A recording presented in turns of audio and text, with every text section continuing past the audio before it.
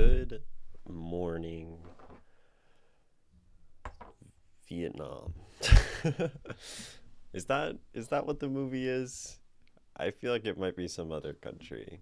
I haven't actually seen it. Um, good morning, hello, welcome, hi, hello, so many people. It's Twitch, it's stream, it's me.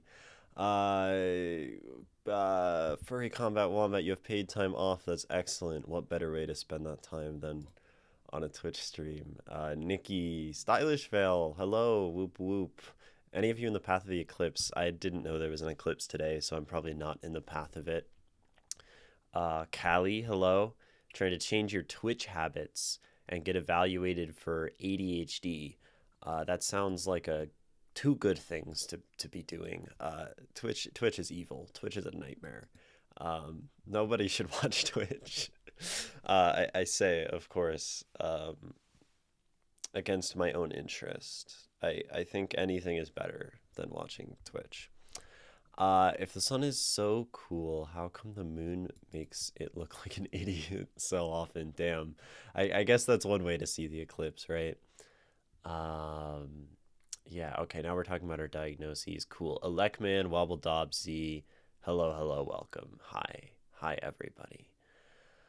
I'm sewing more patches on my jacket right now. That's awesome. I sewed a patch on the pants I'm wearing. I did that yesterday. Well, it's not a patch. It was mending, so uh, I was sort of weaving threads together to patch a hole. Um, and now I can wear these pants again, which I haven't been able to wear for a couple weeks because of the hole in them. And I was quite happy with that. I was able to just like put on an audiobook and do that.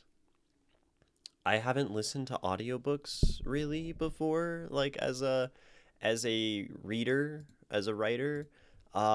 We listened to them as a family when I was a kid. We would like drive places, like driving to school and stuff because it was kind of far away. So we'd listen to audiobooks, but I stopped for a long time. But yesterday I was sewing and I was listening to Charlie Parker, and I'm like, this is getting on my nerves. I want to listen to a book. So I found Plato's Republic, and I was able to just like throw that on. And I mean, the Plato like dialogues are great to listen to, right? Because they're like spoken conversations. So that was really nice. And then I had it on again this morning while I was stretching and doing like exercises and stuff. And I think I might very quickly be becoming an audiobook person. I think there's a lot of value, a lot of merit there. Read by the real Socrates himself. Yeah, I think they exhumed Socrates and got him to read that audiobook. And yeah. Hello, hello. Ooh, sewing. Yes, I do sew a little bit as a one of my many hobbies. And welcome in, Bookworm Rar. To nobody's surprise, I have Pratchett's audiobooks on repeat. Yep, mark the bingo card. Stylish Fail mentions Terry Pratchett. Socrates was a real person. He'd have loved Twitch as a medium. He'd berate us all in chat. I wonder. I mean, maybe all that Socrates wanted um, was for like people to talk to, and but really to listen to other people. I think he was always looking for other people who had certainty or ideas because he wanted that, and then he would challenge them logically and consistently find that nobody had like the certainty or the knowledge that they claimed, and thus came to this conclusion that you can't know anything. Plato would have loved Twitch. I think the sophists would have I think the sophists would have loved Twitch, right? Because the sophists were this sort of faction uh, in ancient Greece, sort of connected with the philosophers, and the sophists were like the debate lords, and they would try to use oratory skill and sort of charisma to win arguments, and their goal really was to win, right? More so than to like construct logical or philosophic arguments in the interest of knowledge, right? And that's like what Destiny and like I don't know, like Vosh, right? These like debate lords, or like, you know, like Charlie Kirk is or was a sophist. Um, because they crave the victory of verbal combat without coming to it from like a perspective of like good faith and knowledge and argument. And I think Twitch rewards sophistry. Twitch does not reward the sort of Socratic dialogue kind of method, right? Yeah, sophists were the master debaters, yes. So Twitch is the modern steps. I don't know about that. Maybe. This is the forum. Um, these people grew up on forums where, I mean, right? The forum, the Greek forum, and now we have the internet forum, and Twitch is sort of an extent of that in a way. Maybe every space on the internet is a sort of forum. These people grew up on forums where arguing to hear yourself talk and win was the norm. Oh, absolutely, right. And it's no surprise that that naturally extended to Twitch and all of that. So so yeah, Twitch is great. We love it. I need to unplug my keyboard and plug in my little poetry camera before I forget. Okay, now things are better. Cabbage, welcome. A stream? Yes, it is a stream. Also, welcome, Mr. Aegis. Hello. Um, we had forums. They still exist in niche places. I think forums are really beautiful, right? Those sort of very, very independent, you know, community built places on the internet. Uh, and there's the whole like federated internet thing, which people are always kind of talking about in the background of like this decentralized internet that's very like forum based. And I tried to like get onto like the federated internet, and it's kind of just bad. So forums in that spirit, yeah, they're hard to find, right? I don't know. It'd be cool to have a, I guess there's like, I was gonna say it'd be cool to have like a sort of poetry forum, but there is like all poetry, which really is that like forum setup, and it looks like an old ass 2000s website, and you know, has all the kind of functions of a forum. Maybe I should just be on there. Um, I'm on Substack and it sucks. I hate Substack. It's really sort of just like Twitter, but everyone thinks they're better. So like being on Substack feels so peaceful, and they're like, you're just on Twitter, but like, I don't know. Hate that place, but I'm on it, so I don't know. Logically speaking, losing a logical argument is the ideal outcome, as you are now smarter slash more learned than you were before. Yeah, you'd think more people would realize that, right? But no, losing is losing, and losing is bad because we live in America. So my brother would have been a Twitch troll for real.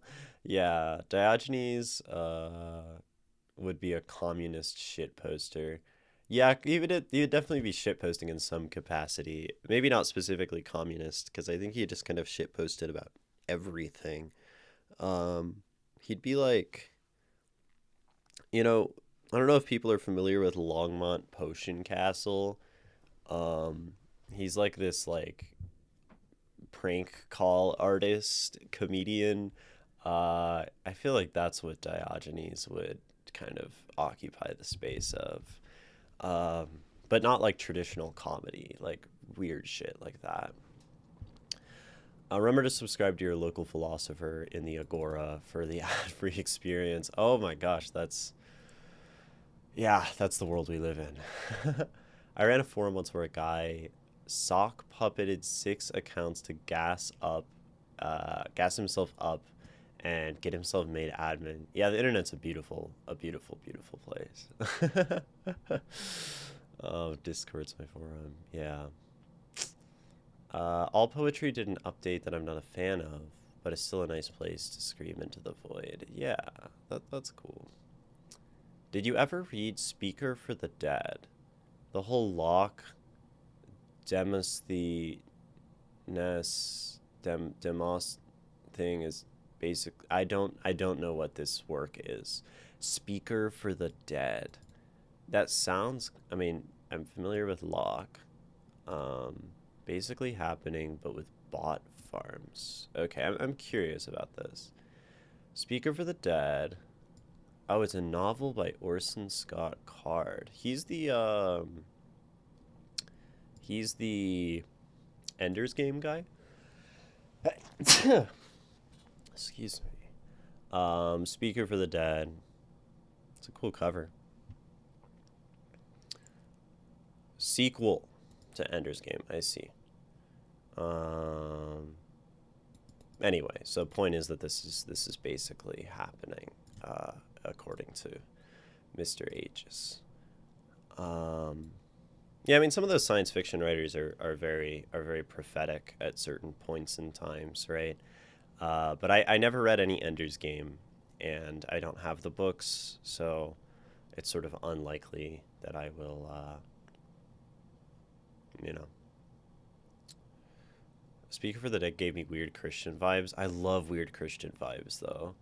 Uh, two people conspired to manipulate public discourse by arguing against each other in a way that ended up getting one of them made a world leader. Yeah, that sounds pretty topical, pretty poignant. Yeah, Card is a piece of shit. I do know that. Very religious person. Read most of the Ender series, hated it. Yeah, I definitely hear very mixed things. I have a friend who, like, Ender's Game series is like one of his favorite series of all time. And I think it was sort of one of those first like books that he really read, and very formative. And I hear people who like it a lot, and then people who really don't like it, and of course just the people who acknowledge maybe that there are good things about it and that it's also controversial and that there were bad things about it. So I don't know, but I haven't read it, so I cannot make any judgments. I think I saw the movie. Um, I just remember that there was a part where they were like playing like zero gravity handball or something. Maybe they had guns though. I don't know. Maybe they had like laser. I don't know. It was cool. um, I love hate works. Yeah, I think those are some of the most valuable things to read, right? Because um, you get to look at this thing that you know, right, is very divisive, and you get to like come into this thing, you know, with sort of that knowledge and make your own judgment and then decide, or balance the two positions, or just read it and enjoy it, and or not enjoy it. And I think division and discourse about fiction or about art generally tells you something about society, right? And it's through those things that we have like disagreement on that you can kind of like understand like society's values, right? And so I think it's really good to read things like that. Ender trained in a game that was like zero gravity capture the flag with laser tag guns. Okay, that's all I know about the book though. And that the author's a bad guy. Fanfiction authors have always baffled me. Like, you've got someone writing stories twice the length of the entire Lord of the Rings trilogy starring their favorite characters just for the love of the game. Fanfiction's amazing. Fanfiction is awesome, and the people who do it are really cool, and I'm not one of them. And I also don't really read it, but I think it's awesome. Yeah, and without a profit incentive, right? It's truly people who just really, really love a thing. And I think honestly, like, I probably don't read or write fan fiction because I don't love anything that much as like a piece of media. And so I don't go seek anything out that's like other people's fan fiction about, a particular piece of media, nor do I go and want to like expand upon or iterate or edit or add my own flair to anyone's in particular like existing world, right? So, and I find myself, it's interesting. I find myself, I very broadly like things. I haven't read a poem that I don't like, and kind of mostly goes for books as well, though there are some that I dislike. Um, and I think I like everything very evenly, but I don't find myself ever getting deeply passionate for particular things. Maybe that's a sort of tragic thing. I'm not sure. I prefer original works for myself, but fanfic is amazing. Yeah. Fanfic for me is a way to explore themes and ideas that the original media may have had in small amounts or not at all. Yeah, yeah, I think it's a brilliant way to kind of expand upon something and take it in a direction that interests you and to like engage with a work. It creates a dialogue between you and another artist, and it's a collaborative piece of art. So it's very cool. I just don't do it. I won't read fanfics slash fan comics, but I do watch dubs of fan comics. Maybe I just have a shit attention span. Yeah, that's most of us, I think. Currently working on a short story I was commissioned. That's cool. Honestly, also kind of a fanfic, but formatted differently, which I expect to be around 4,000 words. Meanwhile, in many, many traditional fan fictions, that same word count is the length of a single chapter out of 80. Yeah, yeah, I mean, fan fiction can be very long. Cool that you're being commissioned for a short story. I think that's a pretty awesome thing. I've never been commissioned for my writing. I don't think people really like commission poets though for anything. All right, commissions are now open for for poetry about stuff that people want me to write. Probably not. Probably not. I don't think I would want to do that. That sounds kind of crushing for me. But poetry's kind of different too.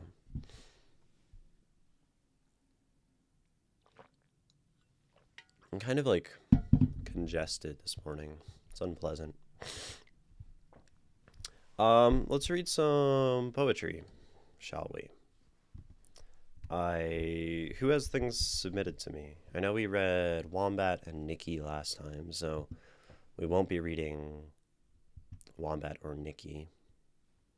But I know there are a lot of other of you here, so I'm sure there will be something. I submitted a poem for Zine again, Stylish Fail. That's awesome. That's super cool.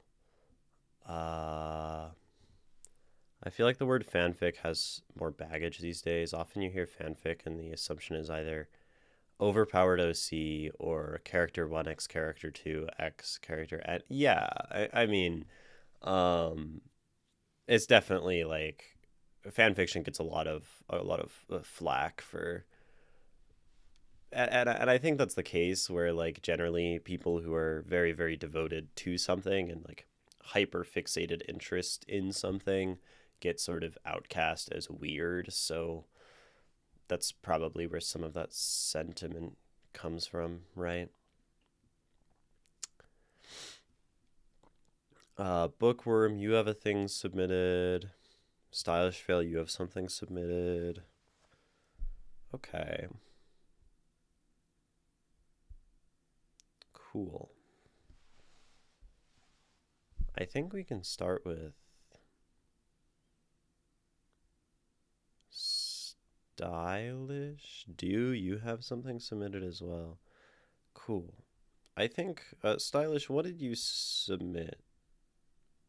Maybe I can search for you. I think that Stylish. No, search function on Discord sucks, naturally. Uh, yeah, you have something as well, Lekman. You have a freeform poem. Does it have a title? Stylish fail. Was it a while ago? Is it new? Is it old? Uh, this is the worst part of stream. Just me like scrolling through the submissions to try to find like the one poem that someone sent me. In Discord, your man, bro. Oh, yeah, I might have scrolled past it. Do you know like when it was? You'd have to do from, then either their Discord handle. Oh, and then enter their Discord handle. Gotcha. Okay, that makes sense. Um, so if I do from,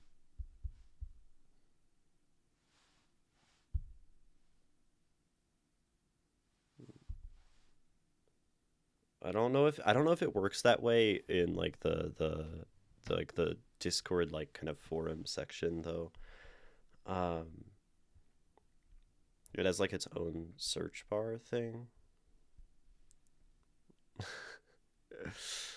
No idea when. Title is Goner, I think. Okay. Given that it's no idea when, it was probably like a long time ago, so I might just be scrolling forever. You could also like, I mean, it's going to be just as hard for you to find it probably, but if you like leave another message in it, I think it like, no, I don't think it bumps it to the top is the issue. It just like stays where it was because they're sorted by time. Uh, I see a Lotus Eater's Odyssey as the most recent submission of yours. Maybe there's one called Goner somewhere else though. So yeah. Most recent is Lotus Eater's Odyssey. Okay. Am I reading that? Man, I feel so like awkward. Um like scrolling through trying to find a poem here. There are so many of these things, you know. Oh, that's the black screen. Hold on. Um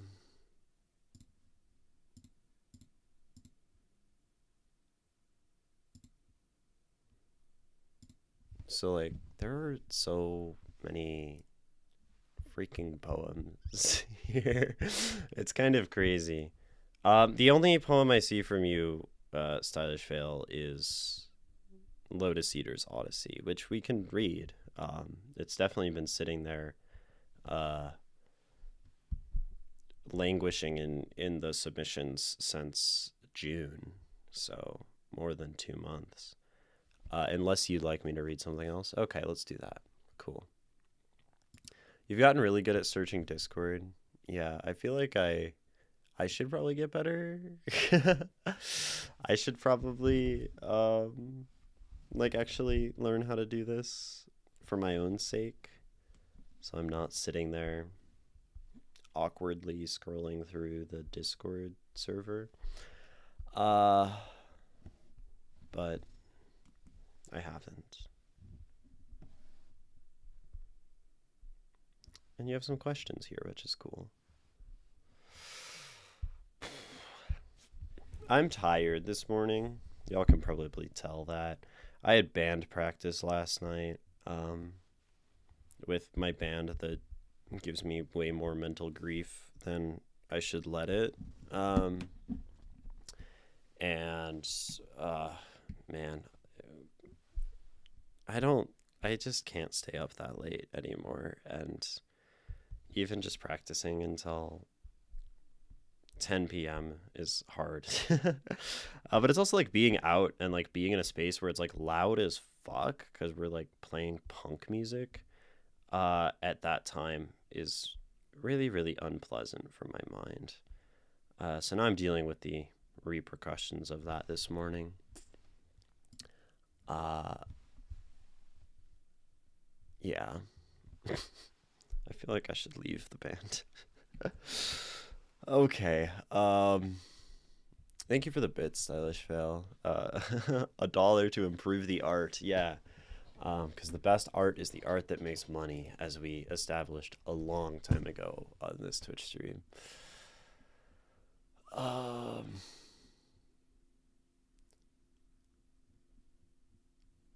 yeah. Okay. Let's read this poem. It has some questions included, which is cool, which means even though you don't remember it, Stylish Fail, past Stylish Fail had some questions to ask about this poem to guide us in our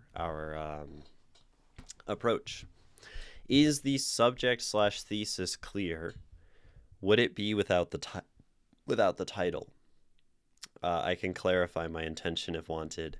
Yes, we'll only be able to see by me going through and interpreting this sort of blindly and then seeing whether I get to the same place that you want me to get to. Is there a clear through line throughout the poem? Does every stanza follow the previous one in a logical way, and does it build on itself? Okay. I was struggling with the punctuation, especially the line breaks. Is there anything you would do differently? I wanted to practice flow slash bim bim bim in an unstructured poem. Are there lines that don't flow properly? Okay, so like flow and then kind of like formal flow and then like flow through punctuation and then just like subject matter. Cool. Mostly flow, which is like the most important thing in a poem, you know? I changed the title when I submitted it. I see. Okay. Here is A Lotus Eater's Odyssey by Stylish Fail. In 3 big breaths I fled. From here, how haste him to wander in a fictive land, so safe in my oblivion, no thing can take me in. Swaddled in this woozy world, I wish I'd always stay, so far from form and feel, a diaphanous rag unraveling, afloat, away adrift, a pickled fish drowning down the wine-dark depth. I can't quite feel alive today. A woolen world has wrapped me in its soft cocoon, silky strands envelop, hiding all away. Soft feels safe, like landing with no fall, for who could blame an addled brain far too gone to stay? Yet from all these worlds away, I miss mortal mundanity. Fairyland has no wonders, and kings can give no boon, like a daily job well done. I have yet to meet the deity, or djinn, or magic ring, who could fill my soul like doing what I must. So this rough beast, its hour long since past, slouches home to imperfect little things. Returning takes much longer, but only rocky roads take me home. We've got the monster. We've got the beast slouching. Got a little Yeats reference, right? Anyway, this poem's cool. It has I think like sound wise, the way that it moves through is really kind of nice. We have this sort of theme throughout, I think, of these like alliterative moments that I think do a lot moving through this poem. Some silky strands, the woolen world wrapped more so in that stanza, and so on. I think it feels nice to read, right? It does kind of just come off the tongue easily, and we move through it nicely. I'm going to read it again. I think there's a lot going on, and there's just a lot of poem as well. So here is for the second time A Lotus Eater's Odyssey. In 3 big breaths I fled.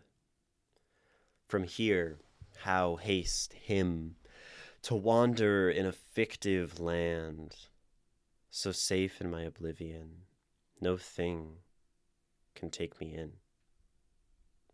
Swaddled in this woozy world, I wish I'd always stay, so far from form and feel, a diaphanous rag unraveling, afloat, away adrift, a pickled fish drowning down the wine dark depth.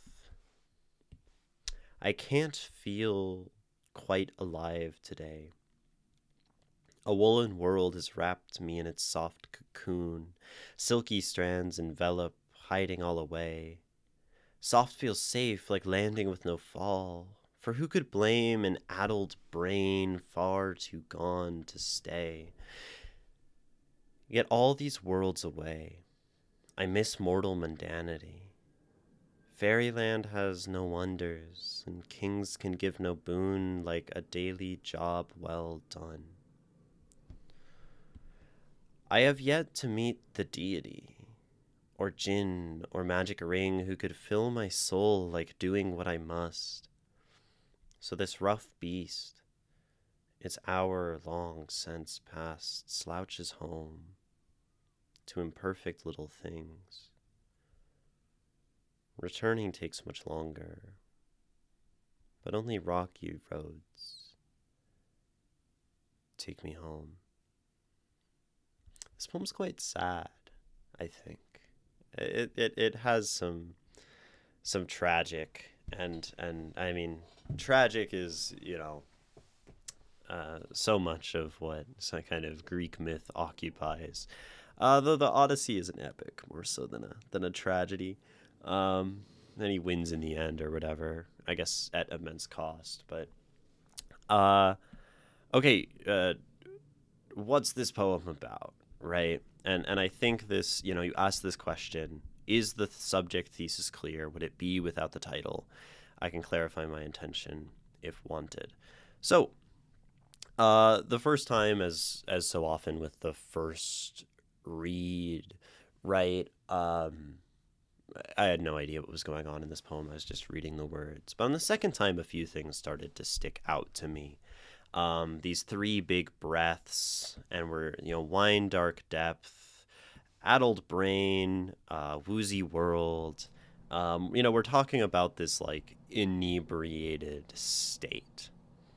So I think, and Lotus Eater's Odyssey, the Lotus Eaters in the Odyssey are an island full of people, and they have these lotus flowers that they eat, and they're like a drug that leaves them super inebriated and like permanently in a state of kind of ecstasy. It's like infinite, heroin basically. And so we have a lot of imagery in this poem that is connecting to like drug use, and I think somewhat in a more modern way, but also not entirely. I like that this poem remains kind of vague. But three big breaths, I fled from here. How haste him to wander in a fictive land, so safe in my oblivion no thing can take me in. And I read this, at least on the second time, as, in three big breaths, like smoking something, basically. Inhaling a drug, and then we are fleeing from here, wandering in a fictive land, going somewhere else, a safe oblivion. And I think that's supported, right, when we describe it as a woozy world, right, far from form and feel, right? It's something detached from regular reality, being afloat, being adrift, and then to call it the wine dark depth. Of course, a description that we use for the ocean, but when we use wine dark, I think it has, that, again, drug inebriation kind of situation, right? Smoking weed is what I had in mind. Yeah. And as we go on, I think it continues to like make more sense, right? I can't quite feel alive today. A woolen world has wrapped me in its soft cocoon. Silky strands envelop, hiding all away. And I think this is where like the poem really starts to take its character, right? I can't quite feel alive today. A woolen world has wrapped me. And I think this has two sort of readings. One is like, I can't feel alive, so I'm going into this world. Or because I'm in this world, I can't feel alive. And yeah, wine dark is the Homeric description of the sea. Yeah.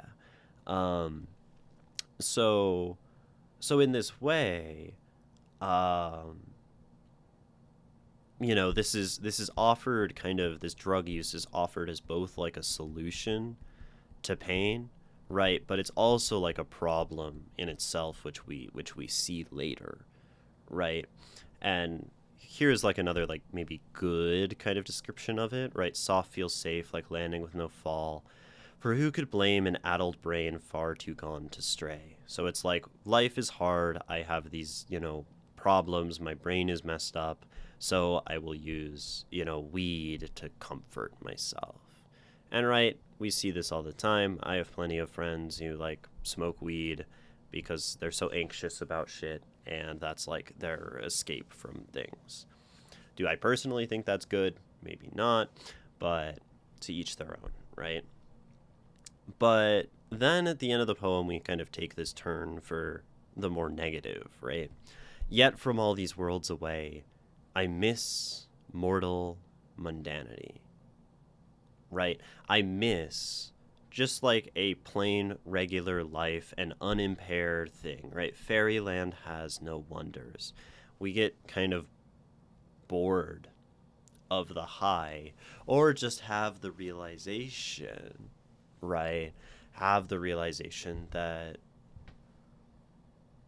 like an unimpaired life is maybe a better one, a more desirable one. And I love the characterization here, like of it as mortal mundanity. It really fits into our whole kind of Greek Odyssey theme, right? We're creating uh, uh, smoking as this sort of traveling to another world, right? We call it like a fictive land. We call it, right, a woolen world. So it's another world coming in. And so it feels kind of like this departure into fantasy, this departure into myth, right?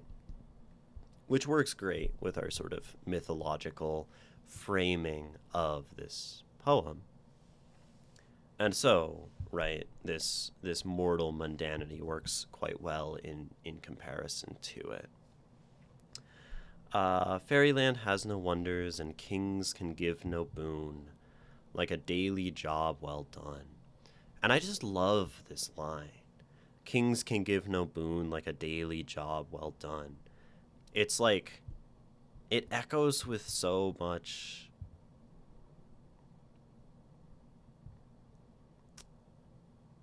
I don't know. Maybe there's like regret here, or to me as I read it, right? This real.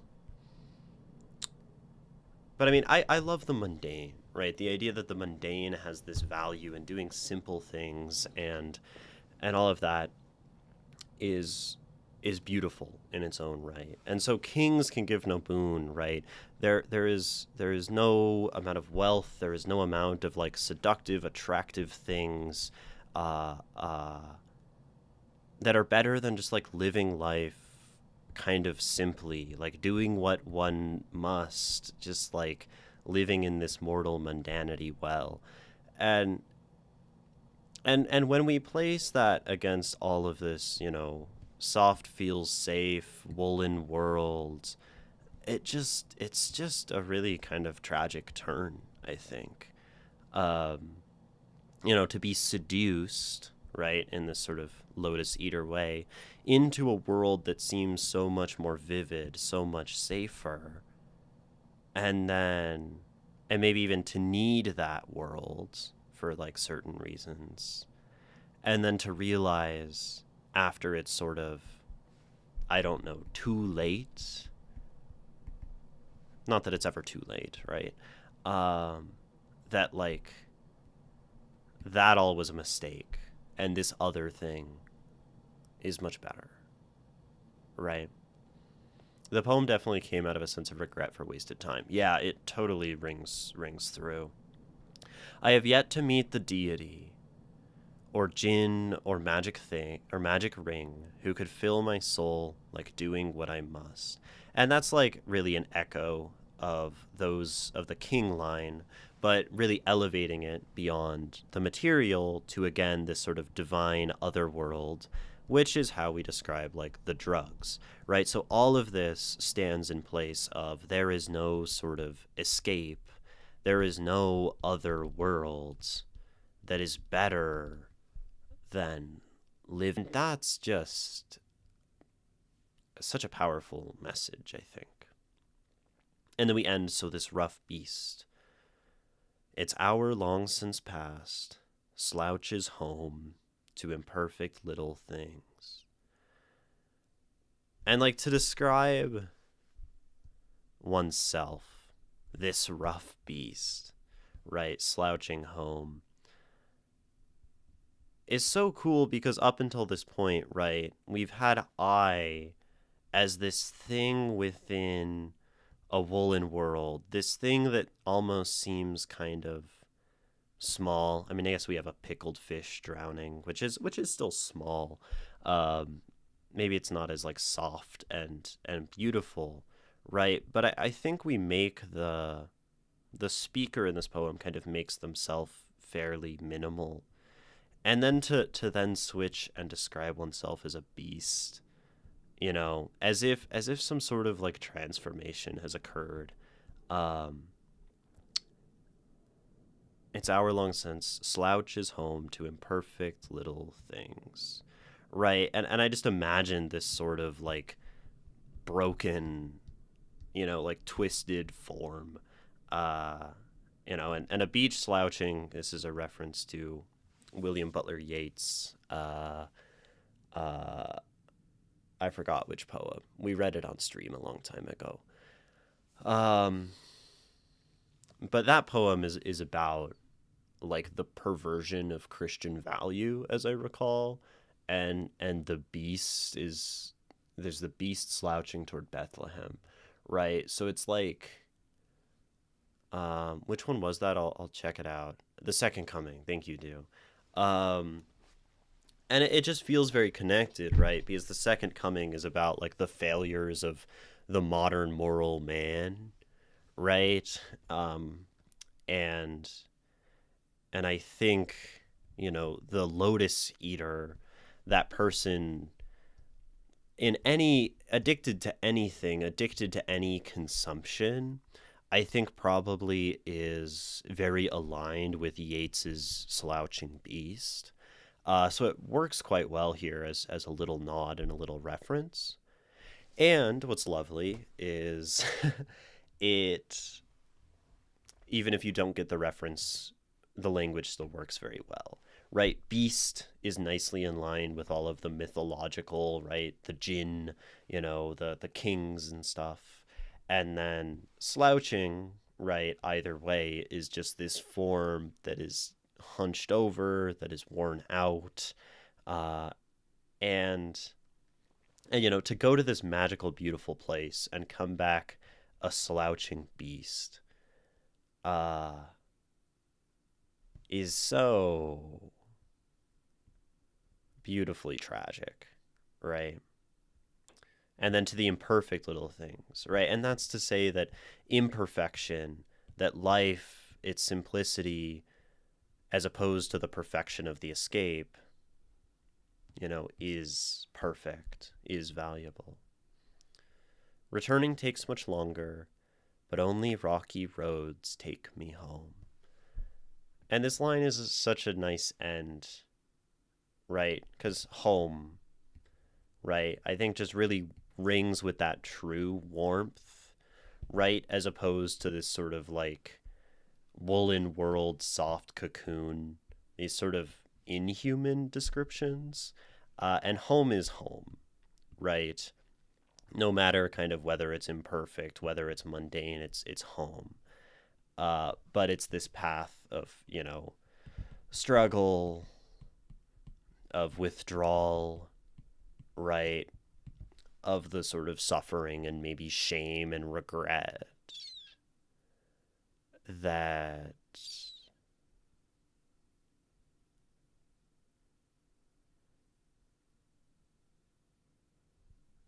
it's through those things that we arrive at a better version of ourselves. So that's like pretty freaking awesome as a poem, right? Okay, I need to catch up on chat like a lot. Um,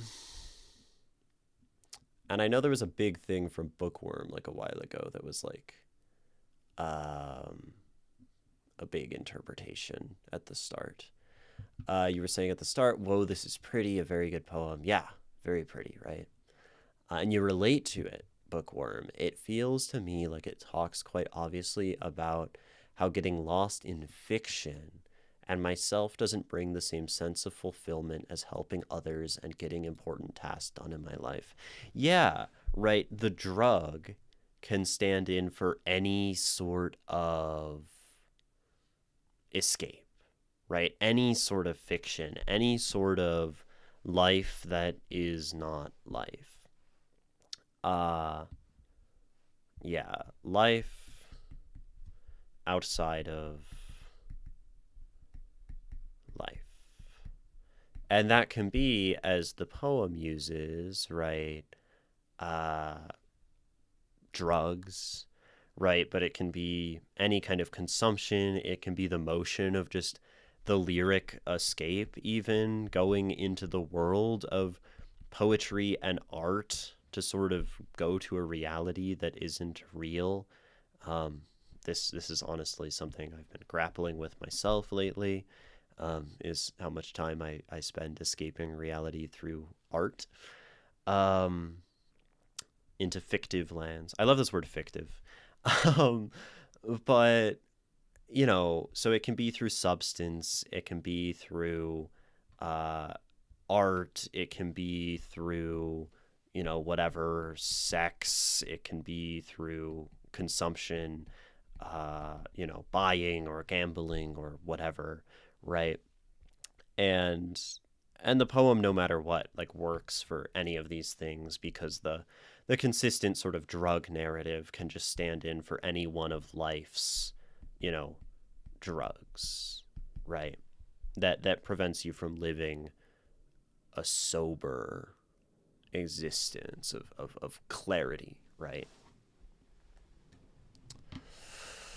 I think that interpretation, just the idea of fiction, right? The idea of going to a place other than this one is probably the broadest reading of the drug, right? As any sort of escape from the human experience.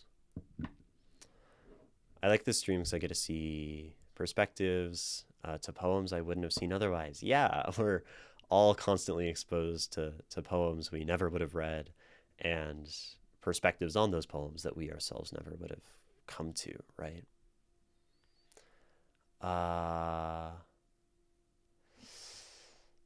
Let's see. The little borrowed phrases are why it feels like escaping into reading. Yeah, we borrow so much from other works, right? The Wine Dark Depths, the Lotus Eater's Odyssey, just as a reference to literature, the Yeats reference. There are probably other references that I'm not picking up on, right? And so every time we do that, it's like each of these is a miniature escape into another world, which is very cool. You had 2 stints in rehab. I hope they went well. But yeah, that makes sense with the tone of this poem, right? Uh, uh, yeah. What did you say? Borrowed phrases, reading's another drug, 2 stints in rehab. Poem definitely came out of a sense of regret for wasted time. I think I was talking about it being fiction because I was reading it too literally, as encountering jinns and magic rings in games or books instead of metaphor. But I don't think it's even too literal, right? We have like the parallel through lines in this poem of escaping to, I think this works really well, a literal fiction, right? And then a literal drug. And then there's the fact that drugs are a figurative fiction, right? And fiction is a figurative drug.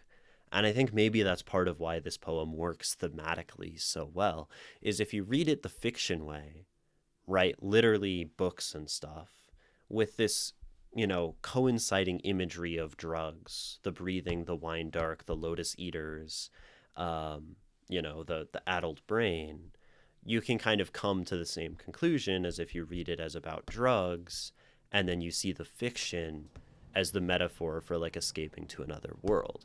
Or you can read them both as metaphorical, and it becomes, you know, the truly generic fiction of anything we do to escape our mundane reality. So it's a cool poem. um, I think my poem that was read about 2 weeks ago was on that theme in a way as well. Yeah, yeah. Um, Yeats would definitely think of me as a harbinger of the end time. He was a apocalyptic right wing Christian. Yeah, you're quite the anti-Christian, right? Your analysis fits with my intention. That makes me happy. Sometimes that occurs, right? Sometimes it works out like that. Um, Randall Flagmere is the rough beast, and the poem is quoted quite a bit, and it's in The Stand. Yeah, I mean this idea, right? The beast slouching to Bethlehem, is used a lot. I know that the author, she's an essayist. I mentioned her in a recent stream. She has a book called Slouching Toward Bethlehem, and it's a book of essays. But I always forget her name. Joan Didion. A lot of people like her. So Yeats is definitely referenced like a lot. Welcome in, Drowning Devil. I feel like this stream helps me learn new ways of writing poems. That's excellent. That's all I could ask for, right? Made me so much more excited about poetry too. It's good. This piece seems cool. This piece is cool, Drowning Devil. Welcome in, Messier. Yeah, okay. Also, the escapism is the issue, more than the way of achieving it. Drugs, fiction, etc. Yeah, right. And through the framing of this, through two particular escapes, right, we kind of point toward the larger idea of escapism itself as a theme, which is cool. So you ask, is there a clear through line to the poem? Does every stanza follow the previous one in a logical way? And does it build on itself? I think that's a great question, right? Sometimes we want our poems, from one stanza to the next to truly like compound and continue to build and continue to, kind of transition in a more, I don't know, prose-like way or a logical way. And I think that's a perfectly fine thing to want in a poem. So we can look at it, right?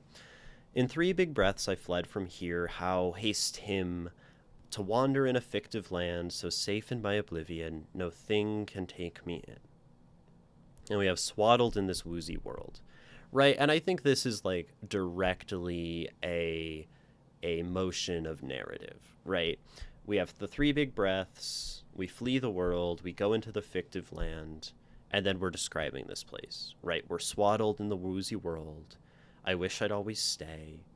So far from form and feel, which, is nice and connected to the idea of oblivion, right? A diaphanous rag unraveling. I didn't even look at that line. I don't know what diaphanous means. Diaphan.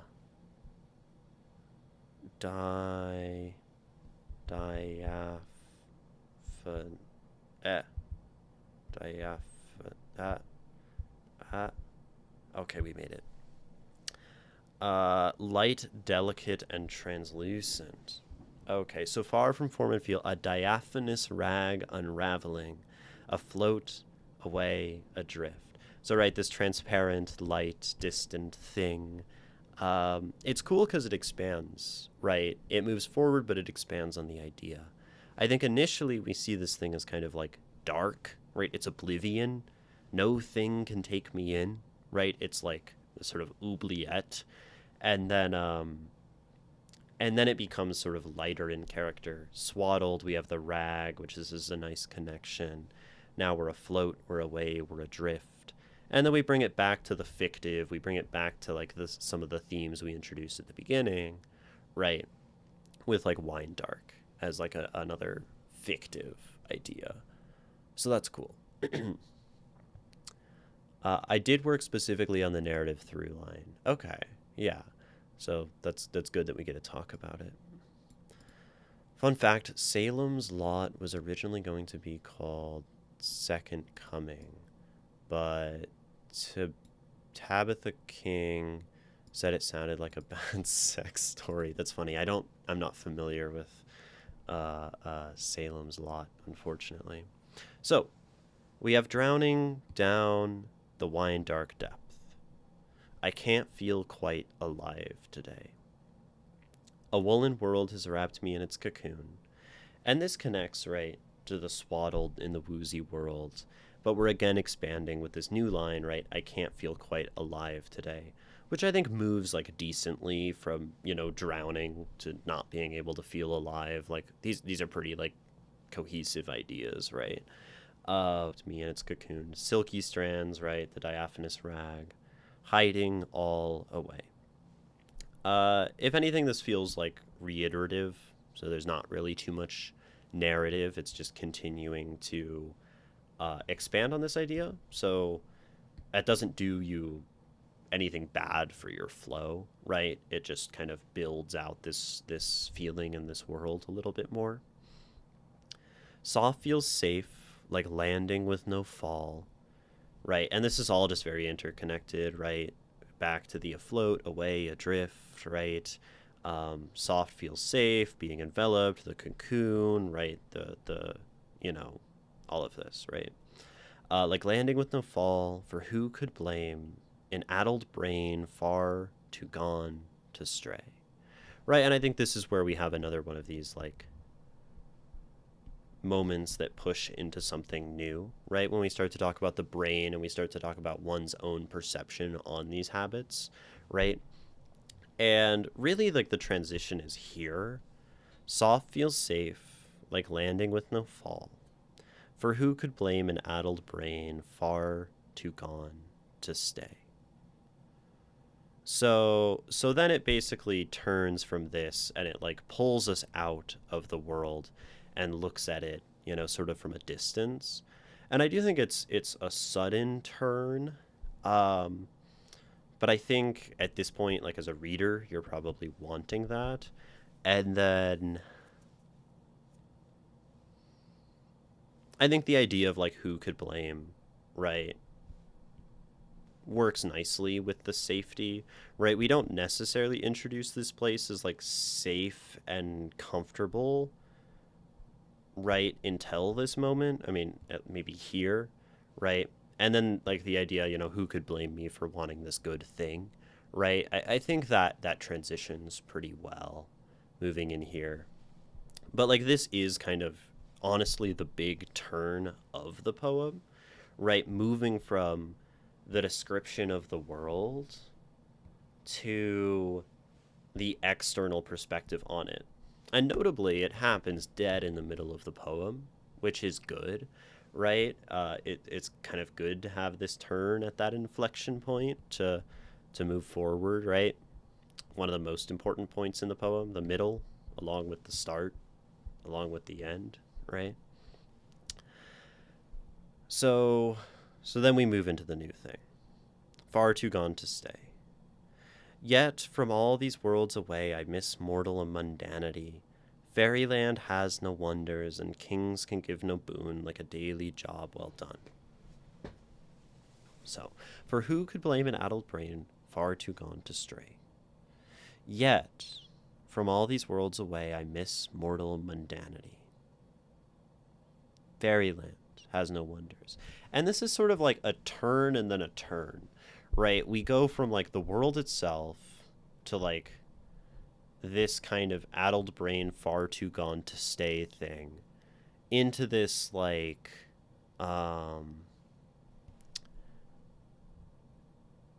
yet all these worlds away. I meant who could blame an addled brain as a bit more sarcastic. It's a cop out. Yeah, and I guess definitely when we look at the poem from like a full zoomed out scale, right? Knowing that the writer, that the voice has like a negative perspective on this thing, right? It would make sense that that is sort of the sarcastic cop out. Um, it also could feel like, the like to me, I think I read it initially, stylish fail, as soft feels safe like landing with no fall. For who could blame an addled brain far too gone to stay? And it's more like the mind in this state constructing a justification, right? Constructing a reason that this is okay. And like maybe implying a sort of subconscious um recognition that it's not that good, right? Because I think when we're like doing bad things or things that we like know we don't want to be doing or are not supposed to be doing, we'll have this like voice in the head that's like, oh well, it's like not that bad, like justifying it basically. And I think either way, right, if that's the reading, this is like a poor justification. Um but I think maybe part of it is like reading yet, right? Here's the justification, yet I miss this world. Whereas like this coming in from like the sarcastic voice of the um of like the sort of omniscient end of poem narrator, um I don't think that's how it would naturally read, just going through the narrative, right? Um yeah. Yet from all these worlds away, I miss mortal mundanity. So really, really like these few lines act as like the pivot point to get from soft to like bad, basically. And I think they do that job quite well because it shows this point of dissonance, and it is in that cognitive dissonance that like the speaker of this poem is able to turn and kind of grow into this new perspective from like a narrative angle. So it is this that allows yet, right? From all these worlds away, I miss mortal mundanity. Fairyland has no wonders, and kings can give no boon, like a daily job well done. I have yet to meet the deity or djinn or magic ring who could fill my soul like doing what I must. So this rough beast, its hour-long pass slouches home to imperfect little things. Returning takes much longer, but only rocky roads take me home. And I think this end part moves through the narrative very nicely. It's cool because it kind of moves a lot quicker than the first half, right? The first half is like floating, floating, floating, not actually going anywhere. We're just like in magic land and like taking drugs and like living in fiction, and it's beautiful. And then it's like shit, like cognitive dissonance. Shit. I'd rather have like a life of mundanity. Okay, wait, no, this thing actually can't fulfill me. Oh, now I'm coming home. I'm coming down from the high. Um, and maybe this could also be read as like the point when you're high, when like you start to come back and realize you're coming down, right? And then so this also acts in parallel as like the person coming out of the high into like the post high withdrawal, which is kind of cool how that works in this poem. Uh, but definitely a lot more movement in the second half, which is cool. And it makes sense, right? Because the high is sort of in another world. There's no movement, there's nothing. And then when we come back to reality, there's actually thought and change and progress and whatever, right? So I think that works pretty well. Something I do notice is like I can't feel quite alive today. A woolen world has wrapped me in its soft cocoon. Silky strands envelop, hiding all away. Soft feels safe, like landing with no fall. For who could blame an addled brain far too gone to stray? Right, and we sort of have like two stanzas that don't have like the literary reference kind of angle, right? We like, and then we come back with like the mortal mundanity fairyland kings deity Jin thing. I wonder if there could be like one mention in here to keep that through line as a through line.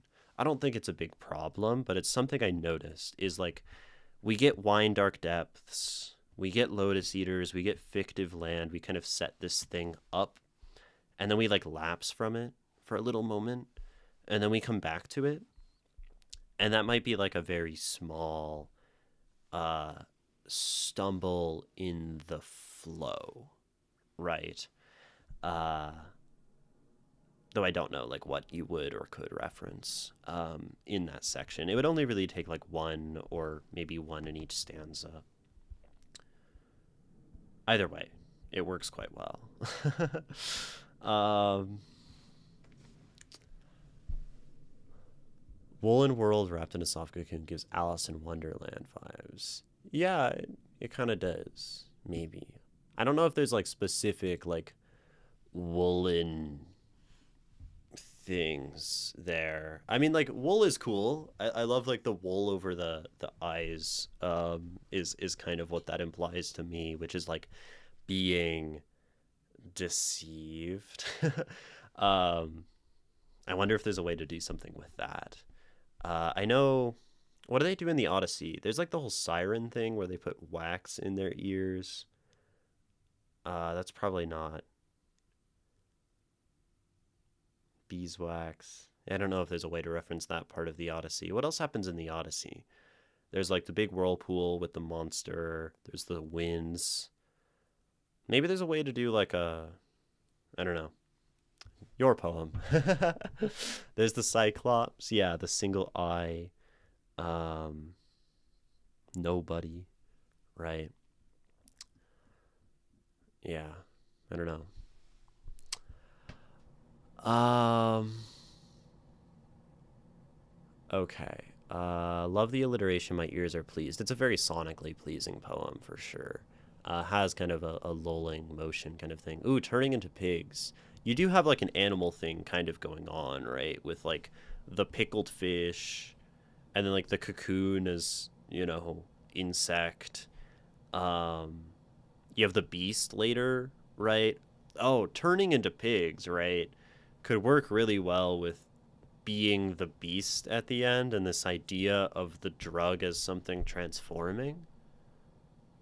It sounds like it'd be very hard. And then, like, I mean, you have, like, the Jinn magic ring. So you have this idea of, like, magic and spell kind of stuff. I wonder if you could do, like, a witch here as Cersei instead of a Jinn or magic ring. If you really want to lean into, like, specifically the Odyssey stuff, right? Um, that could definitely work. The sirens also are like a great imagery here as like some seductive, tempting, beautiful thing that's deadly and dangerous ultimately, right? That's kind of like a bunch of the Odyssey, right? It's like, oh, there's Cersei and she's a beautiful woman and then she turns them into pigs.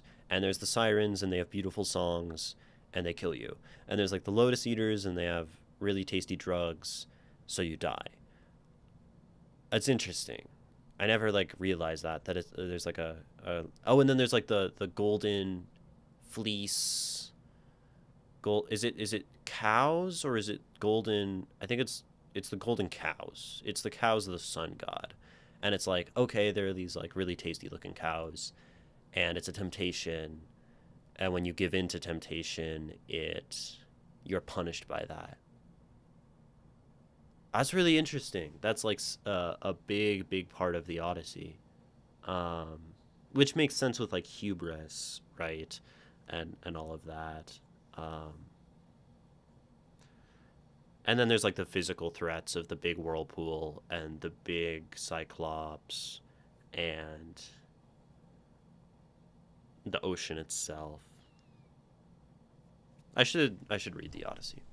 There's sheep. Cattle.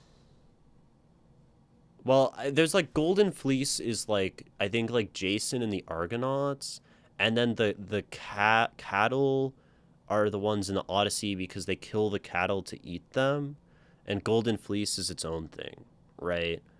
And I think those are separate stories because they're like the golden cows of the sun god. Yeah. You should read the Odyssey. You should read in general. I mean, I don't know. It sounds like reading is a lyric escape and a drug that departs from reality. This is a really fascinating idea and something I mentioned this a few minutes ago that I'm like struggling with is the idea of like reading as something that's really like simulating life and not living, and that's very concerning to me. um because sometimes I will be like reading something and I'll be like, why am I not just going and living life? Like it is its own kind of drug in a way. I'll keep you guys posted on that existential kind of crisis. um. Anyway.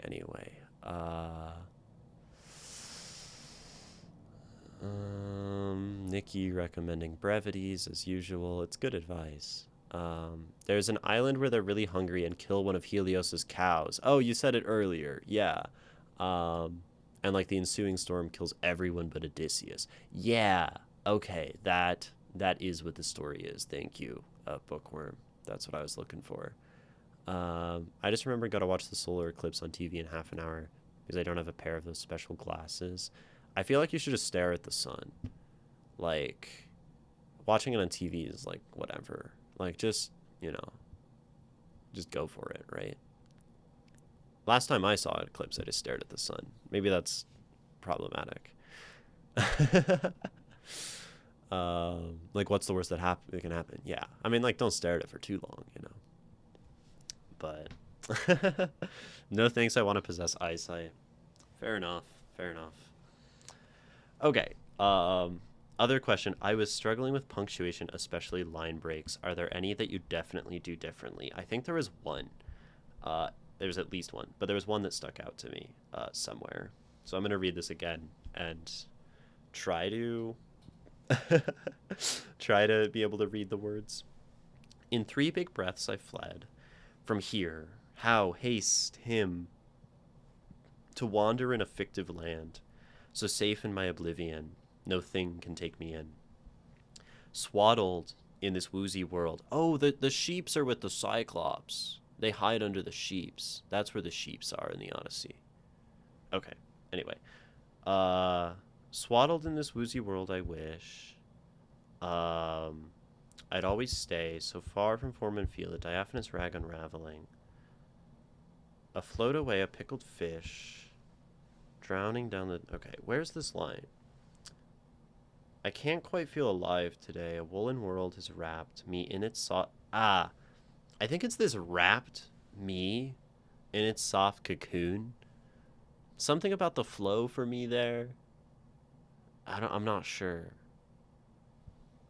I can't feel quite alive today.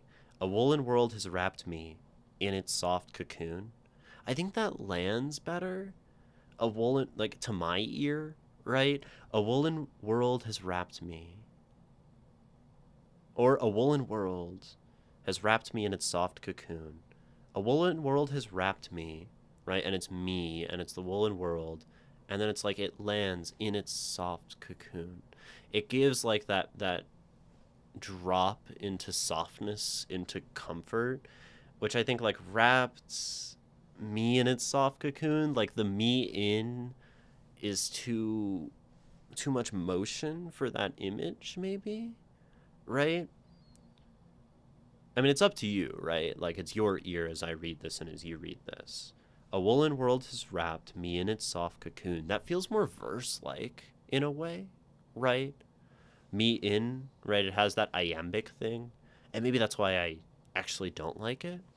A woolen world has wrapped me in its, I mean, even in its soft da da da, da da da da da, bum ba dum ba da, in its soft cocoon. So then it's like starting on the down, so it lands there. Maybe put has wrapped me on a separate line. A woolen world has wrapped me in its soft cocoon. Then it really stretches it out. The issue is we break our 5-line structure. Well, we don't totally have a 5-line structure. We go 5, 5, 5, 5, 5, 4, 4, 3, which means the poem kind of decays.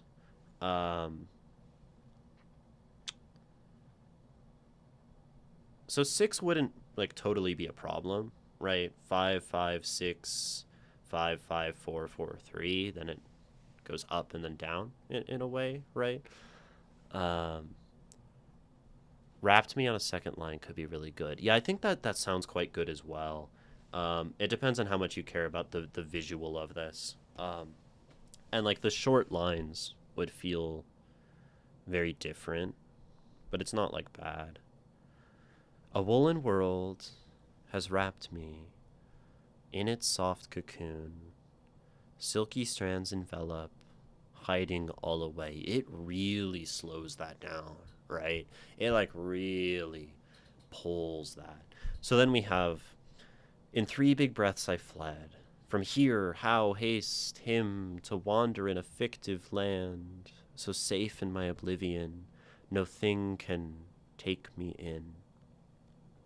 I'm also interested in this line break, actually. No thing can take me in. I don't think like the end rhyme is really doing a lot for the sound here. Land can, that slant. To wander in a fictive land, so safe in my oblivion, no thing can take me in. Like you could do a similar thing, no thing can take me in. Break, break. Pull us back into that oblivion, or oblivion, no thing can take me in. Take me in on its own is kind of cool, and like take me in being highlighted as like, I don't know, the taking in of the breath, right? I do think it's cool as well. I think this stumbles a little to my ear. Swaddled in this woozy world I wish I'd always stray, so far from form and feel, a diaphanous rag unraveling. This is great.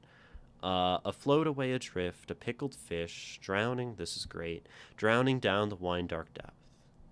I can't feel quite alive today. A woolen world has wrapped me in, yeah, this line for sure. A woolen world has wrapped me in its soft cocoon. Silky strands enveloped. Okay, the Nikki version's pretty good, yeah. Hiding all away. Was that Nikki who recommended all on different lines? Maybe. Soft feels safe, like landing with no fall. For who could blame an addled brain, far too gone to stay? This reminds me of the lyrical writing of the band Law Dispute. They're a great band. He's like a poet who yells in hardcore music. For who could blame an addled brain, far too gone to stay? I like these line breaks a lot. Yet from all these worlds away, and we keep it going. That's a great thing that transitions us here. I miss mortal mundanity. Fairyland has no wonders, and kings can give no boon, like a daily job well done. That all feels natural. I have yet to meet the deity, or djinn or magic ring, who could fill my soul, like doing what I must. Yeah. So this rough beast, its hour long since past, slouches home to imperfect little things. I could see imperfect little things really slouching home, imperfect little, right, stretching out the slouching. But maybe we want the motion here. Maybe we want it to feel like this pushes as contrast to the openness of the beginning. So maybe don't take that thought. So this rough beast, its hour long since past, slouches home to imperfect little things. Returning takes much longer, but only rocky roads take me home. The repetition of home is nice. It's like the best word in this poem in a way. That and diaphanous and fictive. Um, yeah, the extra line is 1,000% better. Yeah, I think it's cool. I think it's a good suggestion for sure. But mostly like your line breaks just feel really natural to read, so I don't have a problem with them, right? Couldn't an allusion to the Cyclops Polyphemus work just as well? After all, the idea was that Odysseus showed the Cyclops hospitality and was punished for it. Mmm. Yeah, right. And to show hospitality to the drug, basically, and be punished for that. I personally think that could easily work as an allegory for the experience of putting everything into escapism, only to be left unsatisfied, borderline similarly punished in return. That's a cool connection. That would be like a, oh, that would be hard to include, but it's cool, right? I feel like the poem like might need another stanza for that. But that depends on stylish fails prowess, right? It's a cool suggestion. It just seems hard. Um, uh, if I'm gonna lose the poetry contest, I want it to be to one of you lovely humans. Did you put another contest in the Discord? I submitted to the one from that podcast. Um, I tried to make it a bit awkward. It's more the uh, ap apoapsis word I don't know of the escapism. Yeah, and we can do awkward intentionally, right? Awkward can definitely work well when we want it to work well. So if I'm saying like this line feels awkward and you want it awkward there, then it's good, right? Um, yes, also to follow up on what you're saying earlier, because I was busy, the Golden Fleece is Jason and the Argonauts. Okay. It's Jason's mission to bring it back. Um, so he could, if memory serves, takes his rightful place on the throne. Golden Fleece, golden cows, golden calves. Hard to keep it all in order, right? Um, yeah. um,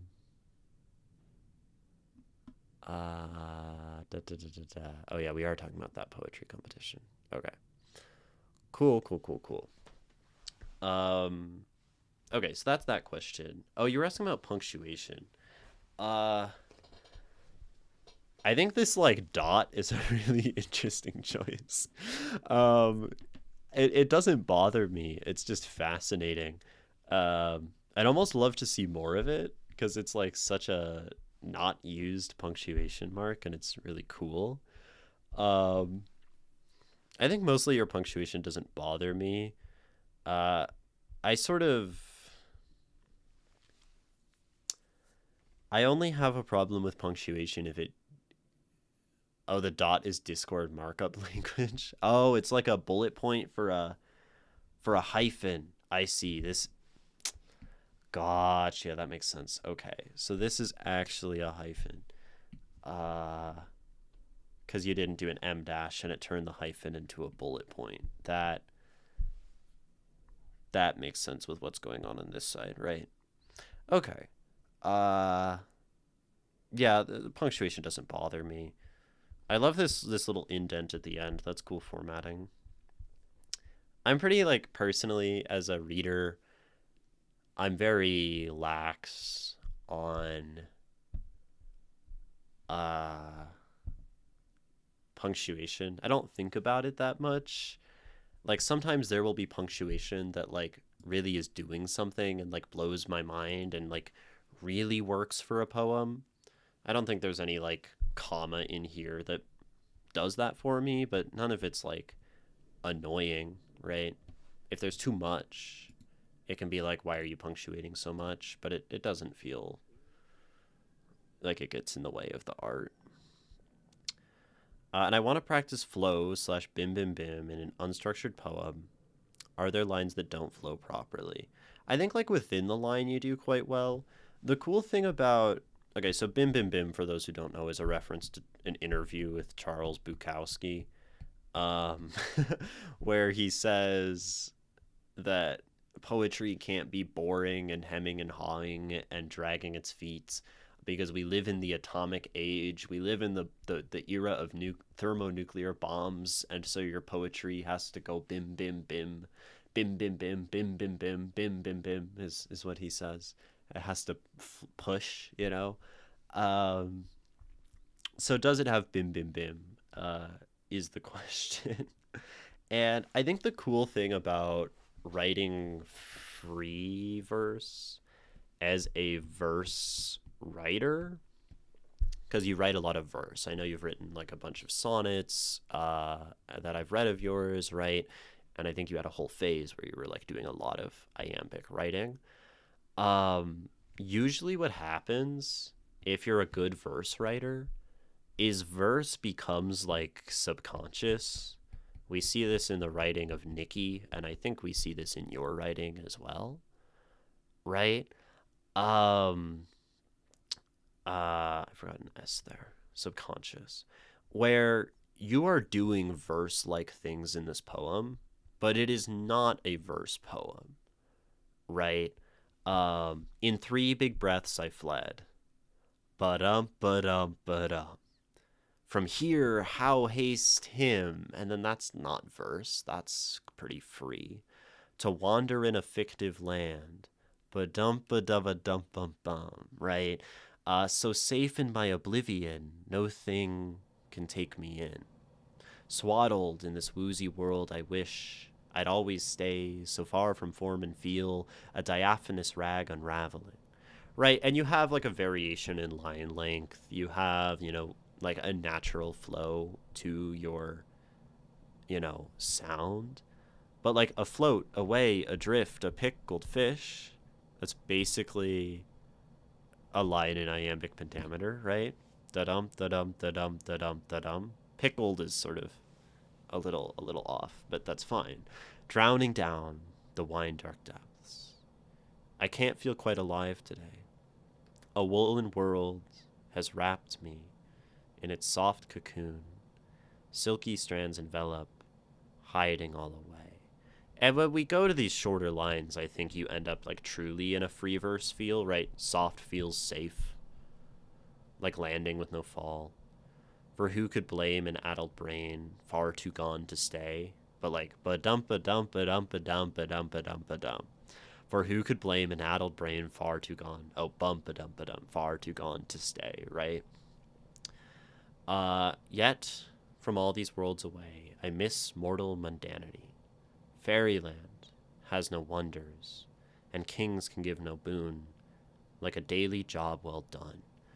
And something that I think you do, probably subconsciously, right, is like, you're very iambic at the start in your literary fantasy land. And something about this like a job well done line that I think really subconsciously pushed it into the forward of my mind is this is such a flat line. Like a daily job well done, right? Not verse, not nothing. And it's almost like we go from the very verse like thing to a kind of writing that is more free verse. So we have the verse of floating in literary drug-addled, euphoria, and then like mundane life becomes more simple and more blunt, right? I miss mortal mundanity doesn't have that verse feel, right? Um, this verse to free verse is completely accidental, but it like I think it makes so much sense subconsciously that when you're thinking about floating in literary land, you'd be like ba-dum ba-dum ba-dum ba-dum, and it's like sing-songy and light, right? And then like a daily job well done, like this would be more, flat. I have yet to meet the deity. I mean, you have Origin or Magic Ring, but this is kind of magical, who could fill my soul like doing what I must. And I think, again, these read as less verse-like a daily job well done, like doing what I must, right? And this is a great kind of almost refrain repetition. So this rough beast Its hour long since past slouches home to imperfect little things. Returning takes much longer, but only rocky roads. Country roads, take me home to the place I belong. Wine dark waters, Lotus eaters, rocky roads, take me home. Sorry. Yeah, I think it subconsciously does a really cool sound thing. So this is great. No complaints here. Um, yeah, cool stuff. I think this is where I will ask if there are any other questions from anyone directed at anyone about this particular work. Um, since we've covered all those, and I think we've talked about this quite thoroughly, right? Let's see, y'all were talking about M dashes, N, M dash, N dash. Yeah. Easiest way to remember is that those compound words are called hyphenates because they use the hyphen. I guess that's a way to remember. I did put the country roads reference in on purpose. It's funny, yeah. I like the harsh questions and critique. Steel sharpens steel. Yeah. So if anyone has harsh questions or critique, for stylish fail, um, but I think these questions offered up some legitimate possibility for critique, um, and these line breaks. I think reading your own poem out loud, right, and will help with some of these line break moments. And what you can do is read out loud stylish fail and record yourself, right? And then you can read back through the poem while listening, and you can ask yourself from line to line if what you are saying in the recording is the same as what's on the page, right? Because if I naturally read, a woolen world has wrapped me in its soft cocoon, and then I look back on the page and the way it reads is, a woolen world has wrapped me in its soft cocoon, it'd be like, wait, that's like not the same as I'm reading it. And a good way to do your line breaks is to put them on the page that you would like your poem to be read, and the way that you read your poem as an artist, right? Because then hopefully someone else will go read your poem. Imogen will come along and read it out loud, right? And then it will be the same way that you read it, right? Yeah, I need to verbalize more. It's hard. It's a tricky practice to do, I think. I'm usually someone who I read my poem out loud as I'm writing it, so that tends to happen pretty naturally for me, and I'll like go back through and like read 3 lines, and then sometimes I'll like move my line break or whatever. But so you could also read as you're writing if you're like a put the whole poem out in one go kind of person who doesn't like to edit like me. You can like work that into your writing process as well. Yeah, just be a crazy person, talk to yourself. It's good for the soul. um Though I've heard critiques that my writing can be a bit hard to read due to all the interjections I use. Yeah, M dashes and like can be really nice for interjections because they show like a clear start and end to an interjection, right? I've yet to meet the deity or Jinn or magic ring, right? Who could fill my soul? Anyway, any other questions? Any other things? I generally do iambic verse. I put it in tables to keep track. Yeah, I remember your tables. They're pretty cool. um I think no more. I think no more questions or things about this poem. If you read it aloud from the screen, you can follow along word by word. Control arrow key. Just press enter 1 to 3 times whenever you pause for effect. Oh, interesting. So you like follow word to word, and when you pause, hit the enter key. That's a cool way to do it on a computer. Yeah. That's cool. That's smart.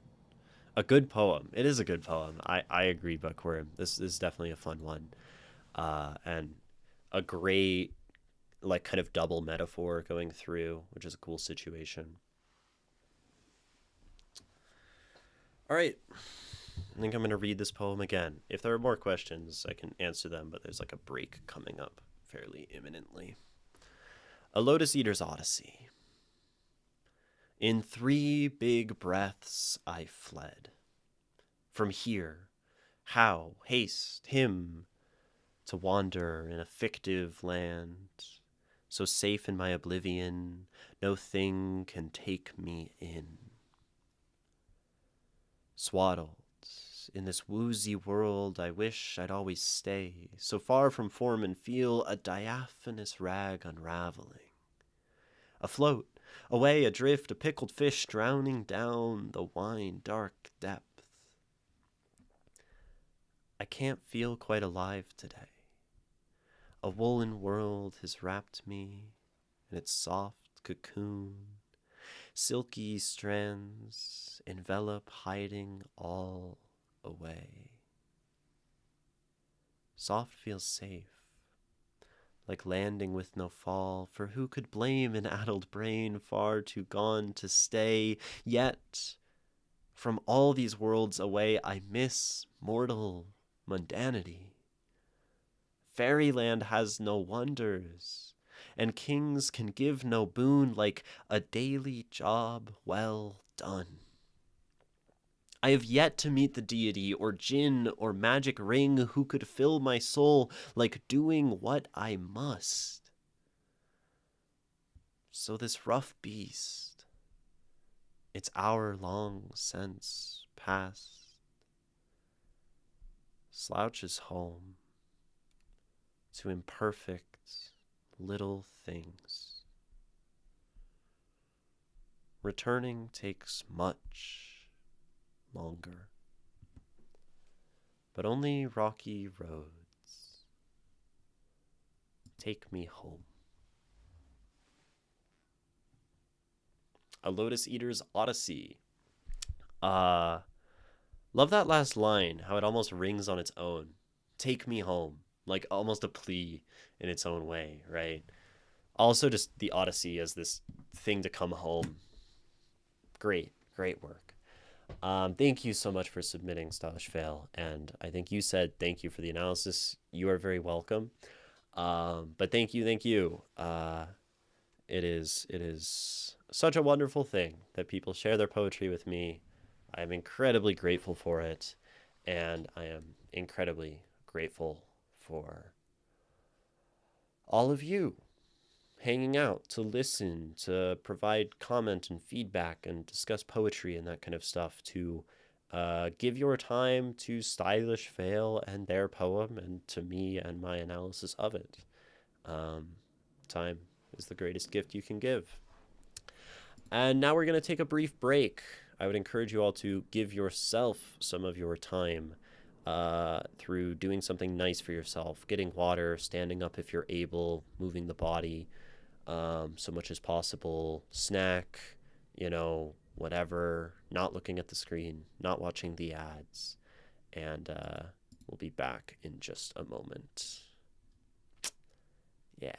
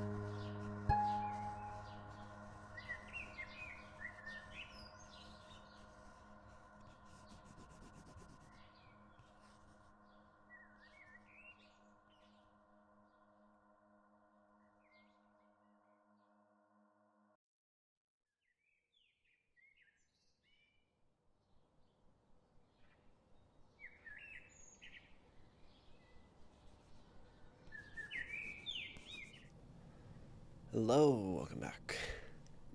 How long has the drawing ASMR been a thing, Stylish Fail? Um, I think I put it in like 2 minutes ago. I made that. That's my music, which is pretty cool. Um, I was writing ambient music for a while.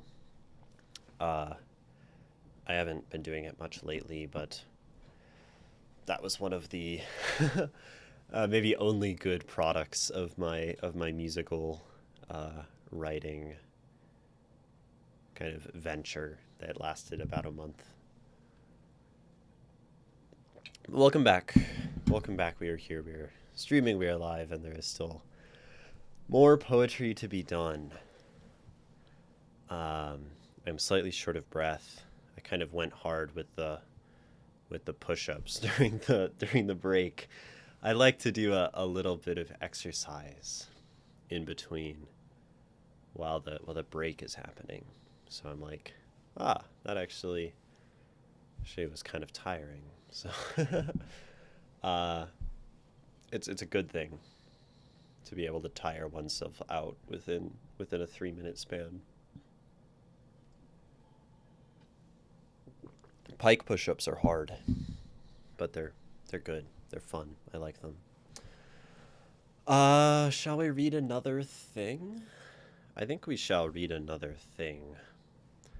That seems to be a I mean, that's what we do here, right? So I think we shall read another thing.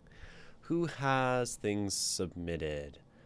I know that Drowning Devil does, if they're still around. It'd be kind of funny if we had a stream that was Stylish Phil Drowning Devil. That's like real old time kind of poetry lineup from way back a year and a half ago. There were a lot of a lot of streams like that. But we have Cabbage, we have Bookworm, and I think Dew had something as well. I feel like, did we read a Dew thing somewhat recently? I don't think so, because you don't submit very much, right? But it's also been a while since reading Bookworm. I've only read one of your poems, Bookworm. That was some time ago. What do I want to do? What are your poems about? That's it can be good to have a useful tonal consistency for me to not have whiplash. Alekman has something submitted, yeah. Oh my goodness, I've almost been here 2 years. That's crazy. Yeah, I think we're right about it. Like the actual, is it 2-year anniversary of me streaming? At all? I started around, maybe it was July of 2 years ago. So I'm a little past my like 2-year streaming birthday. I think. I think that's the case. Yeah, I don't know. Okay, Bookworm's poem is called I'm Tired. I'm tired enough I'll roll around laughing and people ask me, hey man, you okay? I like that opening because people always ask me if I'm okay. And I look like sad. They're like, you look sad. Oh, you both have questions included, so I can't use that as a as a way to judge. No sitters. Have we earned caretakers? Every porch I passed boasts two lovely rocking chairs. Maybe we'll just read both of them today. I think I could do two. Um,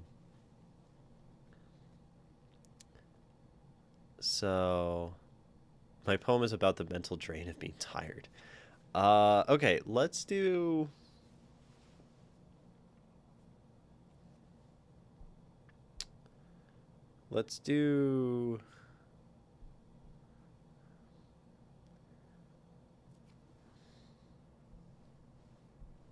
which one first? I'm like stun locked actually. I'm gonna do Bookworms first. It looks slightly more similar to Stylish Fails, in terms of shape. And if you're still around after that, we'll do yours. I think is the plan. I think I have that much energy. For a record, I wasn't letting you know I had something submitted because I really wanted to do next. I'm still at work. It's just a reminder. Yeah, no, I appreciate everyone just tossing in like that they have something submitted. Um, and it's fine because I want to read poetry today anyway. I've been like having not streaming for a week made me feel like poetry withdrawal.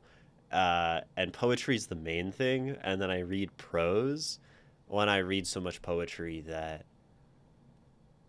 I get tired of it. So it might be a few more streams before I actually want to read prose. um, Maybe that's how my mind works. I'm not sure. You also have things submitted, Cabbage. Good to know. I that should happen soon as well then.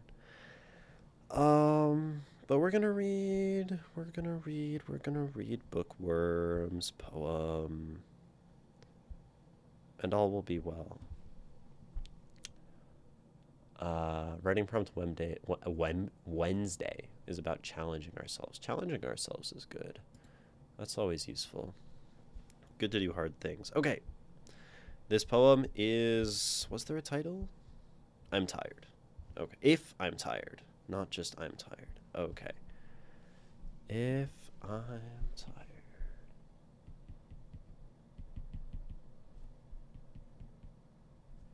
Cool. And you already have some questions included, so I don't need to ask you. But if you have any more, you can throw them in. How does the rhythm feel? Does the lack of a pattern to the rhyming make it feel incomplete or off? Does the perspective of I make you feel anything? Is it too literal? Good questions. Also, random question: do you go by Imogen or Ginny? I've seen both tossed around. I don't really know which you prefer. I assume both are at least acceptable since you haven't corrected or called out anyone. Imogen is the main name, and then Ginny is the nickname of it, right? Uh, I'm fine with any nickname that one could extrapolate from Imogen, just as much as I'm fine with Imogen. Uh, I think Ginny has a more feminine, right, tone to it. And I think I did used to go specifically by Ginny, um, when I was like fully like she, her, trans femme. And now that I'm like they, them, non binary, um, more so, although I still basically any pronouns, like I don't actually care. I just put they, them on things because it's simpler. Imogen has a nice artistic androgyny, and that's kind of why I picked the name initially upon transition. Um, but like, yeah, I have someone who calls me Mo, right? And that has the more masculine feel to it. So it's anything. There's no real preference there. Okay. Poem. If I'm tired. If I'm tired enough, I'll roll around laughing, and people will ask me, "Hey man, you okay?" I choke on my words and swallow my laughter. I'm such a disaster in this various state. I need more sleep, and I've had way too much. I long for the quiet. I long for a hug. Everything's funny and everything's spinning. I give the toiletries hats and I claim I am winning, but I am not. If I'm tired enough, I'll walk around sobbing and rocking myself into a better way of feeling broken.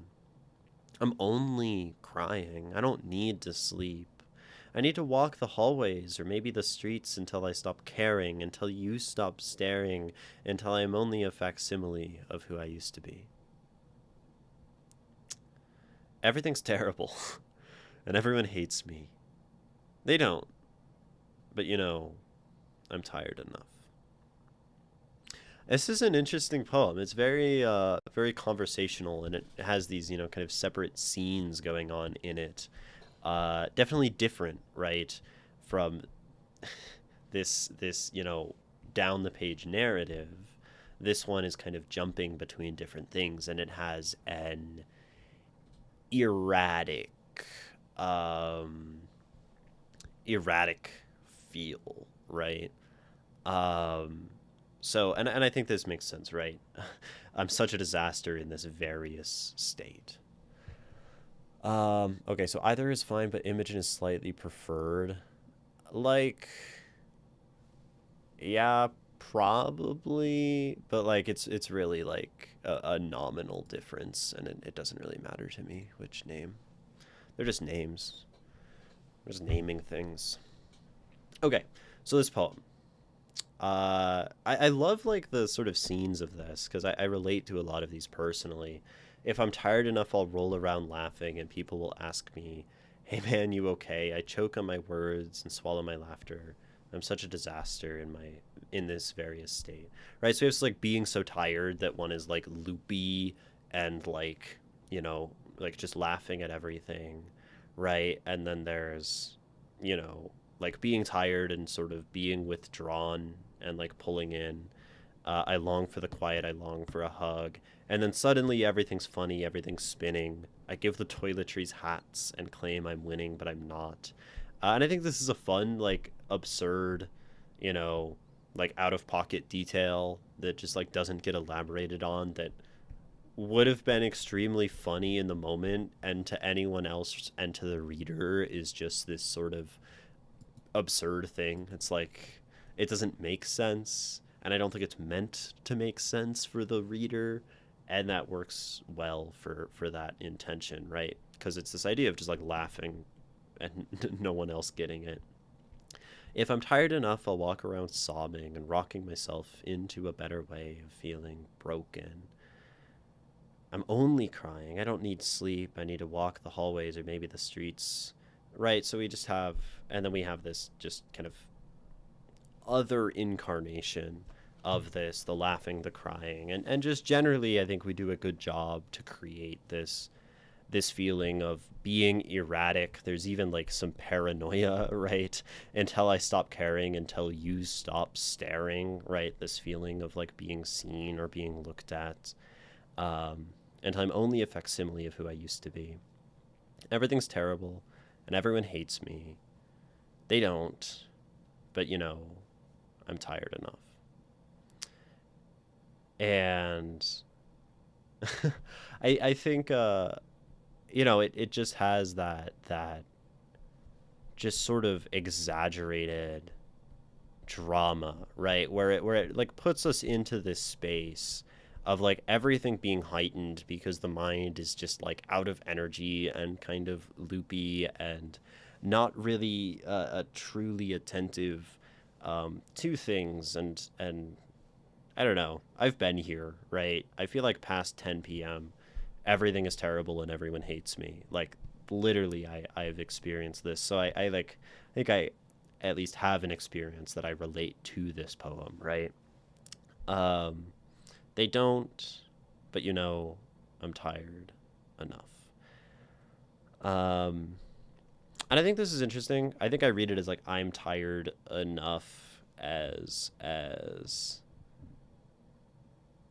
tired enough for this to happen. I think there's like another like double meaning reading that's like I'm tired enough, like enough with this, and then like the decision to go to sleep, right? But I'm tired enough and going to sleep. And I think that one works well as a conclusion. So it's kind of cool that you get that like double ending going on.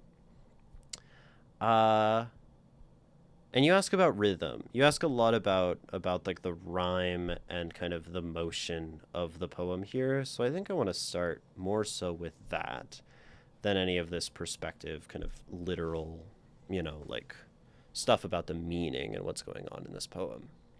Hello, welcome, Astrid. So in terms of rhythm, we have a few things, right? If I'm tired enough, and then we have like I'm tired enough, right? So we have this sort of repetition and this refrain going on in the poem, and I think that's something that creates like rhythm at like a large scale level, right? Where we have the rhythm of this big section, we have the rhythm of this big section, and then sort of the I'm tired enough, kind of ending break to that setup, right? So that's like one aspect of the rhythm that we have, which I think works pretty well, right? And then we have this sort of like I, which also acts as a sort of repetitive rhythmic thing going on where we're continually saying this thing, I this, I that, whatever. But on a line level, right, we can look at rhythm line to line. If I'm tired enough, I'll roll around laughing and people will ask me, hey man, you okay? I choke on my words and swallow my laughter. I'm such a disaster in this various state. And something I notice about like the rhythm in this is we kind of have this like these lines that exist in two parts, right? If I'm tired enough, I'll roll around laughing, and people will ask me, hey man, you okay? I choke on my words and swallow my laughter. I'm such a disaster in this various state, right? So we have like one half, the next half. I need more sleep, and I've had way too much. I long for the quiet, I long for a hug. Everything's funny and everything's spinning. I give the toiletries hats and claim I'm winning, but I'm not. And you do a couple cool things by doing this, right? This rhythm creates this feel, I think, of like cause effect, right? Which is like the theme of this poem, right? If I am this, right? This is a conditional. If this, then that. If this cause, then that effect. And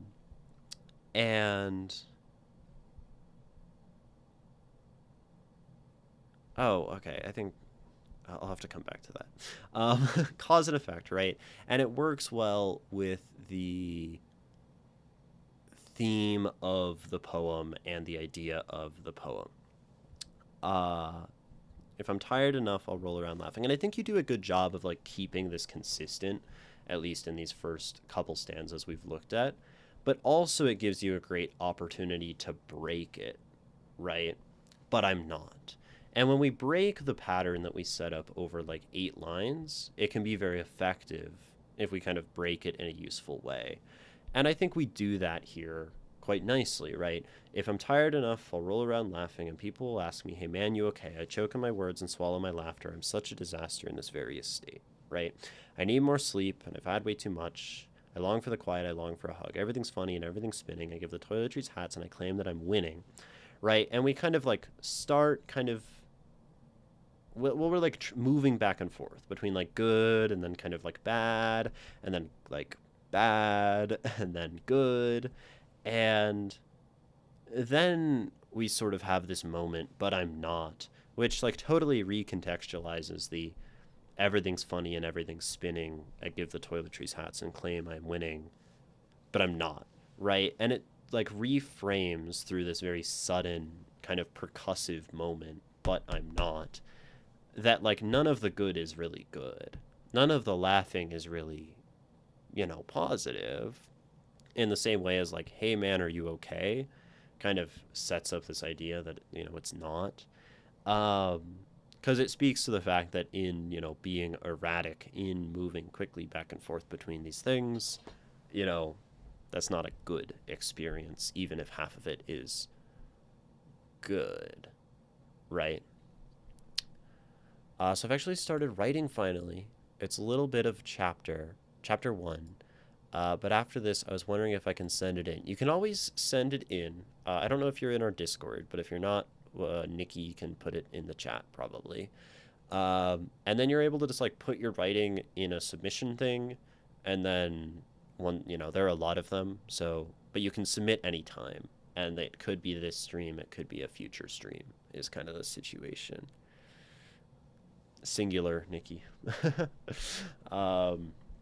Okay. So then we go forward. If I'm tired enough, I'll walk around sobbing and rocking myself into a better way of feeling broken. And I think this is cool, right? It kind of it like spirals out of itself. Like we set up the pattern again. If I'm tired enough, I'll walk around sobbing and rocking myself into a better way of feeling broken.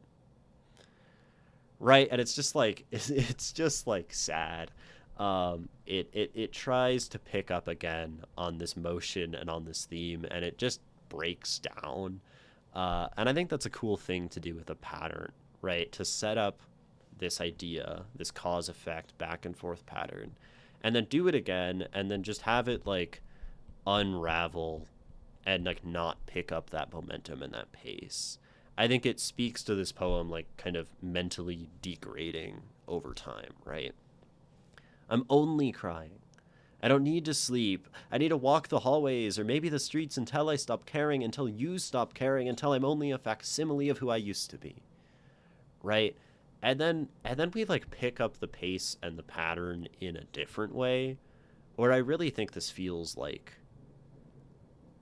I mean, it's like, I'm only crying. I don't need to sleep. It's like this self-justification. It's like the sort of like delusional, like kind of like in the Stylish Veil poem, right? For who could blame an addled brain far too gone to stay? It's like the ill mind, the ill erratic mind justifying itself, even though it's like clearly like kind of raving at this point. I'm only crying. I don't need to sleep. I need to walk the hallways or maybe the streets until I stop caring, until you stop staring, until I'm only a facsimile of who I used to be. Right? And again, we use this like break of the two-part line to have like reality come in, right? As if the back and forth, the two-part is kind of the fantasy, and when the thing breaks, it's like it's reality crushing and coming in, right? Everything's terrible and everyone hates me. They don't, but I'm tired enough. And I realized the ending. I realized this as I was reading, that the ending is, I am tired enough. The answer to the conditional, right? If I'm tired enough, all of these things, life is bad, life is erratic, life is whatever. And then we have this, actual present thing. Everything's terrible and everyone hates me. They don't, but I'm tired enough. And I think this actually gives the poem kind of like a positive ending, because it's like, these are actual present thoughts, another iteration of all of this if above, right? Everything's terrible and everyone hates me. They don't. But I'm tired enough. And that says like almost like I recognize at the end of this that in this moment I'm like falling prey to these same kind of thought patterns, and so this isn't real. This is just that I'm too tired. And then it ends, right? As if maybe they like go to sleep or something. So I think, how does the rhythm feel? I think it works quite well because it serves the purpose of of the poem when it's being used in these sections. And then it serves the poem very well when it breaks, right? The but I'm not, the rocking myself into a better way of feeling broken. I like this. I like how that works. That could even almost be on like a single line and just stretch out uncomfortably. That could be kind of cool. And then it's like jarring because it would be your longest line. Maybe like add more words. Thoughts. It's not bad how it is. It's quite good how it is. And then until I'm only a facsimile of who I used to be. That similar tone of just like crushing reality, right? So yeah, the poem's cool. And the rhythm is cool, right? Does the lack of pattern to the rhyming make this poem feel incomplete and off? So, so, oh, you said a thing. That it is hopeful at the end. Oh, I really like that way of thinking about it. That it's hopeful at the end because the perspective realizes they are falling prey to the exhaustion. Yeah, yeah. Because it's like I'm tired enough. Yeah, serves as that answer, that realization of the if, and then it's like growth, and that's kind of cool. Uh, you could like there could be an additional double meaning by saying I'm tired enough on its own line, and then it would be like this saying of enough, I'm done, I'm gonna go to sleep now, I'm done with this poetry thing, and then the poem ends, and then it's like extra hopeful because they go to sleep.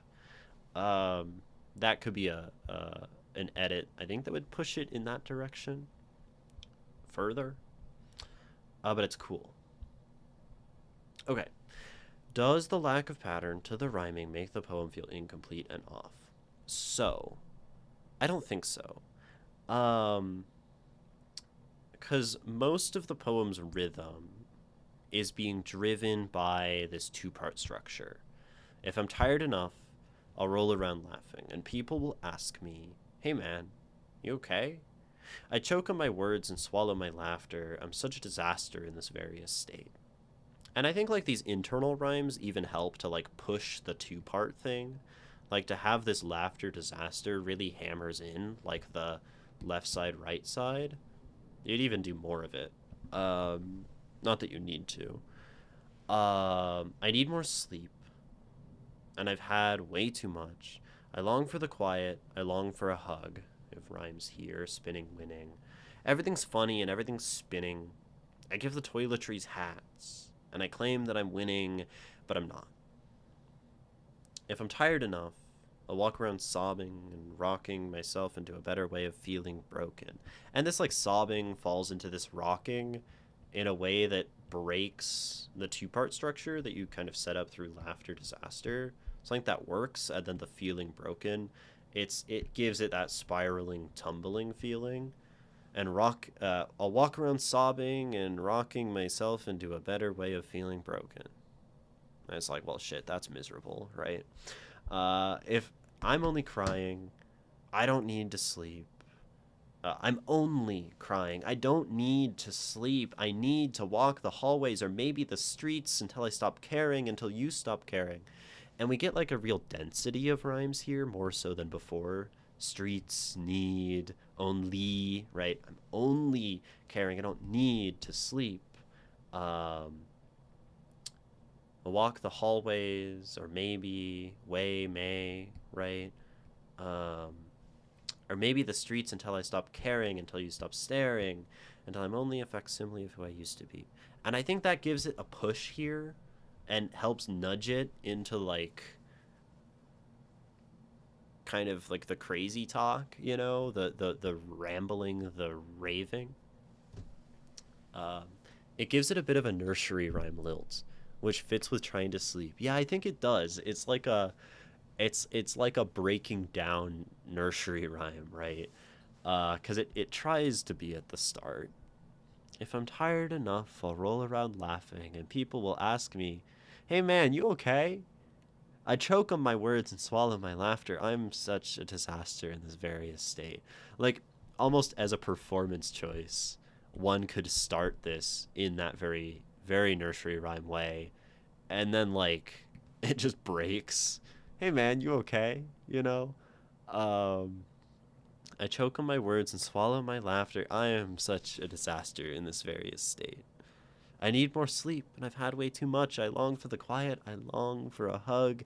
Everything's funny, and everything's spinning. I give the toiletries hats, and I claim I am winning, but I'm not, right? And it almost feels like we redeem the nursery rhyme here.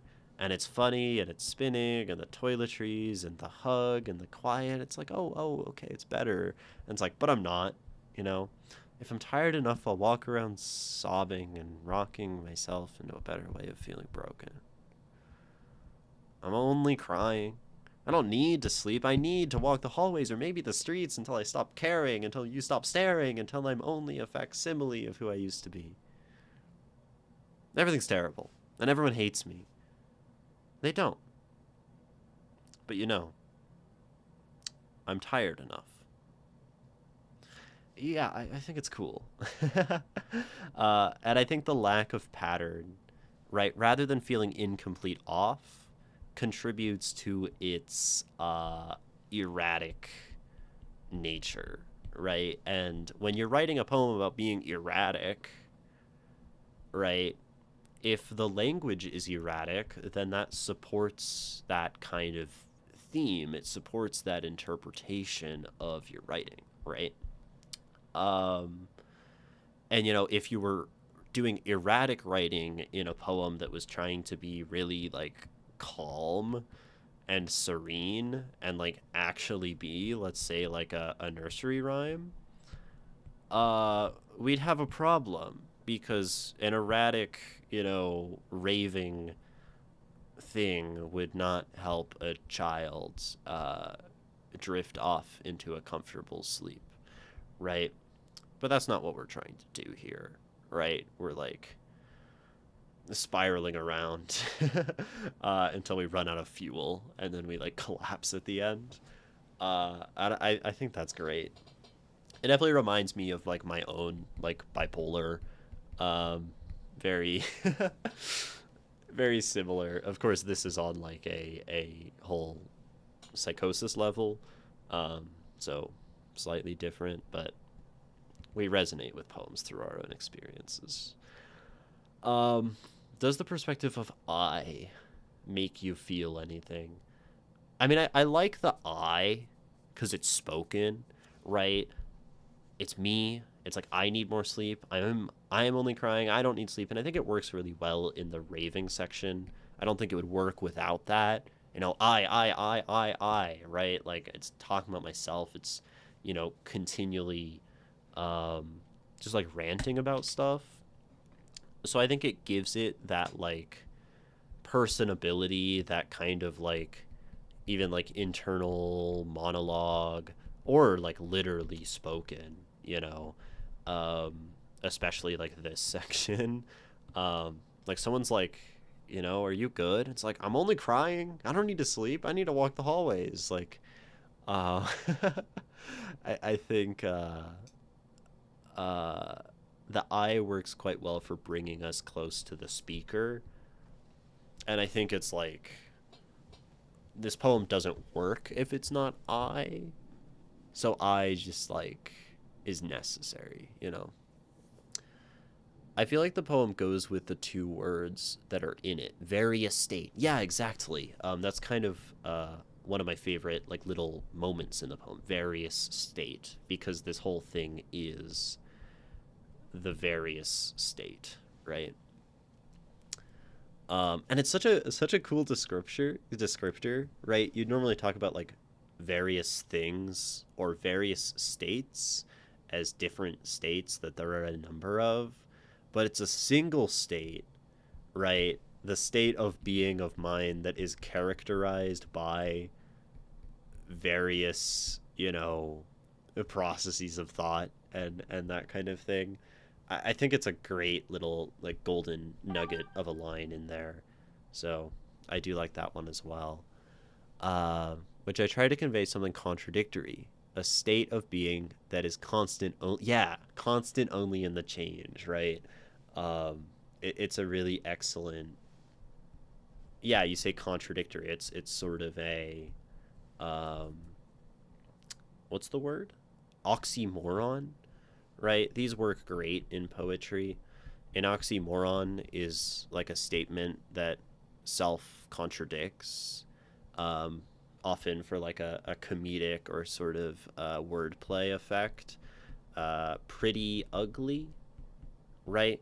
That person's pretty ugly, but you have the internal kind of joke of pretty and ugly as opposites, right? So various state as something that is singular and constant, and various as something that is always changing, I think is somewhat oxymoronic in that way.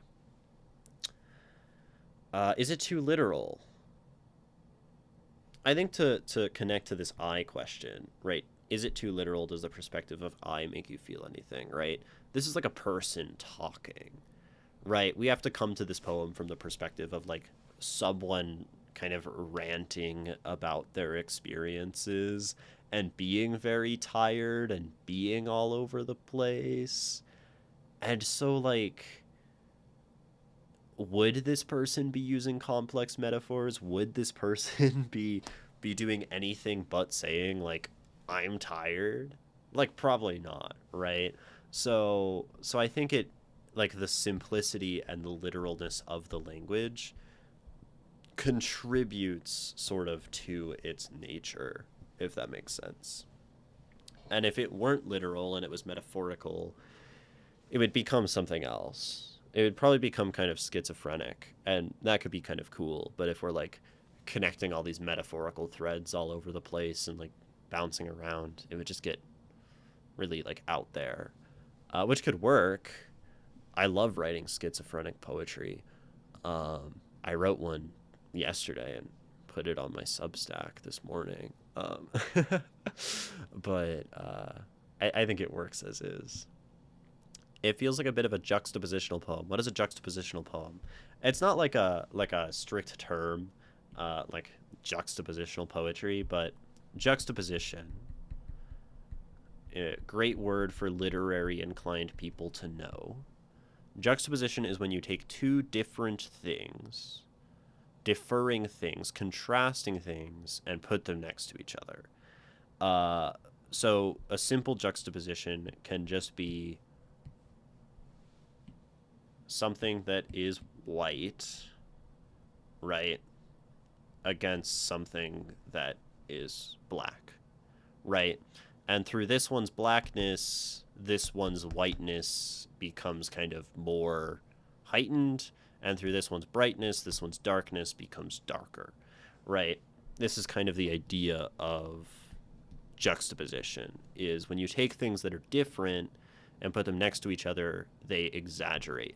So when you take a person who's really good and really virtuous and you place them against another person who's very evil, right? This person seems more evil and this person seems more good. And so this poem, using juxtaposition, right, by placing sort of the laughing and the pleasant against like the miserable and the wallowing, right, is juxtaposing two ideas, right? The sort of funny, high, euphoric against like the miserable, self-pitying, etc. And when we lose the funny and the high, the miserable is more miserable. And when we understand moving from misery to euphoria, this becomes like a greater, degree of erraticness of various state, right?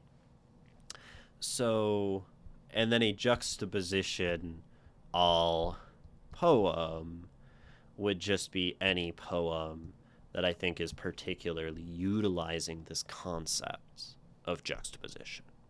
And juxtaposition is incredibly useful in poetry.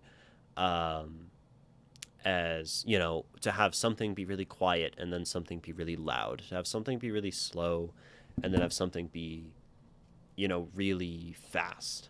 There's a poem that I read recently.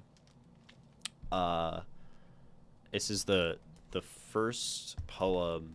I read this a few days ago. It's the first poem that's made me cry. Um, it's called Aisle Seat Soliloquy by W.S.D. Piero. Um, and he contrasts he also uses the word fictive, like stylish fail. Um, he contrasts sitting in an airplane and the mundanity of that with his own internal thoughts about losing his lover. Um, and the contrast and juxtaposition of like the thoughts in his head and the concreteness of his surroundings and like the dissonance between those two things is like crushing.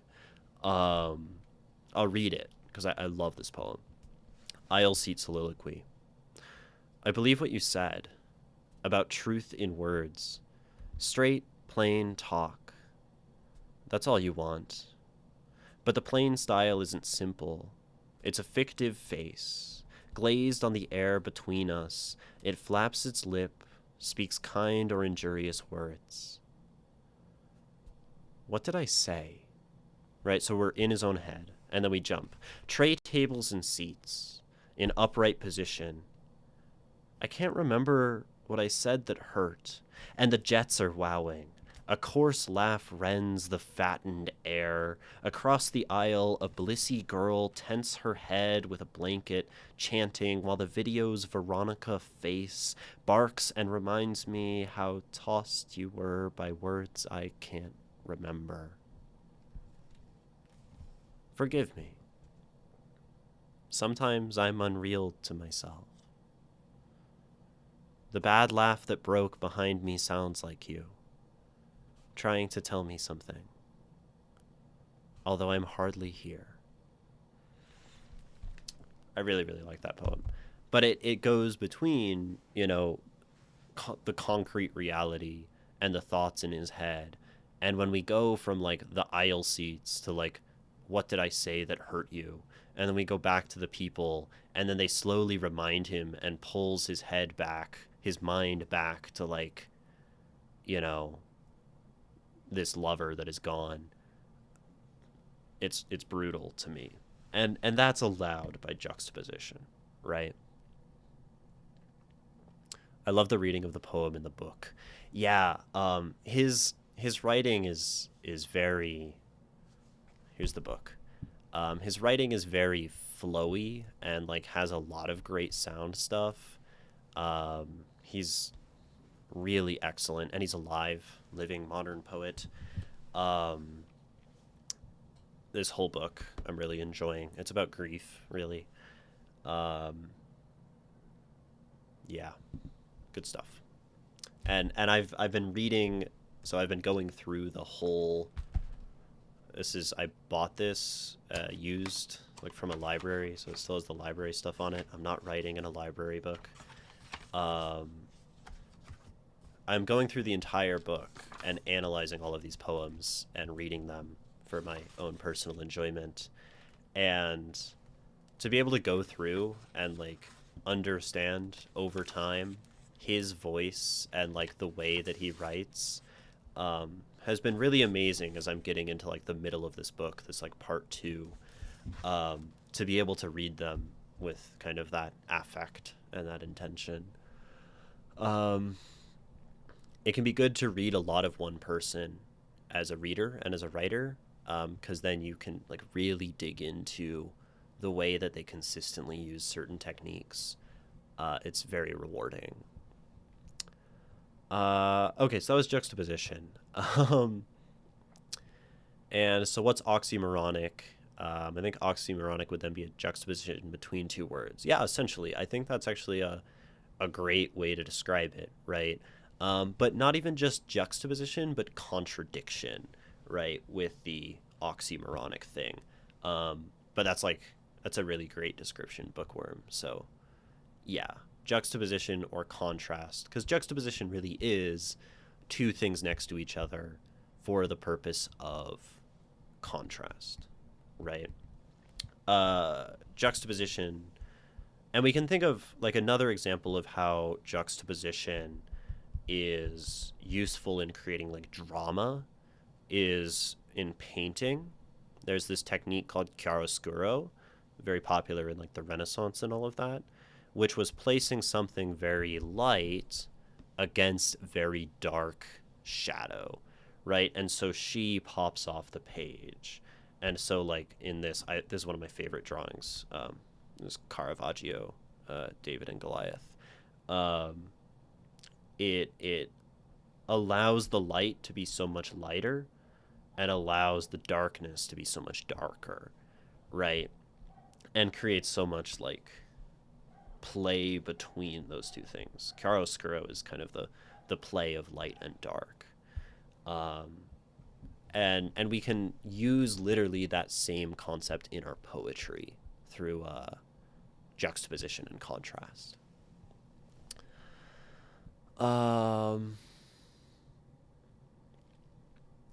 My favorite poetry book is 18 Years by Madison Kuhn. I don't know the book. I will copy it into my browser. 18 Years. Madison Kuhn.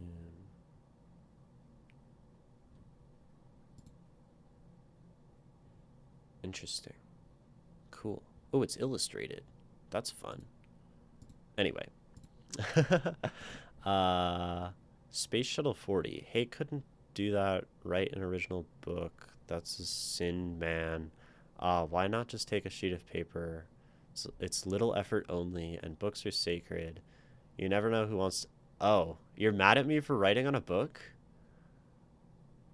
Oh, wow.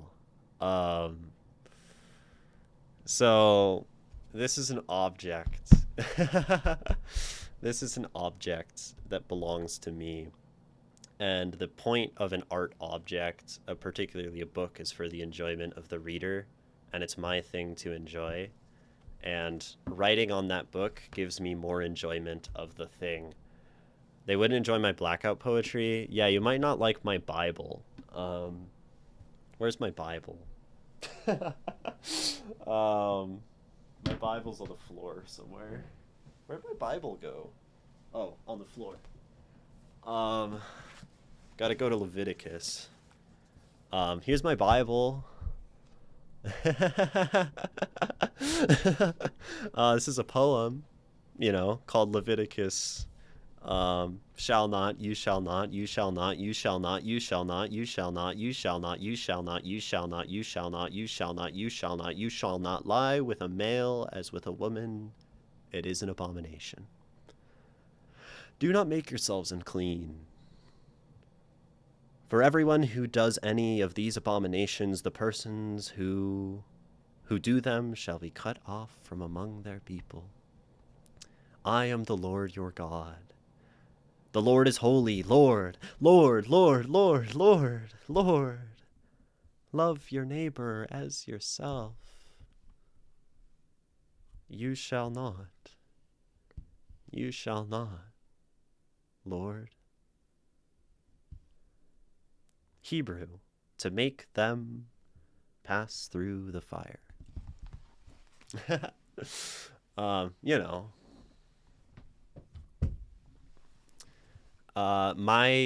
goal in life is to make beauty more beautiful.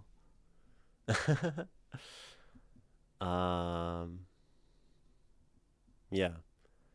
Okay, well, for some art projects, but it's not good to make the words in books not readable, basically. Must be me. I mean, I personally find, that like this is more beautiful than the original,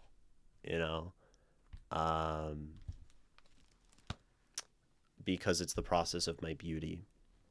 And in analysis of this particular poem, or like the analysis of people's poems on stream, I think it's our job as readers to find as much beauty in the art as we can. I think we owe that to ourselves.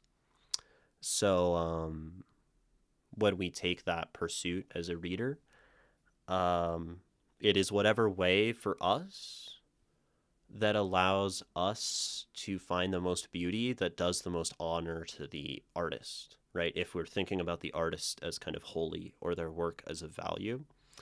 And so when I do this, I do so because it is the way that my mind finds the most beauty. And I think that is the most respectful thing I can do for an artist and their work.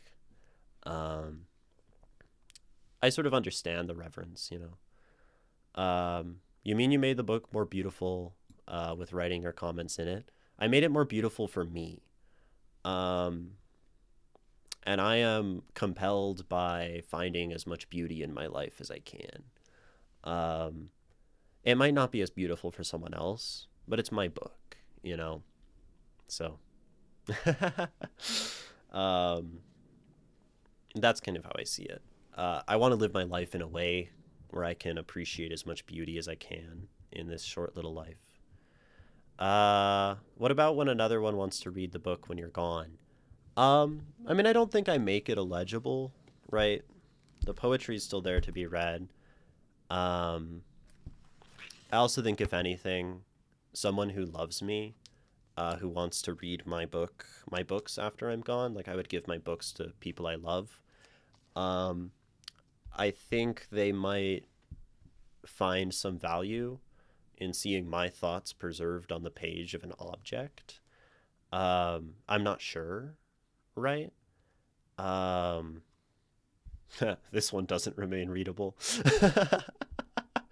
um, but I think I could imagine someone who loves me looking at this and seeing my comments and seeing that as a little trace of myself.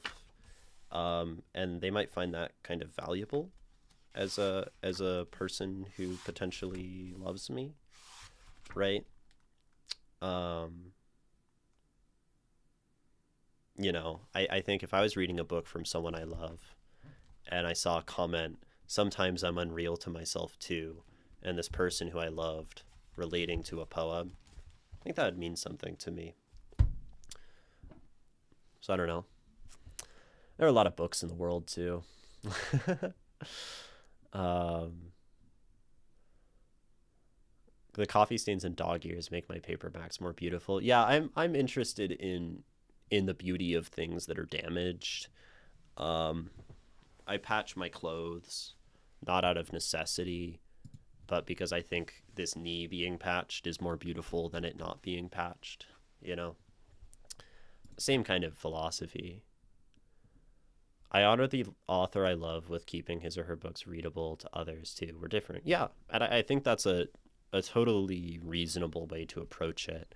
I also think there are probably like objects that one probably shouldn't write on for the sake of others. Like, this is a hardcover book that you can buy online for $3 if you look in the right places. Um, and I think like a historical object, right? A historical object, um, you wouldn't want to write on something in an archive. You wouldn't want to throw paint on a one of a kind painting. That's damaging the world and experience for others. But books are pretty insignificant, in my personal opinion, right? But I think you placing significance on a book and seeing that as an object of preservation is also okay, right? Nothing wrong with that. I feel like I came at you kind of aggressively when you first commented. That might have been a bit of a over overreaction to the comment. Anyway, um, but yeah, no, it's an interesting discussion for sure. Do you realize that you kill all the beauty of a poem, maybe with analyzing it to death?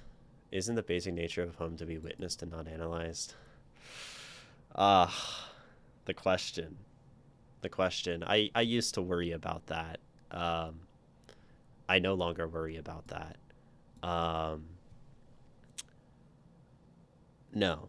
I think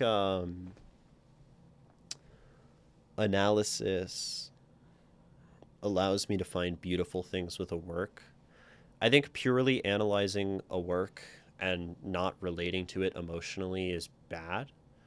But I think this poem, for example, this I'm Tired poem, made me feel things, made me relate my experience of having bipolar disorder to the words in the poem and resonated with me emotionally.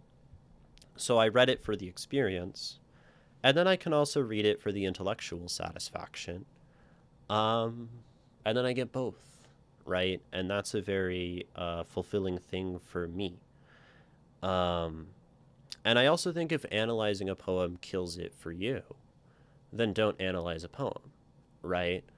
Like I said, analyzing poetry is the way that I get the most beauty out of the work of art. And analyzing a painting is the way that I get the most value for me out of the painting. That's just how, I experience the world.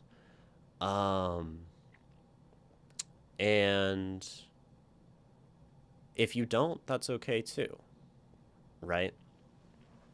Once Lao Tzu and his pupils watched a sunset. One of them was saying, man, that is a beautiful sunset. Lao Tzu turned and said, don't bring this guy tomorrow. He's talking too much. Beware that you not become that guy. Friend, I cannot agree. I mean, I do like the Tao. The Tao talks about not speaking, um, and I've considered that one too, or speaking less, and experiencing the world more. And this is speaking onto something that is speaking. Um, but Lao Tzu is also a Pratchett character. Yeah, Lao Tzu wrote the Tao, or among other people. He was not the only author. And I mean, like, it's a good argument, right? I don't deny it, to like experience life fully and presently. Um, I do think, one, there's something didactic about this. From what I can tell, that doing this and taking this action helps other people understand their poems and understand other people's poems and poetry, right? Um, and in that case, maybe this is sacrificing some beauty for teaching. And I think I'm okay with that sacrifice. Um, because like it's sort of maybe utilitarian. And then I, maybe contradict myself by this not being the most beautiful thing, but I think it's more beautiful in its own way than like sitting alone and reading a poem. So these things are slippery. Um, like sometimes it can be more beautiful to sit under a sunset and have conversation about it than to purely experience it. Um, and maybe then Lao Tzu is being quite harsh. My mother died 10 years ago. She marked her copy of To Kill a Mockingbird to hell and back. The world is more beautiful with her still in it. Yeah. Imagine getting to know my poems in these ways makes me feel appreciated. See, and that to me is beautiful, right? That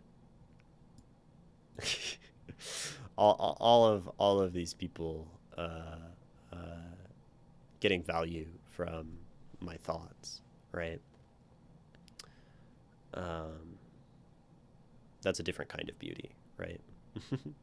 I think Space Shuttle might be trying to rage bait. I'm not sure entirely. I mean, they've definitely kind of derailed. They came in a little forceful, um, but it's a good conversation, and it's something I enjoy talking about. I have no problem.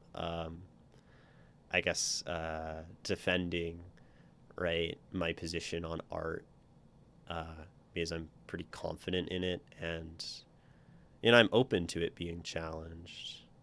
Well, I never was unpolite, so what's wrong? No, I don't have a problem. I think uh, um, it's just that I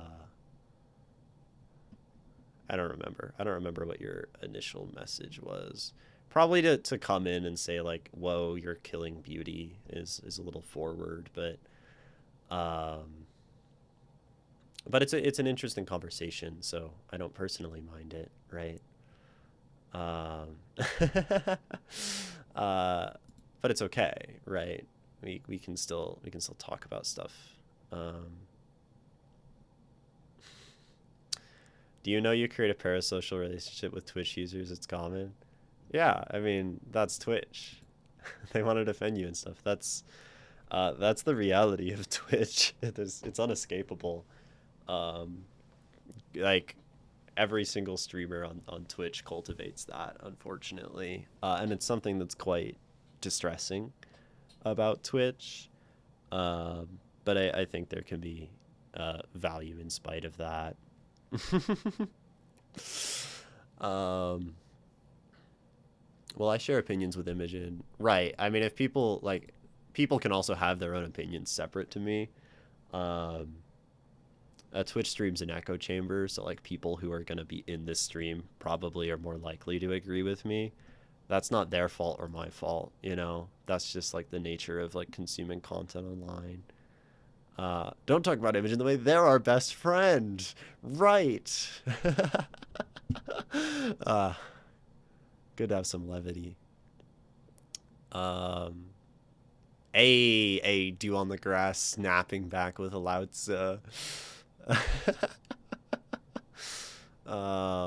Good men do not argue. Those who argue are not good. Those who are not learned, the learned do not know. Do not parrot words back at us. Take a true chance by defiling a statement with your own meaning, and see it come to no harm. The dew is sitting on the grass indeed. Yeah, Lao Tzu says a lot of things, and the Tao is also like so interpretive. So it's all a cop out. It's all poetry anyway. Where's Ray's philosophy when you need him? I guess we don't need him though. Um, Either way, there's a quick break coming up. I do want to come back to this poem a little bit. I think we said most of what we were gonna say about it before the rails, deferred.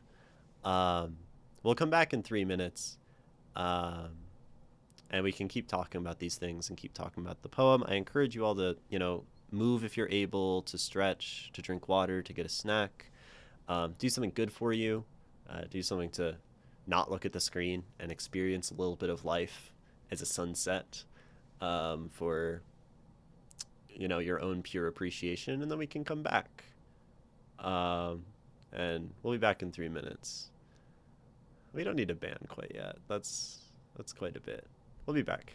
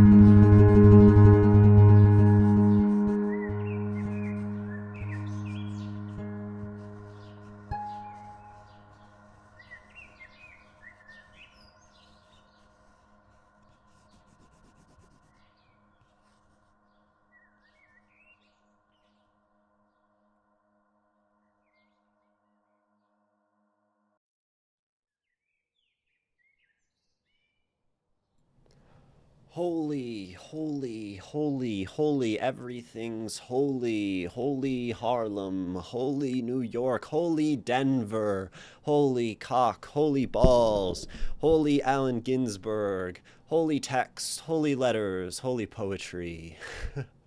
Welcome back. um, that's my favorite. That's a misquoting of Allen Ginsberg's footnote to Howl, which is like one of my favorite parts of any poem. Um, um, so we're talking about the ethics of analysis, specifically the ethics of writing on a book page or on a poem. Um, you said earlier, space shuttle. I mean, look at the screen. It's hard to read the poem anymore. But I think that's a testament to the beauty of digital reproduction, because so suddenly we can go back to the Discord and see the poem digitally preserved, intact, and in form. That's like a wonder of modern technology, right? Um, Letters are sacred. If letters are sacred, everything's sacred. I think, you know. um, if we say letters are sacred, I think we have like a lot of problems. Because then you, like, magazines have letters and newspapers have letters, and we cannot simply just preserve every written word ever. They're good, they're great. They can even carry sacred meaning, but, all of that. If you like this discussion, it's pretty central to the novel Truth by Pratchett. Interesting. That's cool. Yeah. You say it's important that the original source stays intact and unchanged. Analyzing is awesome, but do it on paper. Letters are sacred. Yeah, and I mean,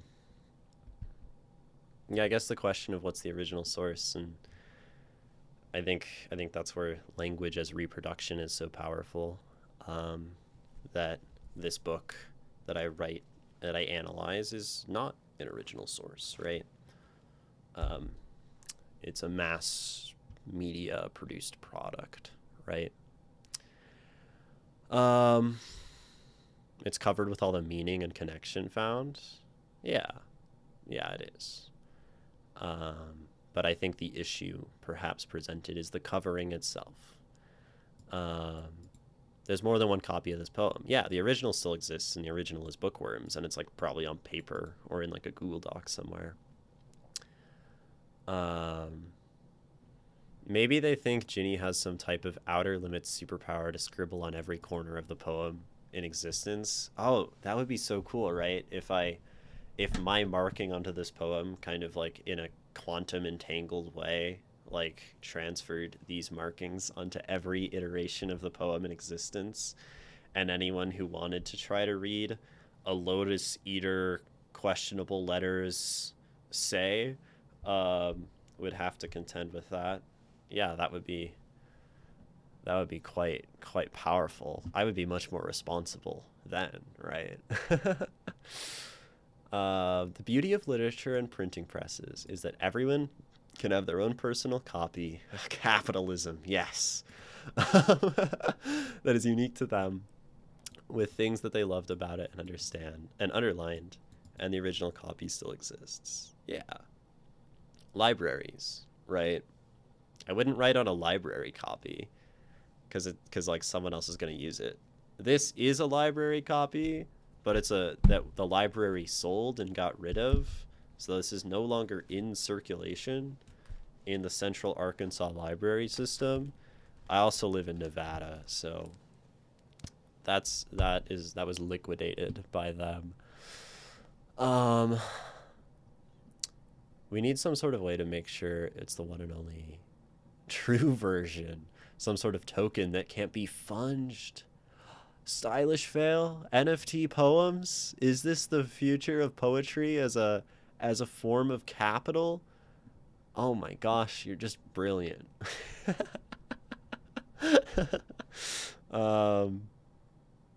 it sort of makes sense, right?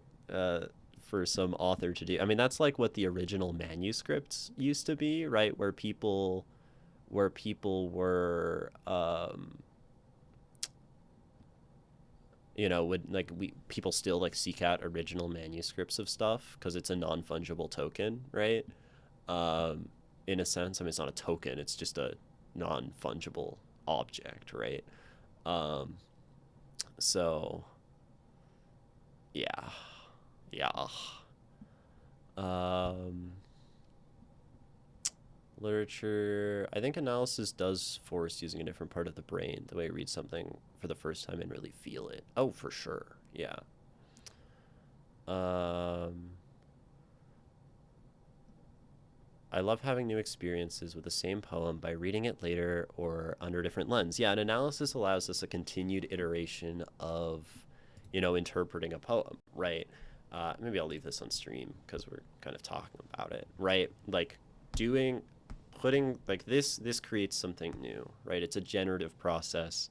I would argue that this itself is an artistic process as much as redaction poetry is, because it's the creation of new beauty, right? And that's kind of what art is. um i think earlier um I think earlier Space Shuttle said, well, it's different if it's making art. So if we argued that this is a piece of art, I don't know, maybe that would change your mind.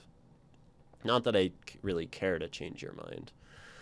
Um, I think this way's more pleasing though. So, for example, a critical view of the Transporter 3 might tell me it's a bad movie, but if that's the case, how come I watch it at least 5 times a year? Right? They're different things, and they're for different purposes. So, um, it's kind of cool. If you like the okay, Pratchett, the book is not yours. Treat it with caution. It's a collective good. I mean, like that's almost not a bad argument, right? Like, uh, ownership is dead. But I mean, we live in a capitalist society. As much as I'd like to reject ownership and private property, it is my book. um, I'm not that much of a diehard anarchist that this is the commons. Though it's a good argument. All goods are collective goods, and thus we would want to respect them in a way that is um, most beneficial for the collective. There's actually some interesting ideas to explore there, right? Um, I think it has like extreme social ramifications, right? And you'd really have to be like a anti-private property, no ownership kind of person. Um, but if you're like dying on that hill for a book, I think there are like other hills that you'd have to die on too, as like because that's basically saying we have to respect all goods as common goods now, right now, even under capitalist consumption. Um, and that's really hard to do. Um, and like you probably have a car or a computer or a phone that you're watching this on, so like using it is the vandalism of using your phone or computer to watch this is the vandalism of that item because it's degrading with your use. So arguably you should stop using anything and stop consuming anything, which maybe you're quoting Lao Tzu and that's sort of your goal and philosophy is like a full anti-consumption, full detachment, uh, which I used to appreciate and just no longer see the validity in personally. Um, uh, but it's a pretty irreconcilable gulf of argument there if you're arguing on the terms of like complete detachment and all of that, right? Um, anyway, the author sold the book knowing the copies would be loved. Right. I mean, like, there's a knowledge that things degrade, right? Um, Maybe you just shouldn't publish a book if you're ever not okay with. Right. I mean, there's that implication. Like, people will use goods how they want to use them. Uh, I'm definitely adding, please annotate your copy of this book in huge bold letters on all future books I make. That's pretty good. Um, I think I would do that. I think it's a great thing to include, actually. I don't write on rare books. Mass paperbacks, sure. JKR gets burned. um, I think making something new out of something already made is art. I agree. Yeah. Yo, Imogen, can we raid Decked Out EDH? They're doing a subathon. I think they'd appreciate the support. Yeah, we can raid them at the end of stream. I like Magic, so it makes sense. Collectivism doesn't mean collective use of personal property, only private property. Think house as opposed to underwear. And a book's personal property? Maybe. You never stepped in the same river twice. Your comments prevent you from reading the book with new and fresh perspectives. I pity that. And there's always more comments to be made, you know? Like, they're just incarnations. Like, all I'm doing is writing down, like, oh, okay, that's an interesting one. So whenever we perceive space shuttle, we're making judgments and logical conclusions about the world, because that's how the brain works on like a fundamentally like psychological level, right? Judgment is a survival mechanism, and so you never step into the same river twice is a law of reality. You can never see the same thing twice. And if you read a poem, you're going to have certain emotional connections and logical assumptions such that you will never be able to read the poem in a way that's not colored by that. And so no matter how you approach a work of art, you're always going to be cutting yourself off from the possibility of new readings. But I analyze in a way, I hope, that is a system that I think I've come to that seeks to look at possible interpretations and not look at analysis as static or as law. And so all of this on the page is possibility, and all of this is subjective and a perspective of me in a moment in a time. And I'm certainly not attached to any of these markings in a way where I think they are like permanent, you know? Bro thinks all architecture is in the white or gray stone or the lines in the arches and cornices. He doesn't know that it's what you do when you look upon it. I can't. You won't leave your pond. What are you just chilling at the pond? It is pond time. Time and a new perspective give me a fresh view on things I've read before. Right, like every time you read something, you get a new perspective. I don't know. Yeah, remind me at the end of stream, Alekman, to raid that way. You make books unable to read for others. That's the main argument. Yeah. Maybe I do. But it's my book. But at the end of the day, it's my book. Okay, so this poem, If I'm Tired, I think we talked about it pretty thoroughly. I think we talked about it pretty thoroughly. I guess, Bookworm, did you have any other questions about this? I think we went through all of your questions and kind of all of your concerns about this one, right? But if you have any others, we can definitely address those kinds of questions. I think we did do a pretty good reading of it before I admittedly allowed myself to be strung along on a on a debate in a Twitch chat, which of course, you know, these things Okay, Socrates, we were talking about this earlier. Socrates would not have liked Twitch. Whoever said that earlier, like, actually you're tripping. Because you can't have like genuine conversations and like logical things and like good faith like stuff when like one person's on camera and one person's typing. Like there's like this inherent problematic dynamic, and it it doesn't work. Thanks for reading it and pulling it apart in such a way.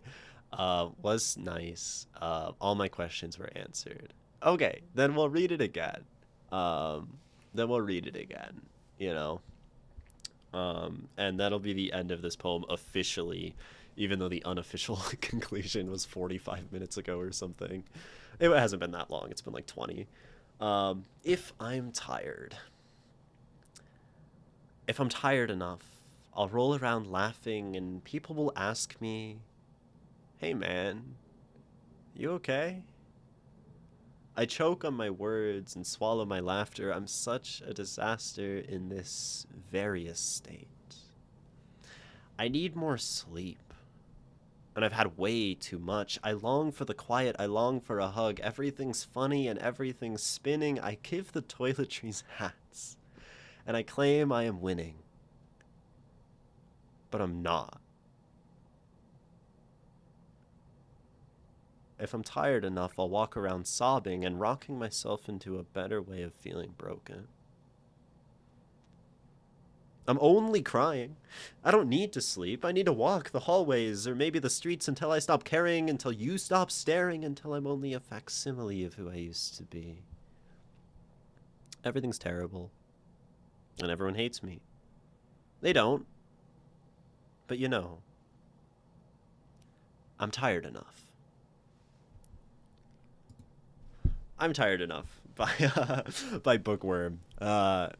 It's a fun one to read. I think there's a lot of like performance choices to be made to sort of lean into the way that poem can flow, and a lot of variety there, and you know how much you push in the kind of like raving part, or even if that's raving, right? How much you pull back. I pulled back a lot, you know, in some of those sections, and um, I think it gives a lot of room for that interpretation, which is cool.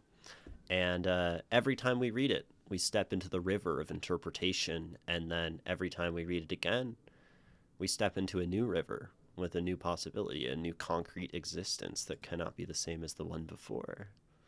Oh. Thanks. I appreciate you and the spotlight on my work. And I appreciate you, Bookworm, and you're submitting the work. It means so much to me to be able to read it, to be able to talk about it, to be able to share it with everyone.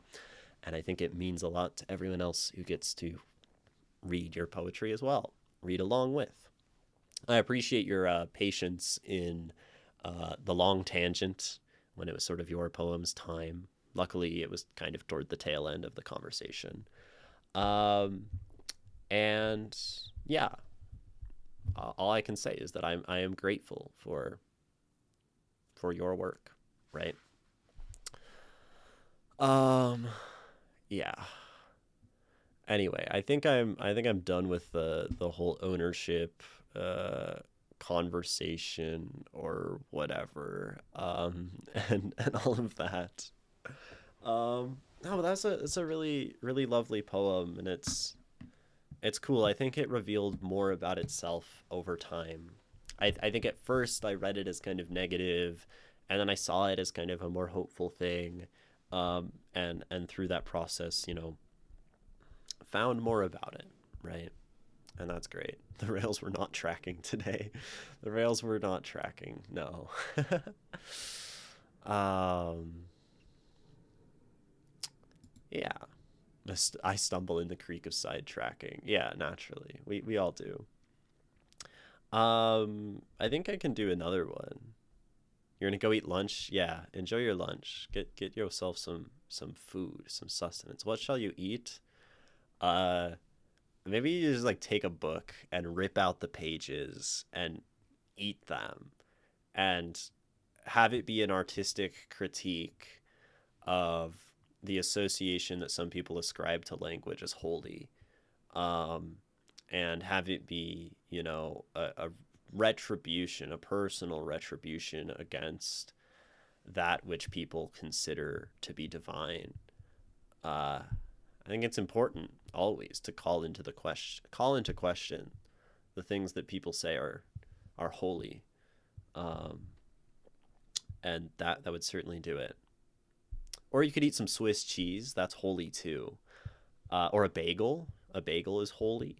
Donut, also holy. Um, some kinds of pasta have holes in them. Yeah, something holy.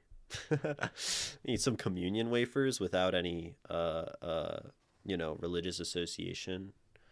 English muffin got holes. Yeah. Bread, some, really fluffy sourdough with the holes. Crumpet, if you're actually British. I don't even know what a crumpet is. Like, I know the idea of a crumpet. I don't know what a crumpet is. I know it's something you have with tea, and crumpets, but couldn't actually tell you what the crumpet do. All right. Shall we read another poem? Are donut holes still holy without the donut to contrast them? Now that's the kind of philosophical question I'm interested in discussing. Um, and I think oh, okay, this is fascinating, right? We have the donut, and we have the hole, and then I was drawing this out on the map.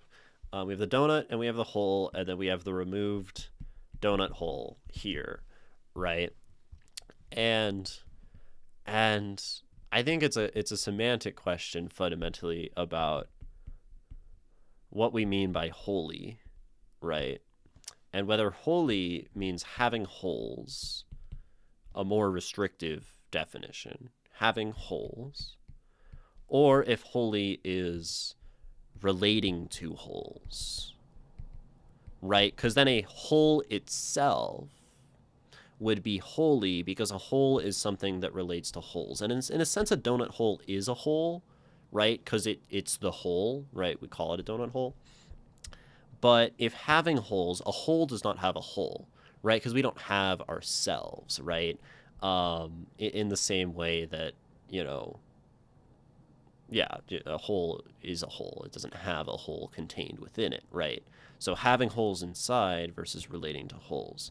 Now, the thing is that there are a lot of things that relate to holes. And I think if we can find something, being very Socratic here, that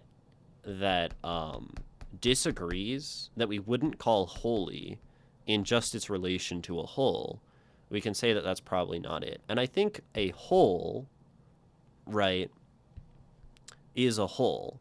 And if we define holy as relating to a hole, then a hole is holy. But I don't think a hole can be holy, kind of by what I was saying earlier, which means I think holy has to define an object that is, not a hole, that has holes, right? To have holes within is a holy object.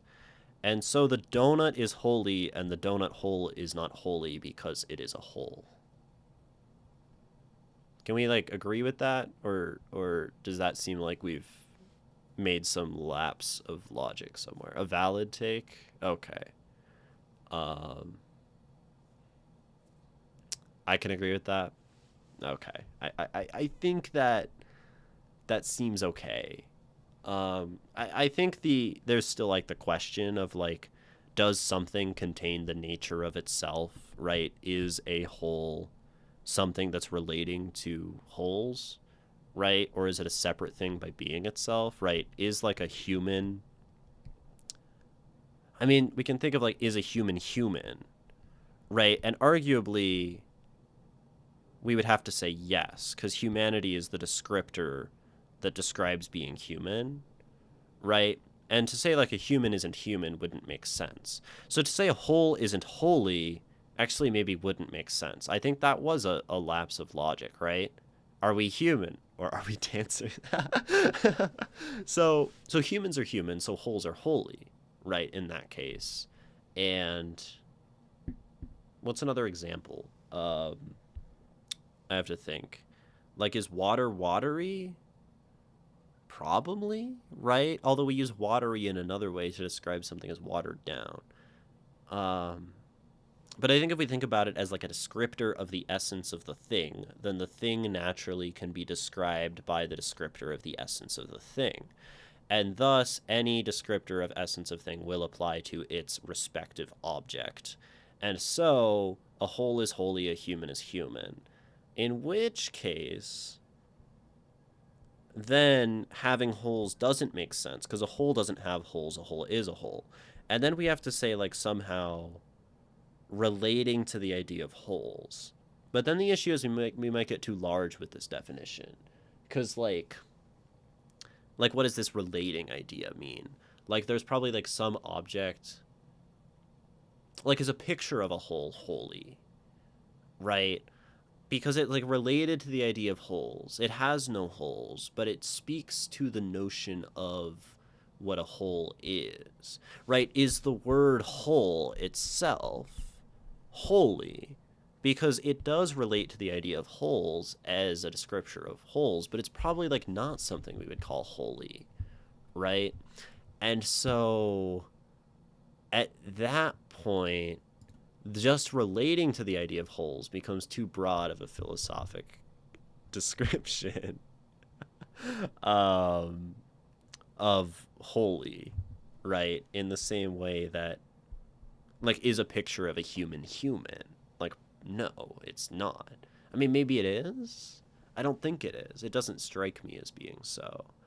I feel like Martin Heidegger right now. I feel like this is how he talks. He's like the thingness of a thing. So, if very Heidegger. So then we have to be somewhere between having holes and just relating to the notion of holes. Or even to say blank E, human, human-y, right? This idea of E, of, you know, akin to the thing, is not just to have the thing, right? And it's not to be related just in any way to the thing. Maybe it's about this idea of essence, right? Maybe it's about this idea of essence. Because, like, the whole only makes this definition of having holes by being itself a whole and, like, exempts itself. And maybe, like, does a whole have a hole? No, because I think you'd say a whole having a hole is a hole with a hole in it. So you need to go somewhere down the middle.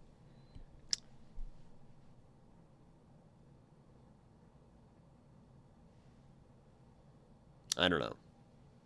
I'm not nearly enough a philosopher to bridge this gap, nor am I interested in it. A platonic hole, that's what they called me in high school. Hey, yo. The mimesis of hole. Yeah.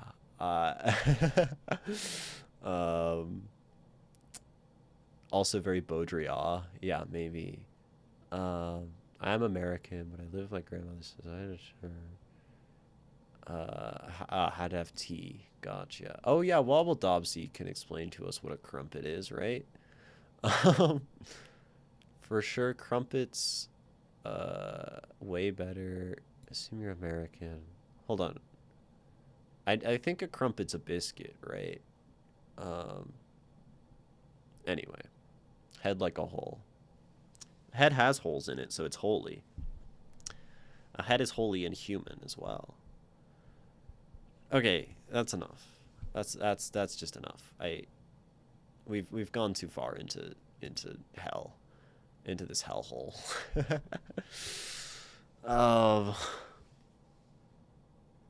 We were gonna read a poem. That's right. Crumpets are only baked once. A biscuit is baked multiple. I love American biscuits. One thing I enjoyed about visiting your country. We do have good biscuits. Is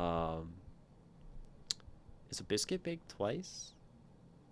I feel like a biscuit is baked once. Is a biscuit just a crumpet?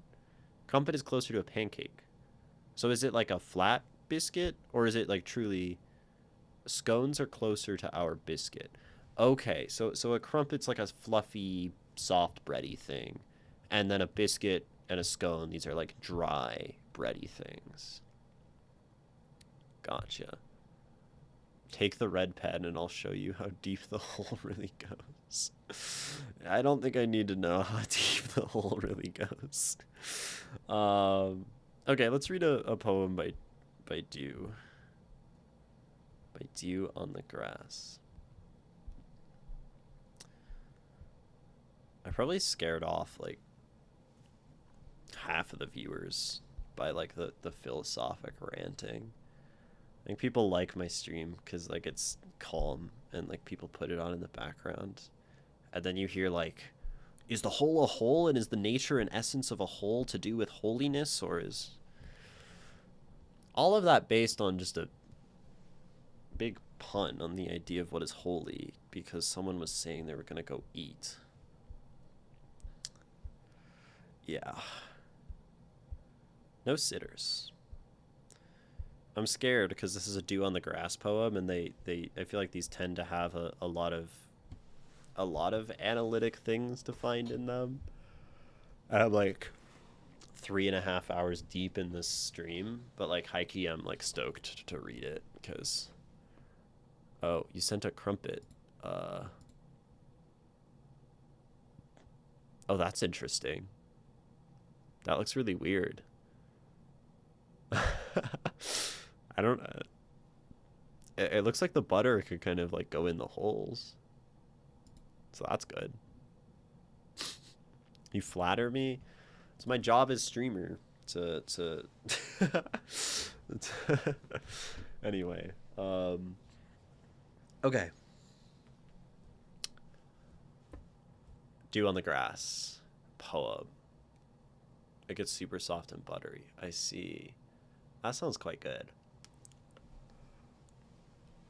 Guess I'll have to have crumpets sometime. Did you know that some streamers are parasocial? Some streamers. New statistics show that 100% of Twitch streamers are parasocial by nature of the platform. Like, I guess some people lean into it more or less than others, right? And that's where people get accused of that behavior. My stream is so fucking parasocial, you know? Like, I read people's poetry, and poetry's like this like confession of self, and I like sit here and talk about it and like put it on the screen in front of others. Like, I have no intention of denying it, right? Like, it's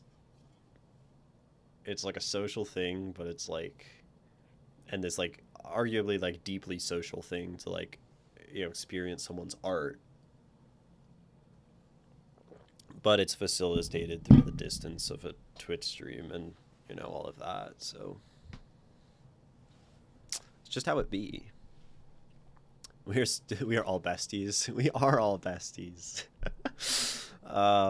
Okay. Here is No Sitters by Dew on the Grass. Do you have any questions? You do. How does this poem feel? How does this poem make you feel? I love the distinction here. That's almost something that could just be talked about in depth on its own. How does it feel versus how does it make you feel? Oh, I'm gonna have a whole field day with that later when we get back to these. What aspects of the poem could stand to be expanded on? Okay, without watering it down, I presume. Triage / trudge is my new favorite vowel shift. Not a question, just a comment. Okay. Triage trudge. That's very cool. Okay. It's flooding in Barstow. Is it raining there? That seems like a place that's not very well equipped for floods. Hopefully the rain stays there, it disappears. Yeah. Okay. Here is no sitters.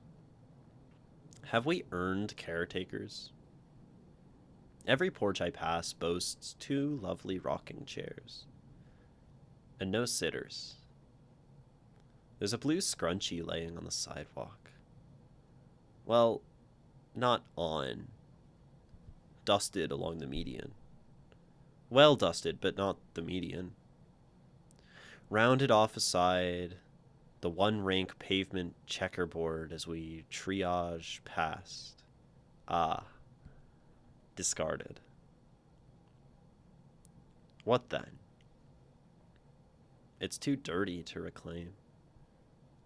It's too personal to throw out proper. It's there. All architecture is what you do to it when you look upon it.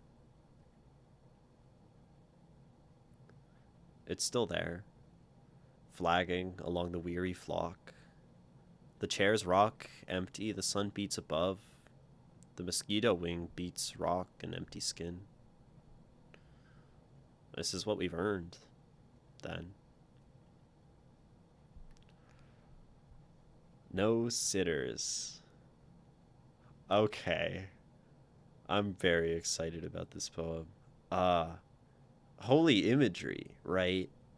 This scrunchy, this median, this just like meditation upon this small object, and then this bringing in of some of these big ideas. Have we earned caretakers? Opening the poem, like, this is what we've earned then. Like, there is so much going on here.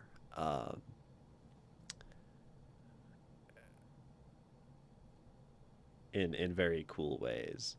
So you have this in quotes, and you quoted this earlier, Do. Is this quoting somebody in specific? I'll look it up, but if you can just shortcut that process for me, I would appreciate it. I'm going to read this poem again, though. Whitman. Whitman.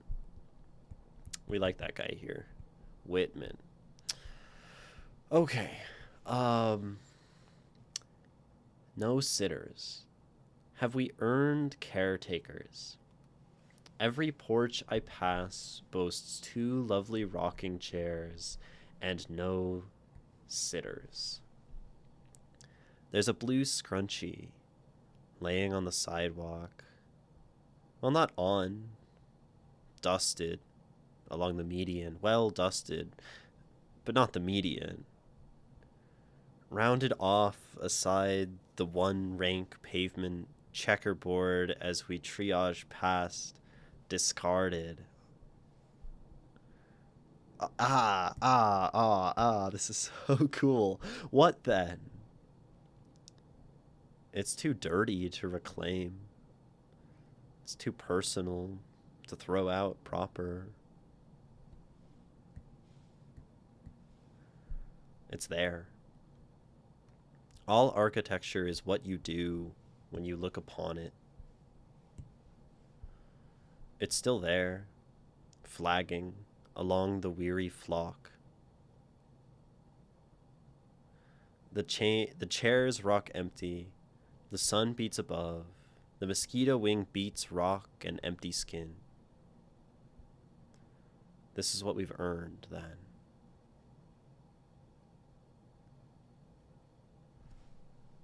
Oh, it's a quote from one of Nikki's daily prompts. Gotcha. Okay. So why am I so stoked about this poem? Because there are so many little things connecting, and so much wordplay, and so much hiding, I think. And I mean, it's really clever, right, to just drop this line into there. When this is sort of self-referential in a way to the poem. Always when you like express a sentiment like this, all architecture is what you do to it when you look upon it, right?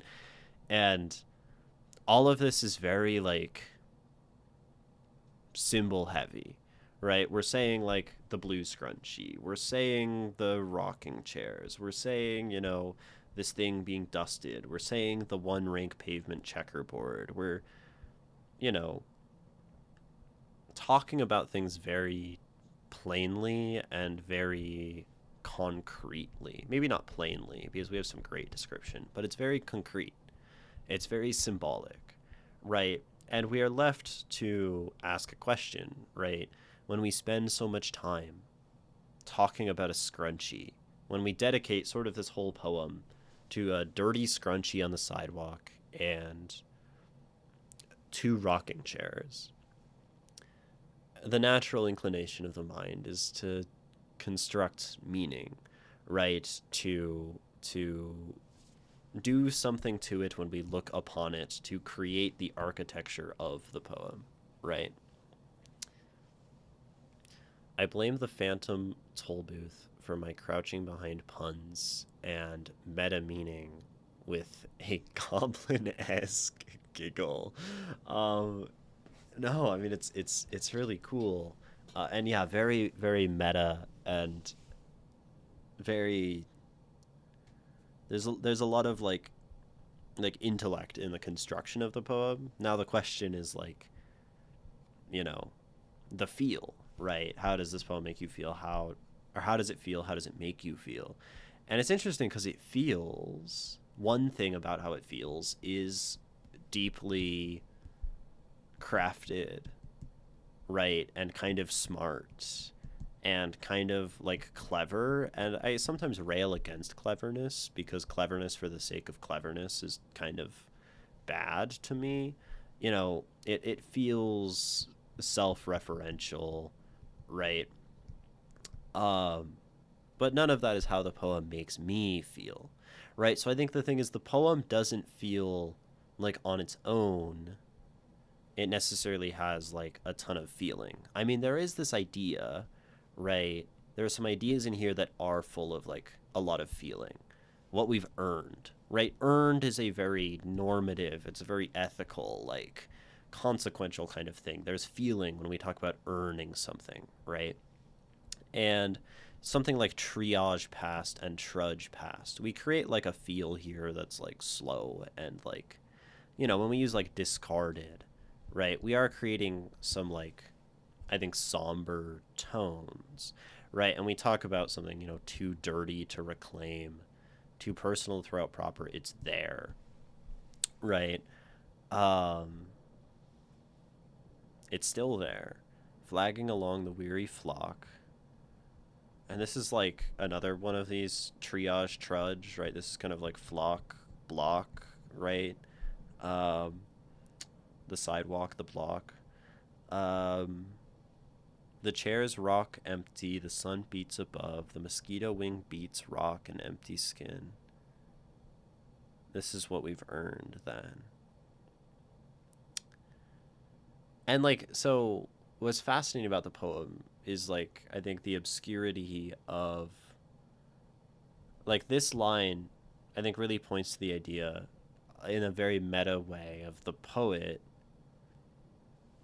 making a meaning, making an architecture of all of this scrunchie. And I mean, that's kind of always the case when we write a poem about something. We're calling attention to the fact that there's something beautiful here and that there is something, you know, that like speaks and transcends itself and talks more about like life, right? But the poem really doesn't want to like give up its secrets, I think. You know, you say crouching behind meta meaning, right? Dew on the grass.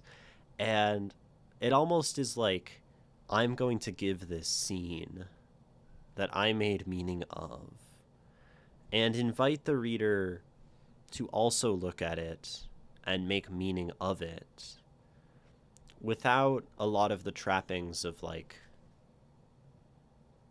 what I thought, you know. And maybe some of the idea of the connection between the scrunchy discarded and the rocking chairs with no sitters is something we can sort of like come to create a connection to that has like a through line of meaning here. And I think there are some things to be thought and some things to be said here. Um,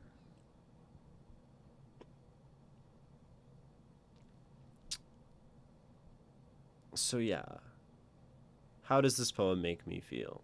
Right, one of those questions at the bottom. And I think understanding the poem is helpful for that. Have we earned caretakers? Right, so that's already connected with the title of No Sitters. Right, this is like our first big kind of pun circle that happens. Right, no sitters. A caretaker could be like a babysitter, right? We would call them a caretaker, right, of a child. Then every porch I pass boasts two lovely rocking chairs and no sitters, right? And so sitters is now in reference to people in chairs, but like rocking chairs also have this association with age, right? You could think of two old people sitting in a rocking chair, and also old people have this way of being caretakers, right? And then have we earned caretakers? It almost points to like, have we somehow earned the people in these chairs or the lack of people in these chairs in some capacity, right? This is what we've earned, maybe, that they are absent. But it all just kind of like circles and references itself very, very tightly. And like the title plus the first three lines is very impressive in that way. And then we cut, right? There's a blue scrunchie laying on the sidewalk. Well, not on. Dusted along the median. Well dusted, but not median. Rounded off aside the one rank pavement checkerboard as we triage past. Discarded. So here's our next kind of part with a whole bunch of like complex things, right? Because we have like, so we just have the item, right? The scrunchie laying on the sidewalk, which we then describe later as one rank pavement checkerboard. Because on a chess or checkerboard, a vertical row is described. No, those are files. A horizontal row is a rank, right, on your chessboard, and a vertical row is a file. Chess or checkerboard, right? So one rank pavement is, one checkerboard thing going forward. That's a great way to describe a sidewalk. So we have like this connection here, right? Well, not on. Dusted along the median. Well dusted, but not median. Right, so along the median, I mean, is interesting because the median like refers to the middle of something, right? Which would be kind of on, but maybe this is more referring to like the sort of metaphorical median between the road and the sidewalk, which would be like the curb here, right? Interesting because the median has its own meaning when we're talking about roads and sidewalks, which is the thing in the middle between, there's like lanes here and then there's lanes here and sometimes there's some like trees. This is a median. So maybe it's all the way over here and we're seeing it and it's in the middle of the road. Which is interesting then, right? That we start by describing it as laying on the sidewalk. It almost creates this like question of where the scrunchie is. Well, not on, dusted along the median. And like dusted, right? Dust sort of, like dusted to the side, right, is what I think of, right, when you would like sweep something away off to the side. And I think this speaks to, right, that it's just there, it's thrown over there, there's no kind of intention. And maybe then it almost doesn't matter where it is. It's just the idea that it's on the ground, right? But it there's like tension here in a really kind of uncomfortable way. Just talking about like the location of this object. Um, well dusted, right? As to say that it's dusty, that it's on the ground, but not median. And median would be like middle, like average, normal is what median means when referring to something like mathematically, right? When something is the median, it's like the average or the middle of like a data set. And so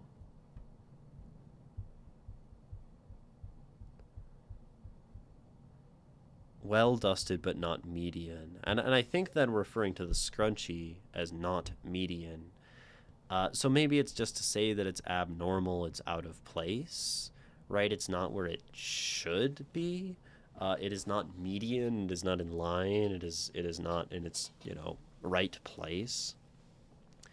There's a blue scrunchie laying on the sidewalk. Well, not on, dusted along the median. Well dusted, but not median.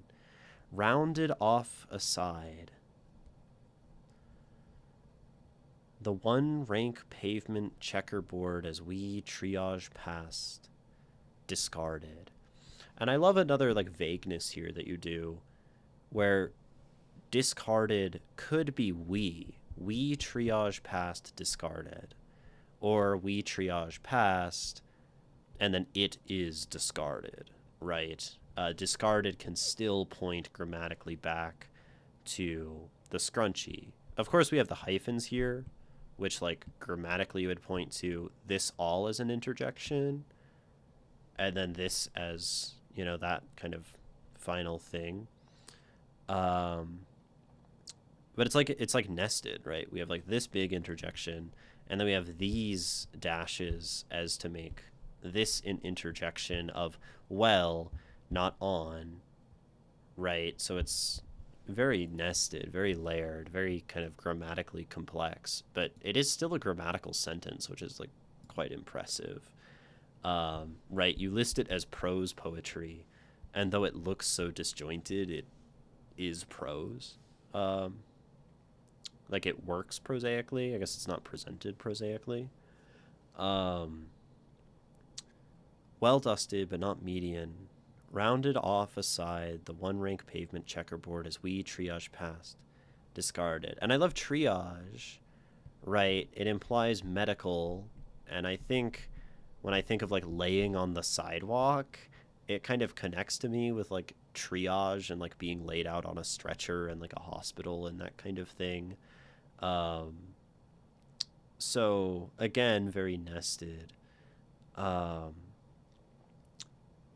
but we have this idea between the two of them. Hi, Ray. Welcome. Of discarded or empty, right? Like this thing is discarded, and in a sense, these rocking chairs are discarded since they're not being used. Um, and I think this all echoes, at least somewhat, with the idea of something earned or unearned, right? Oh boy, we love reading. Yes, we do. Um, what then? It's too dirty to reclaim. It's too personal to throw out proper. It's there. And uh, I love like the dirty proper thing. Like there is a sort of, we were talking earlier, there's a oxymoronic nature to this, right? That this is dirty and this is proper. Want to make sure you're informed of something, so make sure you don't miss it. Could I ask you to check your DMs when possible? Is this like some account is hacked or blowing up, or like the Discord is getting flooded or hate rated? Oh, thanks. Okay, that's useful. I appreciate that. Not something urgent and tragic. I will check that out later though. What then? It's too dirty to reclaim. It's too personal to throw out proper. It's there. And so like this, like, what is this referring to? Because this can almost refer to the chairs. I mean, we're talking about it. We're probably talking about the scrunchie, right? Too dirty to reclaim, too personal to throw out proper. It would feel wrong to take this kind of sentimental object and just get rid of it, because it's like, I guess that feeling, that respect for the sentiment of it, that it belonged and that it's kind of beautiful and blue. I like the color blue for this poem. uh, what then? It's too dirty to reclaim. It's too personal to throw out proper. It's there. All architecture is what you do to it when you look upon it. And it's cool, like, this line flows nicely, because calling it too dirty to reclaim is the architecture of looking upon it. Calling it too personal to throw out proper is the architecture of what you do when you look upon it, right? And it's there, right? It is there as kind of a building is there, as, you know, the porches with the rocking chairs. These, like, assumptions we make about a world beyond our own, I guess, just based on, like, objects and things in the world.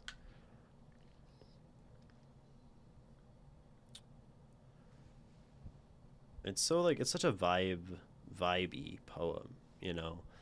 Nothing concrete, everything is kind of feel, because it just shows something concrete. It's still there, flagging along the weary flock, flagging, blowing in the wind, works nicely with the dusted and dusting. The chairs rock empty, the sun beats above, the mosquito wing beats rock and empty skin. So, like, the sun beating above, I don't think is, like, positive imagery. I'm getting a phone call. It's probably my friend.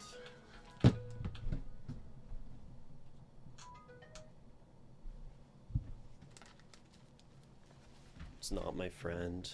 It's a random number I don't have saved.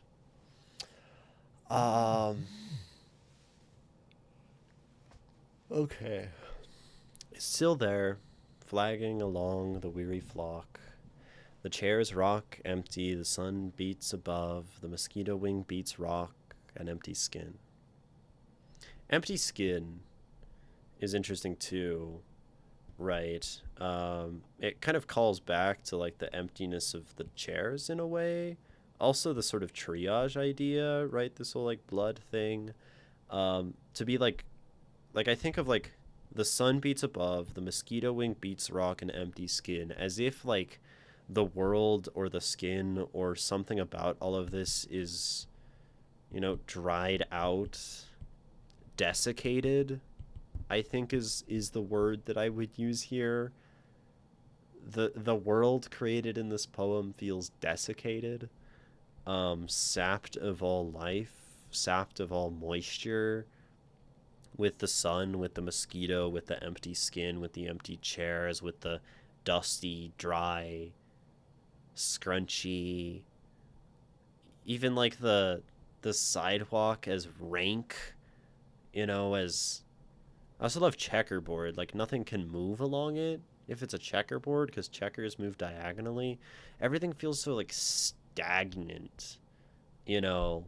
And to use architecture, right, as a thing here, buildings, concrete, right, static, right. And this is what we've earned, right? We've earned this empty world. It's really giving end of the world post-apocalypse dead town vibes. It's also giving, like, suburb, you know, like, and maybe it's because I've written a poem about the sun beating down in the suburbs and, like, the endless sidewalks and whatever, and it's, like, empty and, like, devoid of life, even though people live there. But yeah, it is an apocalyptic kind of scene either way, and I think it does give, right, that apocalypse.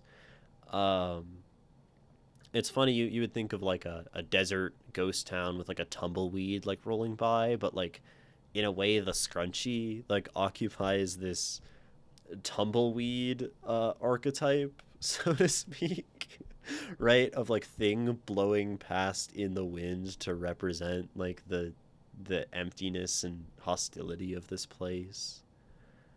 Um, so it's like modern ghost town, which is why I think it leads me to suburb, and I think like a scrunchie seems to me like the kind of thing that I don't know.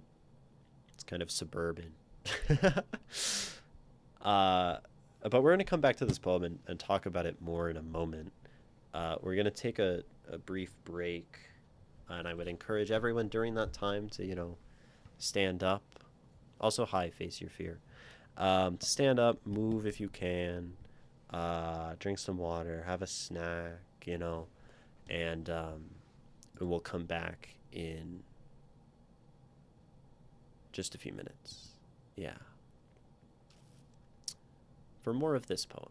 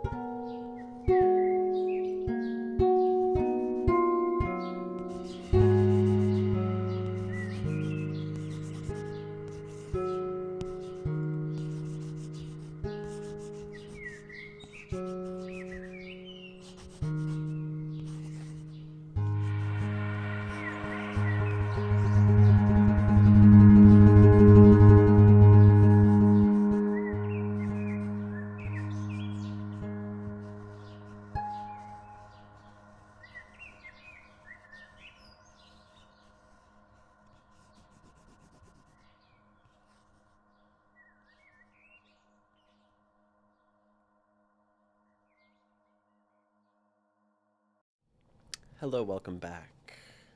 Still me. Um, Still reading uh, No Sitters by Dew on the Grass. Nikki, you say um, with this poem, you can almost hear the wah, wah, wah. Yeah, yeah, it has that like Western emptiness, still kind of breeze coming by, standoff vibe. Even though there's no duel happening here, right? It's just like empty, barren, like decrepit kind of scenery, right? And I'll read the poem again. No sitters. Have we earned caretakers? Every porch I pass boasts two lovely rocking chairs, and no sitters. There's a blue scrunchie laying on the sidewalk. Well, not on, dusted along the median. Well dusted, but not median, rounded off aside the one rank pavement checkerboard as we triage past. Discarded. What then? It's too dirty to reclaim. It's too personal to throw out proper. It's there. All architecture is what you do when you look upon it. It's still there, flagging along the weary flock. The chairs rock empty, the sun beats above, the mosquito wing beats rock and empty skin. This is what we've earned, then. I don't think there's a way to make this poem in any way, at least to me, feel positive or light. You know, it is just heavy. And how does it make me feel? It makes me feel heavy and weighed down, and like I'm wandering and I'm just seeing things. There's almost like a dissociation, and at least that I experience here, dissociative, right? Where it's just like walking past objects and like they are there and they are still there, and there's sort of like a non-interaction, like no reason to do anything. I don't know how the poem like really accomplishes that. I guess it's by like the choice of what we include and the choices of what we don't include, right? We don't really include motion and action besides the single line of like triaging past, right? And like kind of flagging along the weary flock. At best, like the sun beating and the mosquito wing beating are kind of motion, but truly this poem is like static. Now, I feel like I want to come back to that like kind of central question, in that it's at the beginning and it's brought back at the end. Have we earned caretakers? Right? And this is what we've earned then? Like, I think all of this is what we've earned. You know, this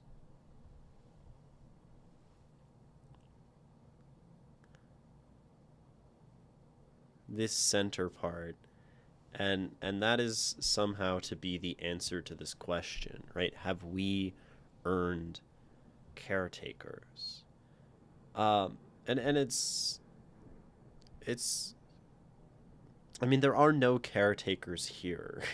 Right? The chairs are empty, and it's just this single person who's like truly alone. Which is curious, because to say like have we earned them almost serves to say that in some way like they are present here.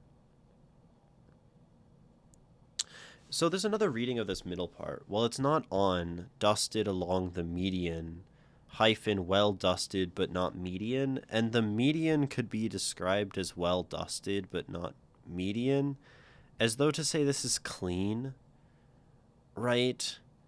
Like, sort of like an uncomfortable cleanness to this, right? Every porch I pass boasts two lovely rocking chairs. Like, this is kind of uncanny in its beauty, right? That there's like these two rocking chairs on every porch, and it's like many of these porches, lines and lines of porches, perhaps. Right? To call it a checkerboard, I think gives this some like regularity and some like intention. And like architecture, I think implies that as well. Right? So then it says like there's this place that is clean and cared before in a way, right? But like by it being kind of perfect in this way, it's uncanny and sort of maybe liminal, right? Um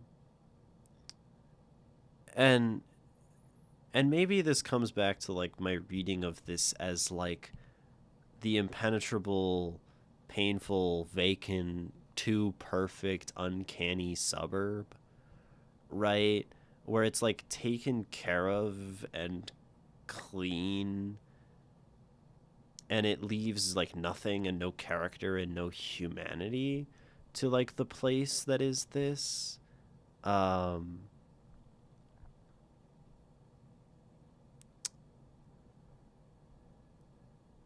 Sort of like the dirtiest thing here, right, is a blue scrunchie dropped on the ground.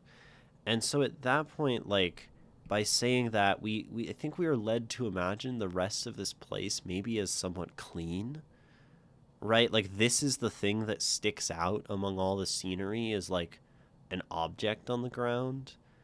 It says that everything else is like empty, there's nothing. But it's like these houses with lovely rocking chairs. And I think that's what makes this feel like this apocalyptic suburb. Um, the modern apocalypse we live in. Um, so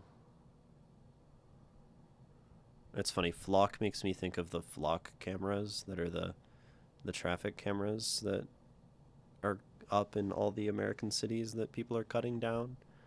Um, but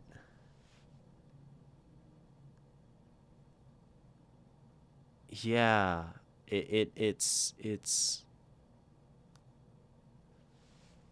man. This is a hard poem to talk about because it's just it feels so vacant.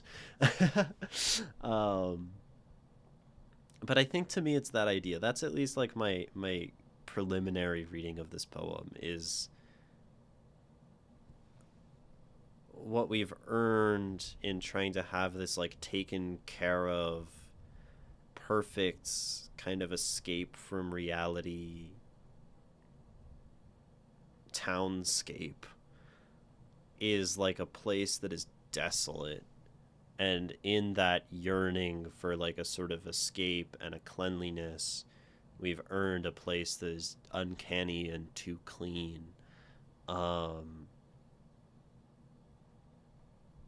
which in some way makes it quite similar to this poem, right? The idea of the escape, and the consequences of escape, and like a perfect world, um, in heavy quotes.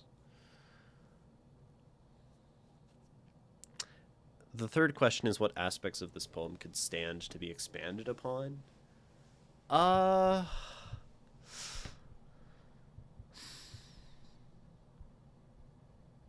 it's so contained and so efficient in the scene that it presents, right? And to expand upon anything would be to like add to this scene, which I think is very dangerous when we're trying to create like a framing of desolation. Um, I'm kind of interested in the chairs, you know? Like, we don't have too much chair, and the chairs are like quite a cool symbol, right? But if we like describe them in any way with like color and character, I think it would take away. Maybe I just want to spend more time with them. This like mosquito thing at the end is interesting and just kind of appears and doesn't. I mean, it's like sort of brought in by like the triage idea, right? I mean, like the beating goes into it, but the sun is kind of new as well. I wonder if some of these images would even be like more effective at the beginning. The sun beating, the mosquito beating its wings. But then again, it's like effective at the end to say like this is like there's this idea of life sucked out, which I think is what the mosquito is a good symbol for, what the sun beating down is a good symbol for. Um, that like vitality has been removed from this place.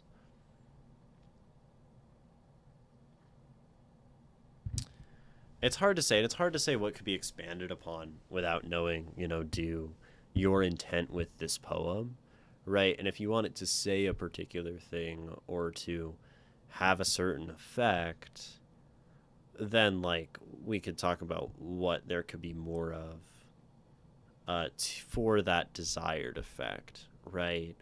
Um, but if the way I read this poem is like, yeah, that's kind of what I wanted to do, then I wouldn't tell you to expand upon anything because I think it works. Uh, well, like if it works in that way, but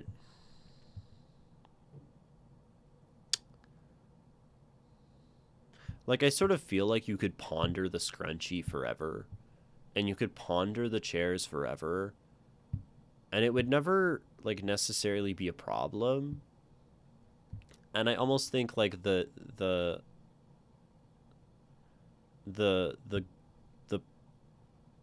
potency of this poem is in the ability to create the feeling of nothingness with as little as possible. I think that's incredibly hard to do. Because, like, to create a feeling of nothingness, you need to create a feeling that something should be there. And creating the feeling of something should be there is the creation of expectation.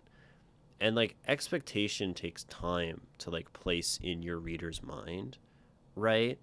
Um, and I feel like adding more to a poem like this detracts, and removing things from a poem like this is beneficial, but it also kind of seems like it's very minimal already.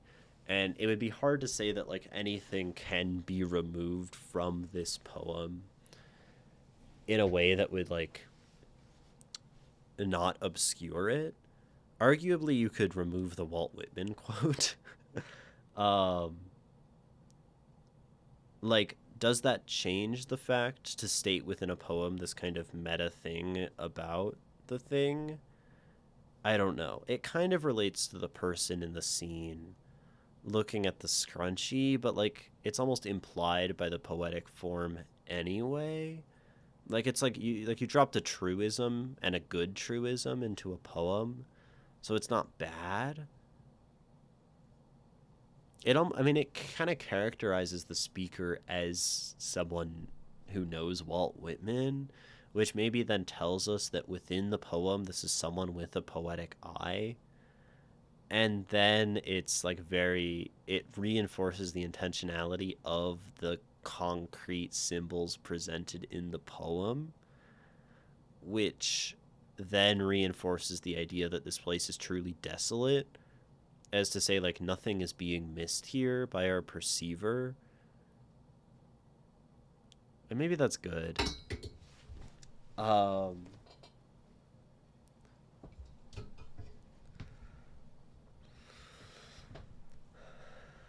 Maybe this poem could have more feel. I don't know.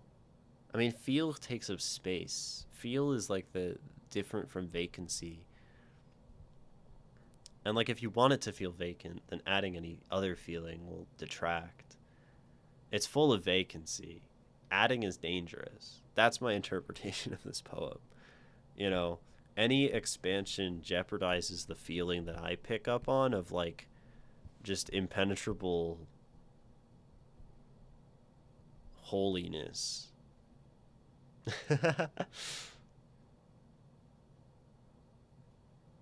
Wanting it to feel more is super meta. Yeah, I mean, and maybe that's like such an effective reaction of this poem that it makes me want to feel more, right? Like, and that's what I would say, if I had critique of this poem, it should feel more, it should have something. And that's like almost the thing that the poem itself is commenting on, right? So it's leaving me with a lack, but I don't think that lack is something that the poem wants to fill in from how I read the poem. And that's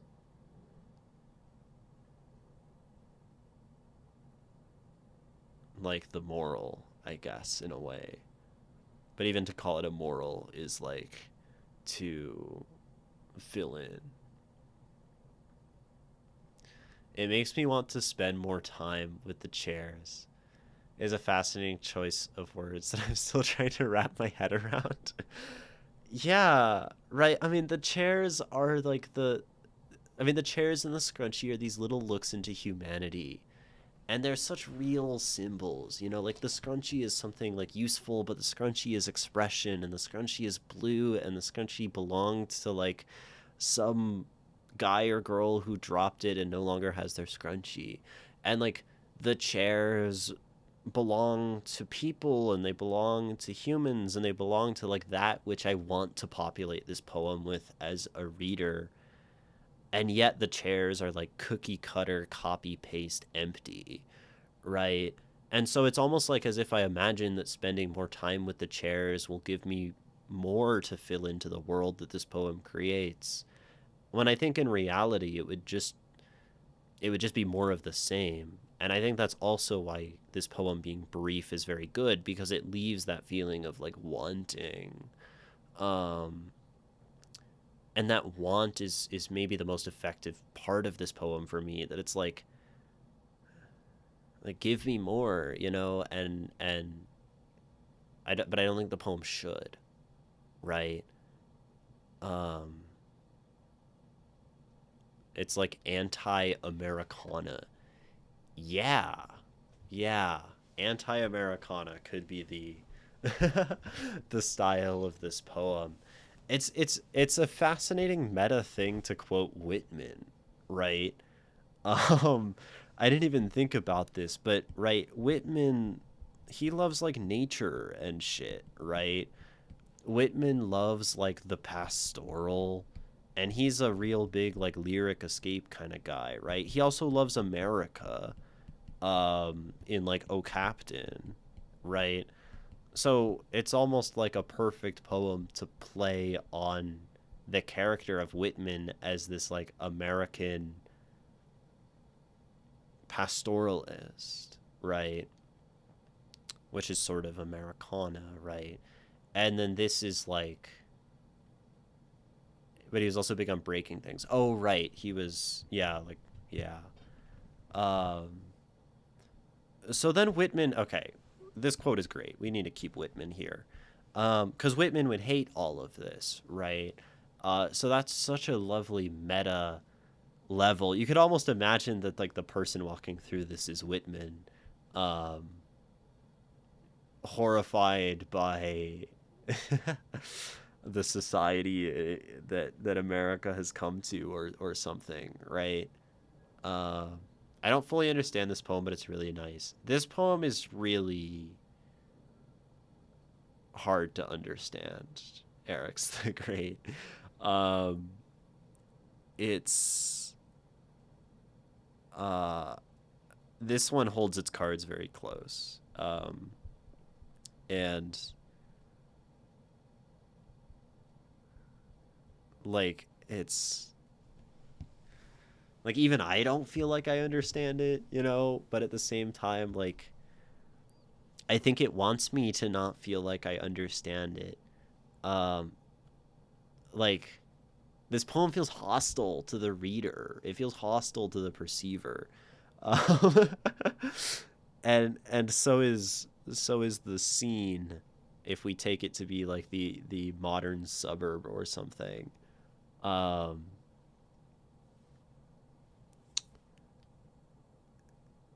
that's my favorite part about it. Yeah, I mean it's incredible, right? In how it does that.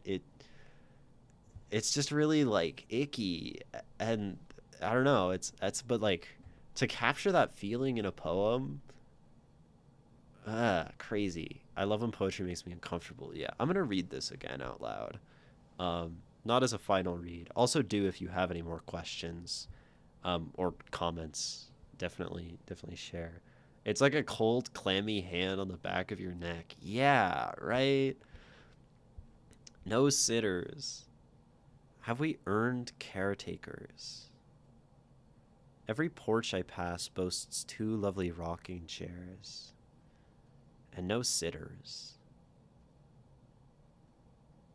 There's a blue scrunchie. The no sitters thing is okay. Like, I can't. like the no sitters thing, right? If we read this as like no babysitters, like the blue scrunchie could almost like read as like this lost childish item, like a kid, like a little girl who has a blue scrunchie, or a little boy, doesn't really matter. Um, right. And then it's like, so somehow this bit of small child humanity has been lost by the lack of this. Anyway, that's interesting. Have we earned caretakers? Every porch I pass boasts two lovely rocking chairs and no sitters. There's a blue scrunchie laying on the sidewalk. Well, not on. Dusted along the median. Well dusted, but not median. Rounded off aside the one rank pavement checkerboard as we triage past. Discarded. What then? It's too dirty to reclaim. It's too personal to throw out proper. It's there. All architecture is what you do to it when you look upon it. It's still there, flagging along the weary flock. The chairs rock empty, the sun beats above, the mosquito wing beats rock and empty skin. This is what we've earned then.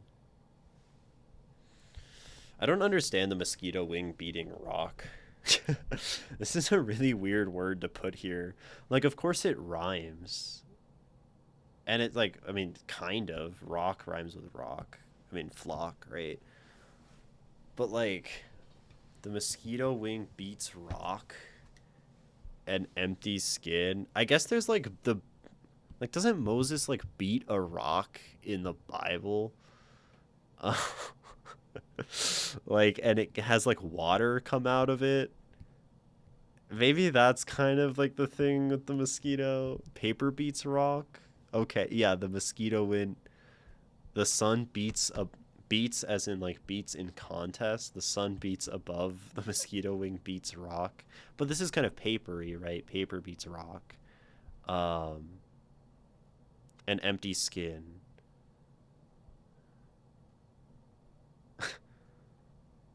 Mosquito wing beats rock. It's like the 1,000-way rock paper scissors, or rock paper scissors like 101 or whatever it is.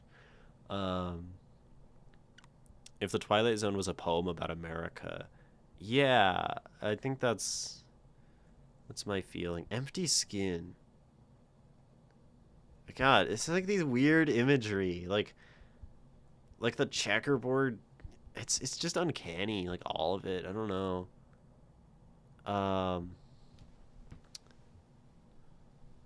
I saw a blue forgotten scrunchie 7 years ago between the sidewalk my fellow students traveled and the nuclear engineering lab I would never enter.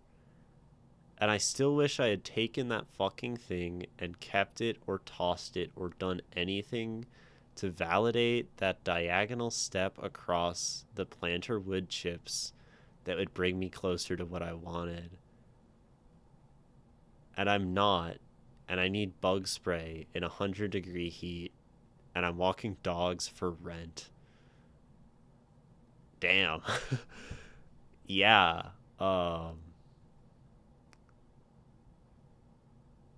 That makes a lot of sense with this poem.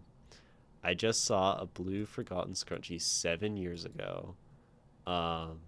Between the sidewalk my fellow students traveled. It's crazy how those things like stick with us, right? It's a single memory, right, of a blue scrunchie and this like yearning, this wishing to have done something, to have taken it, to have thrown away, to have like exited one's course and one's like prescribed path, right? Validate that diagonal step. That's a beautiful turn of phrase. And I still wish I had taken that fucking thing and kept it or tossed it or done anything to validate that diagonal step across the planter wood chips that would bring me closer to what I wanted. And I'm not. And I need bug spray in 100-degree heat, and I'm walking dogs for rent. Yeah. Maybe that goes there instead of rock.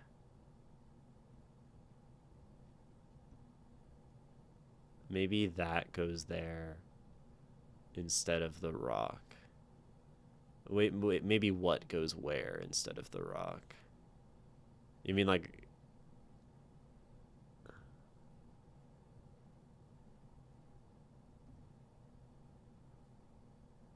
anyway, I don't know. Random memories that somehow stay in your brain for all this time. Right, yeah. Yeah. I mean, I have like a formative like snail that I stepped on as a child.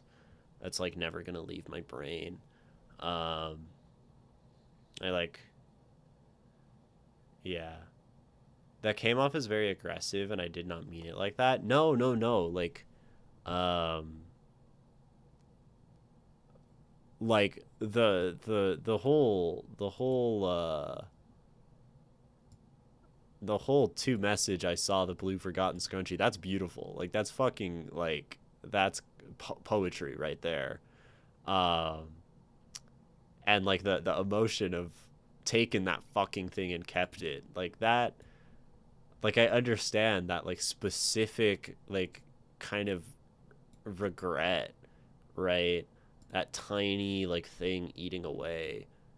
I just don't know what you mean by the maybe that goes there instead of the rock.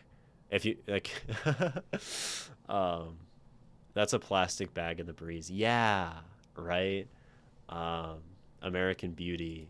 I think that, yeah, that feels very similar to what's kind of happening in this poem. That American Beauty scene, right? Um, a bunch of photos of snails on your wall, and it says, "Yep, I do it for the snail. I do this all for the snail that I stepped on when I was 6 years old." um, yeah, no, this idea of exploring like those distant memories at I mean it captures that so well. I don't know. This poem just it just works, I think. Um in that feeling of like being stuck, right? Another word I was going to say at one point was apathetic, right? And like no desire to change or to go anywhere or do anything in this like empty world, and it's just like going forward, right? And I think that maybe sounds like some of the feeling you describe in that memory that you are trying to recount in this poem, right? You know, why was I apathetic? Why did I not step off the sidewalk and just like take the goddamn scrunchie and do anything with it, right? Um and I mean it's like immensely tragic, you know, um in its minutia, you know.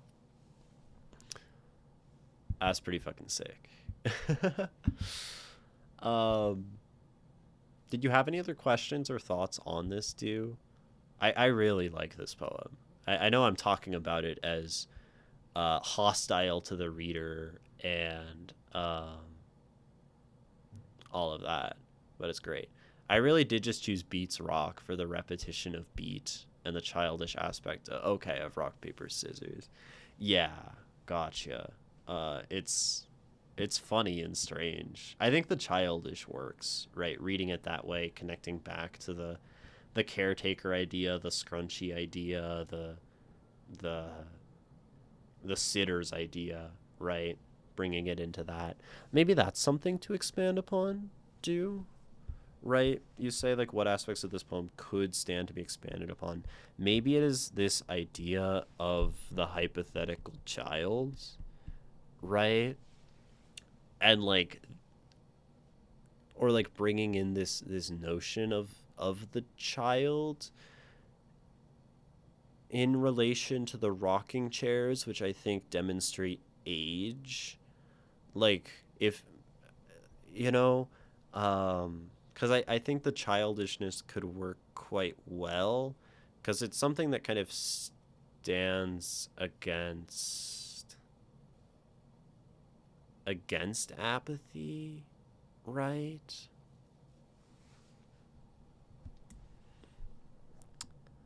Um, and I'm thinking that needs replacing. Okay, yeah. I mean, I think the repetition is cool. I think it is it gives it a feeling of weirdness, which isn't bad for this poem, but it is weird. um, like that movie Tusk, where the dude wants to give the walrus he killed years ago a fighting chance, so he makes a human one to fight against. Yeah, I've totally heard of that movie. And that sounds so bizarre and weird. Holy shit, Tusk? That sounds absurd. What is this film? This is probably like some like film that you're like, is this Tusk 24? What the fuck? It's like hold on. Uh share my screen.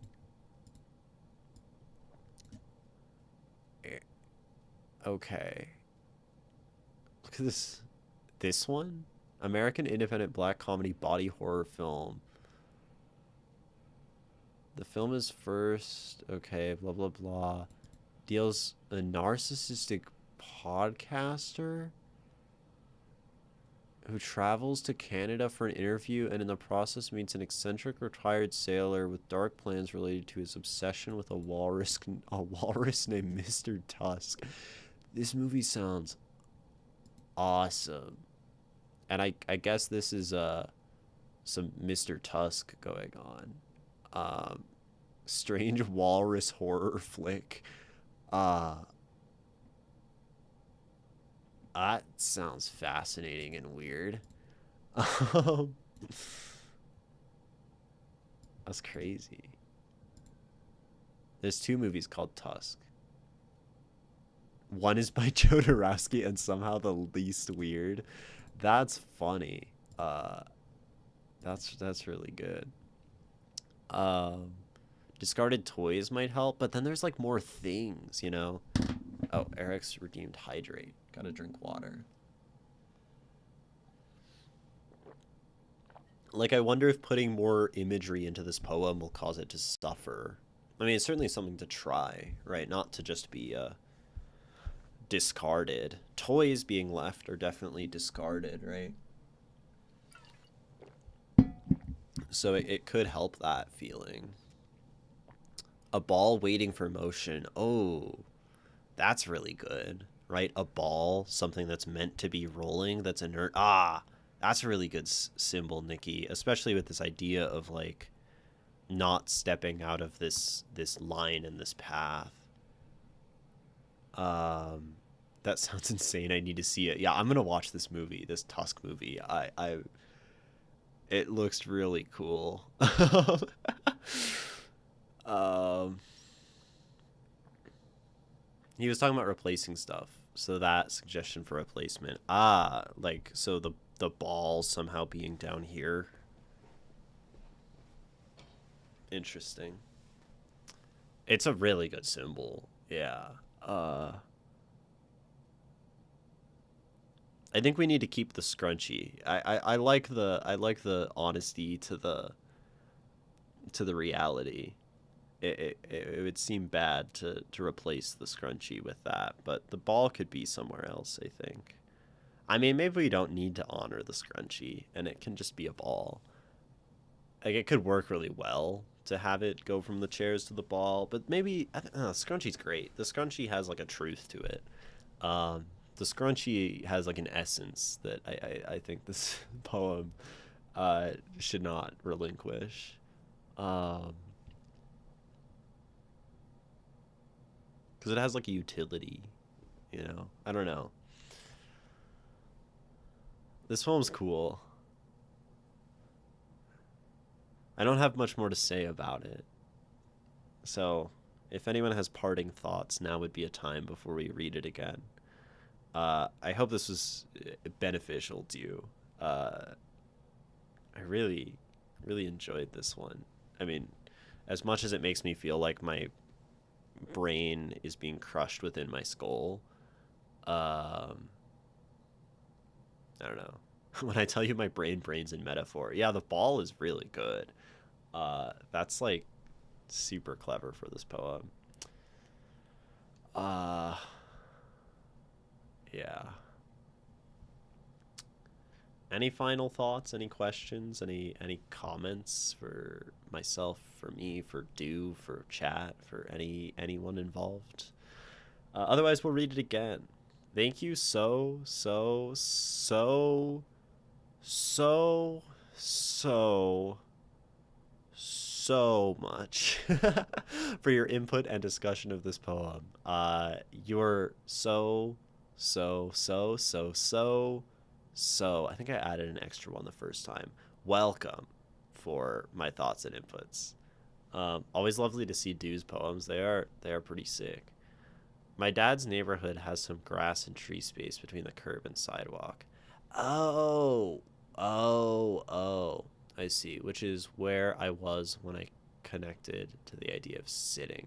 I see. I remember in when I lived in Utah, it was kind of like that. You had the sidewalk, and then you had like grass, and there were often like trees here, and then you'd have the curb, and then you'd have the road. So okay, so the scrunchie was like here. That's a scrunchie. And then the houses with their chairs, right? That makes sense.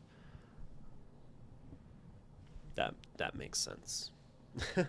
Okay, here's No Sitters by Dew on the Grass. Have we earned caretakers? Every porch I pass boasts two lovely rocking chairs and no sitters. There's a blue scrunchie laying on the sidewalk. Well, not on. Dusted along the median.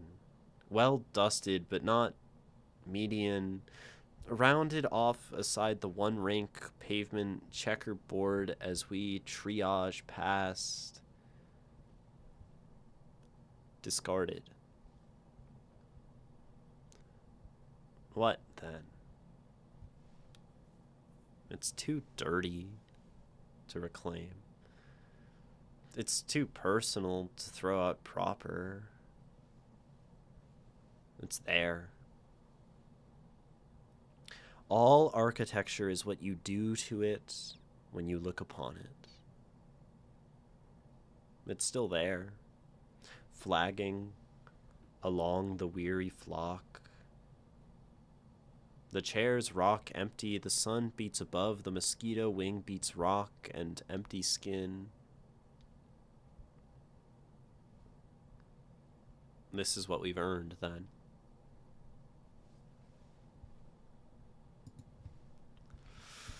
No Sitters. Somehow the most depressing poem I've read in a long time. Thank you so much for that poem, Dew. And you're welcome for reading it, but thank you so much for submitting. Thank you so much for having the courage to share your art, and not only to share it with me, but to share it with a bunch of other people on the internet who get to directly benefit from your doing so. And thank you, everyone who watched, for giving time, your time, to Dew's poem and to my thoughts on it. That's a wonderful gift, and and something that I'm certainly grateful for. Uh, this poem really does give Uncanny Valley Stepford vibes. That's why it's uncomfortable. Yeah, it's weird. It's it's an uncomfy poem. It's not something like I've often seen captured in poetry. Certainly not something I think I've managed to capture in a poem. So that deleted the story I wrote for 2 days because I can't map out my thoughts. Lol. Oh, that's tragic, Rin. Um, Always advise not deleting stuff. Because even if you don't like it and it doesn't feel mapped out, the ideas are still on the page, and if you don't delete them, you can use them later potentially. But also, I totally understand, and I've definitely just like dropped the delete key on whole poems that I could have like saved and reused in some capacity. So I'm not totally one to speak when it comes to that. I've also just deleted whole short stories and things because I get frustrated with them very easily. So there's that.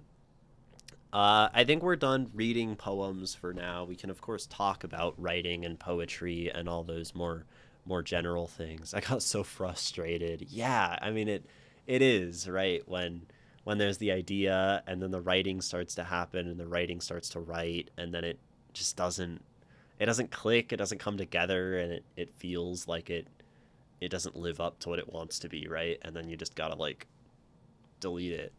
My poet best friend used to burn the poems he didn't like. That's so poet. Why are we like this as poets? We're so dramatic. We're like, yeah, I'm gonna take this thing and just light it on fire, as a symbol to the release of these words that were inadequate for what I wanted to say. I'm gonna, destroy them so permanently. It's so poet. It's so poet. Just right, you can always polish. Yeah, always just create new stuff, I think. Our brains are programmed to be uncomfy with things that feel almost real but not quite.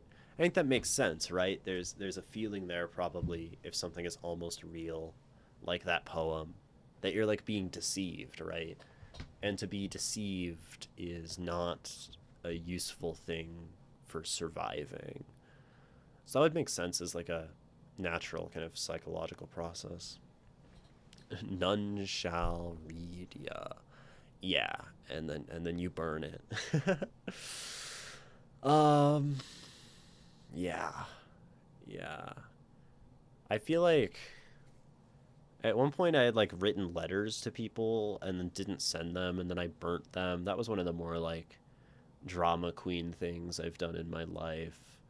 I think it can be fun to make art with the intent to immediately burn it afterward.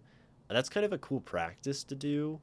I think it's good for like liberating yourself of this needs to be perfect and this needs to be like good enough to present to people because then you like know you're going to burn it and you're going to create freely. But then the thing is like when you're not burdened by that, you can create like better art probably, and then you'll end up with something good and something beautiful, and then you kind of get this, I don't know, symbolic act of like relinquishing beauty and not taking things that seriously. um Very kind of Buddhist, very impractical, but I think probably a neat symbol to explore. Good performance art. Yeah. um Performance art is cool. I i think it's interesting. It's difficult, but I generally like it. Um, yeah, I don't know. I have like one idea for like a performance art kind of thing I want to do, which isn't exactly performance art, but I want to like write a poem that fits on like a single piece of United States, you know, currency. Because currency is still valid if it has things written on it. It's interesting. So you can like stamp things onto a dollar, and it still continues to stay in circulation. So I had this idea to like have a poem that I write on dollar bills and then put them into circulation, and then the dollar becomes this act of performance art. Um, and I thought that would be like really interesting as a way to distribute poetry, because then it just goes out and it becomes out of one's control. And like, I don't know, the idea of like getting $1 in change from a store and it having a poem on it, it would be like kind of crazy to me. I think that'd be very cool. um and then it's taking the physical copy of the poem and letting it go, right? um I don't have very much cash. People don't really use cash. It's kind of archaic, right? Which I think there's a beauty to that in the action as well. Um, but then I don't know.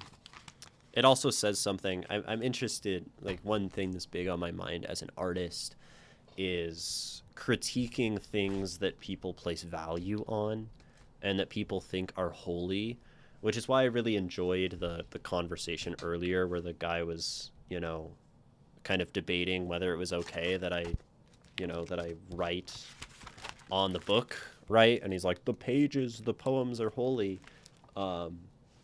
Or why I'm doing these like tarot poems, right, directly onto the tarot cards. Where's my newest one? I did one yesterday, which was kind of cool. Except my Sharpie like it exploded and like dumped like Sharpie ink all over it. Where is it? Where'd it go? It's the easiest one to find. It has like a gold border. Um, and then the same with like me doing the redaction poetry on the Bible, and I think I did a redaction poem on my Quran. Um, and this idea of like, subversion as comment on value, subversion as comment on what is holy, and I think the dollar, more than anything in America, is a holy symbol. So the idea of like writing poetry on currency that critiques that in some way would be pretty cool. And the first of these I did was this isn't the newest one. I really don't know where that card went. But it's this Ace of Wands. Everything is holy. Write holy words on holy books. Write on life. Sorry. Write on life like a ledger. Play at godhood. Be light in the smoke. Paint the land. Right? And it's this idea, right? Well, everything is holy.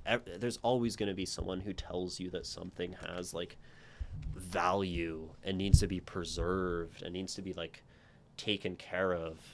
And I think to live oftentimes is to spit in the face of what other people think is, or what is thought to be holy, what is thought to be like pure and untouchable. It's like I don't know, the expression of man's original sin or something. And so the this is all an extension of that. Not that, I mean, like, I guess some people think the tarot is pretty like magical. I think most people who use it really don't, but there are some people who are like, yeah, it's like truly.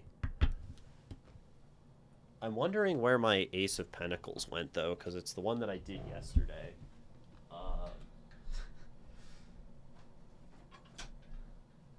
I mean, like, totally valid if I just lose it. I think that's kind of funny. Well, you guys can subscribe to my Substack, and then it's free, and you can see it on there. I really don't like Substack because it has like this subscribe button that brings up the payment stuff, and then it's like the free option is really small. I think it scares people away from using Substack. It's really annoying. I don't really like the platform. Anyway, I don't know where my Ace of Pentacles went. So now this deck is down the Ace and it's down the Hermit, because the Hermit belongs to my friend because I gave it to them. Yeah, don't know. Well, it'll turn up. I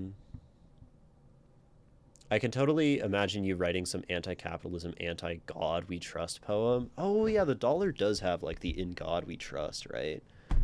Okay, that'd be kind of cool. Hold on, let me get the dollar back out. Does every dollar have the same back? Like, does the 5 have the same back as the 1? There's a 5 in here, right? Where'd the 5 go? Did I lose the 5? Oh, there's the 5. No, the 5 has a different back. Hold on. Dollars. Look at me. I'm wealthy. Like, you could do redaction, right? There's not that much text, right, on a dollar. But on this one, it has in God we trust. Maybe that could be, like, underlined. Or, like, used. There's, like, this Latin stuff. This side, I think, is harder to write on. It's bolder. There's too much going on. The back side's a little, like, lighter and I think more legible. Same with the 5, right? Like, all this dark lines at the top gets in the way of the poetic form. So I think it would want to be here, or I think you could do it, like, vertical. Not sure. Replace God with a dollar sign. That'd be kind of funny, right? I'll have to see. And then the question is, like, do I write one poem and then kind of, like, try to acquire lots of $1 bills and, like, mass produce this poem onto $1 bills? I can start a thing. I can solicit people to send me their dollars, and I'll send them back their dollars with a poem, as long as they agree to just in the mail, as long as they agree to spend those dollars and put the poetry into circulation. That's some cool performance art. Then I would get accused of telling people to send me dollars and not giving them back or something. But you can, like, send a thing and then, like, include return postage. And then, okay, that'd be kind of cool, right? Send me $1 bills to this address with postage to send it back, 1 stamp, and then 1 stamp in the envelope. And then I'll write the poem on it and send them back. You're in Vegas, the perfect place to disseminate dollars. Yeah, right. This is a dollars. This is a dollars kind of place. Anyway. I don't think it's magical, but it does have some resonance. Like, it picks up energy. Yeah, I think they're just cards, personally, but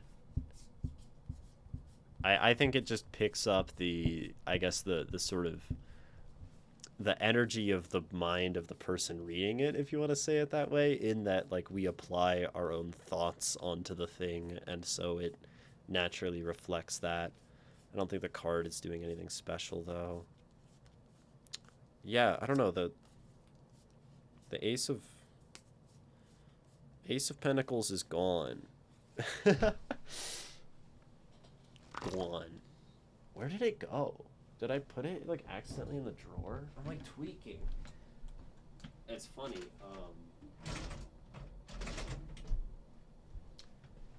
It's funny because I care about where it is, and so I, like, have, like, ascribed some value to the object. I think it's interesting, like, I don't know if there's a way to, like, comment on one's own poetry, one's own art, and, like, the value that one places on one's own art, and create, like, a self-referential, like, redaction of one's own thing or destruction of one's own thing. I don't know. Anyway. Mailing defaced currency to a hyper-nationalist offshore address. Call that P.O. Box. A tarot deck is all just dollars, and you make your own card interpretations on them. Yeah, just a stack of $80 bills. Maybe you need to have, like, different ones for, like, the major arcana or whatever. The fact, yeah, so the Ace of Pentacles one, I did a poem on the Ace of Pentacles reversed, and it was about losing money or whatever.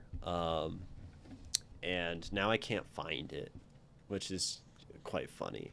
I can show you guys the picture of it because it's on my stack. Where's Substack? I posted it, so hold on.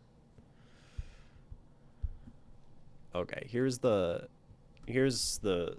picture on my iPad of the poem that I did. So I just don't know where the card is anymore. And when I was doing this part, the Sharpie like oozed out and made a giant puddle of gold ink. So it looks really bad. The whole thing kind of looks bad. I think my handwriting is shit on this one in particular. But a clumsy veneer, gold paint peeling off the wall, off of me, a life taken by the sky, right? Nothing too complicated. I think it looks fine. Okay. I mean, I'm always judgmental of my art. I can always be better, right? Puddle of gold, the symbolism, right? And then I did the border, right, where it's solid here, and then the gold gets less, you know, as if the gold paint peeling, which initially was an accident, and I'm like, oh, it's not like filling all the way, and then I'm like, wait, what if it like is filled at the top and not at the bottom? Kind of cool, kind of clever, kind of art, if you ask me. But now it's gone. Gone. It's probably just on the floor somewhere. I don't know. Anyway, so I'm gonna raid, and I believe there was a request to raid some Magic the Gathering channel that's doing a subathon. Hold on, I need to like plug in my keyboard so I can find it. But I don't remember what Alekman said. It was like something EDH. I will only raid them if they are not massively bigger than me. Because it feels weird to raid a larger channel, because then it's like, it feels attention seeking. If 150, I'll raid them, it's fine.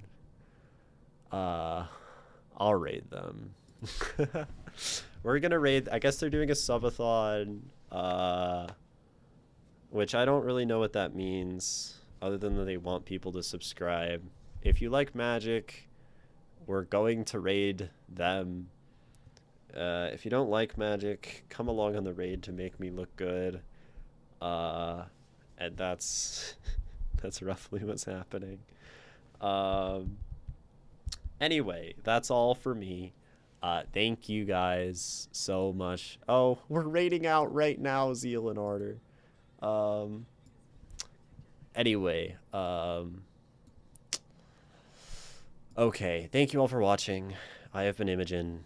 Thank you so much for the gift of your time and giving time to all of the people who submitted their poetry on this stream. Thank you so much for the people who submitted their poetry on the stream.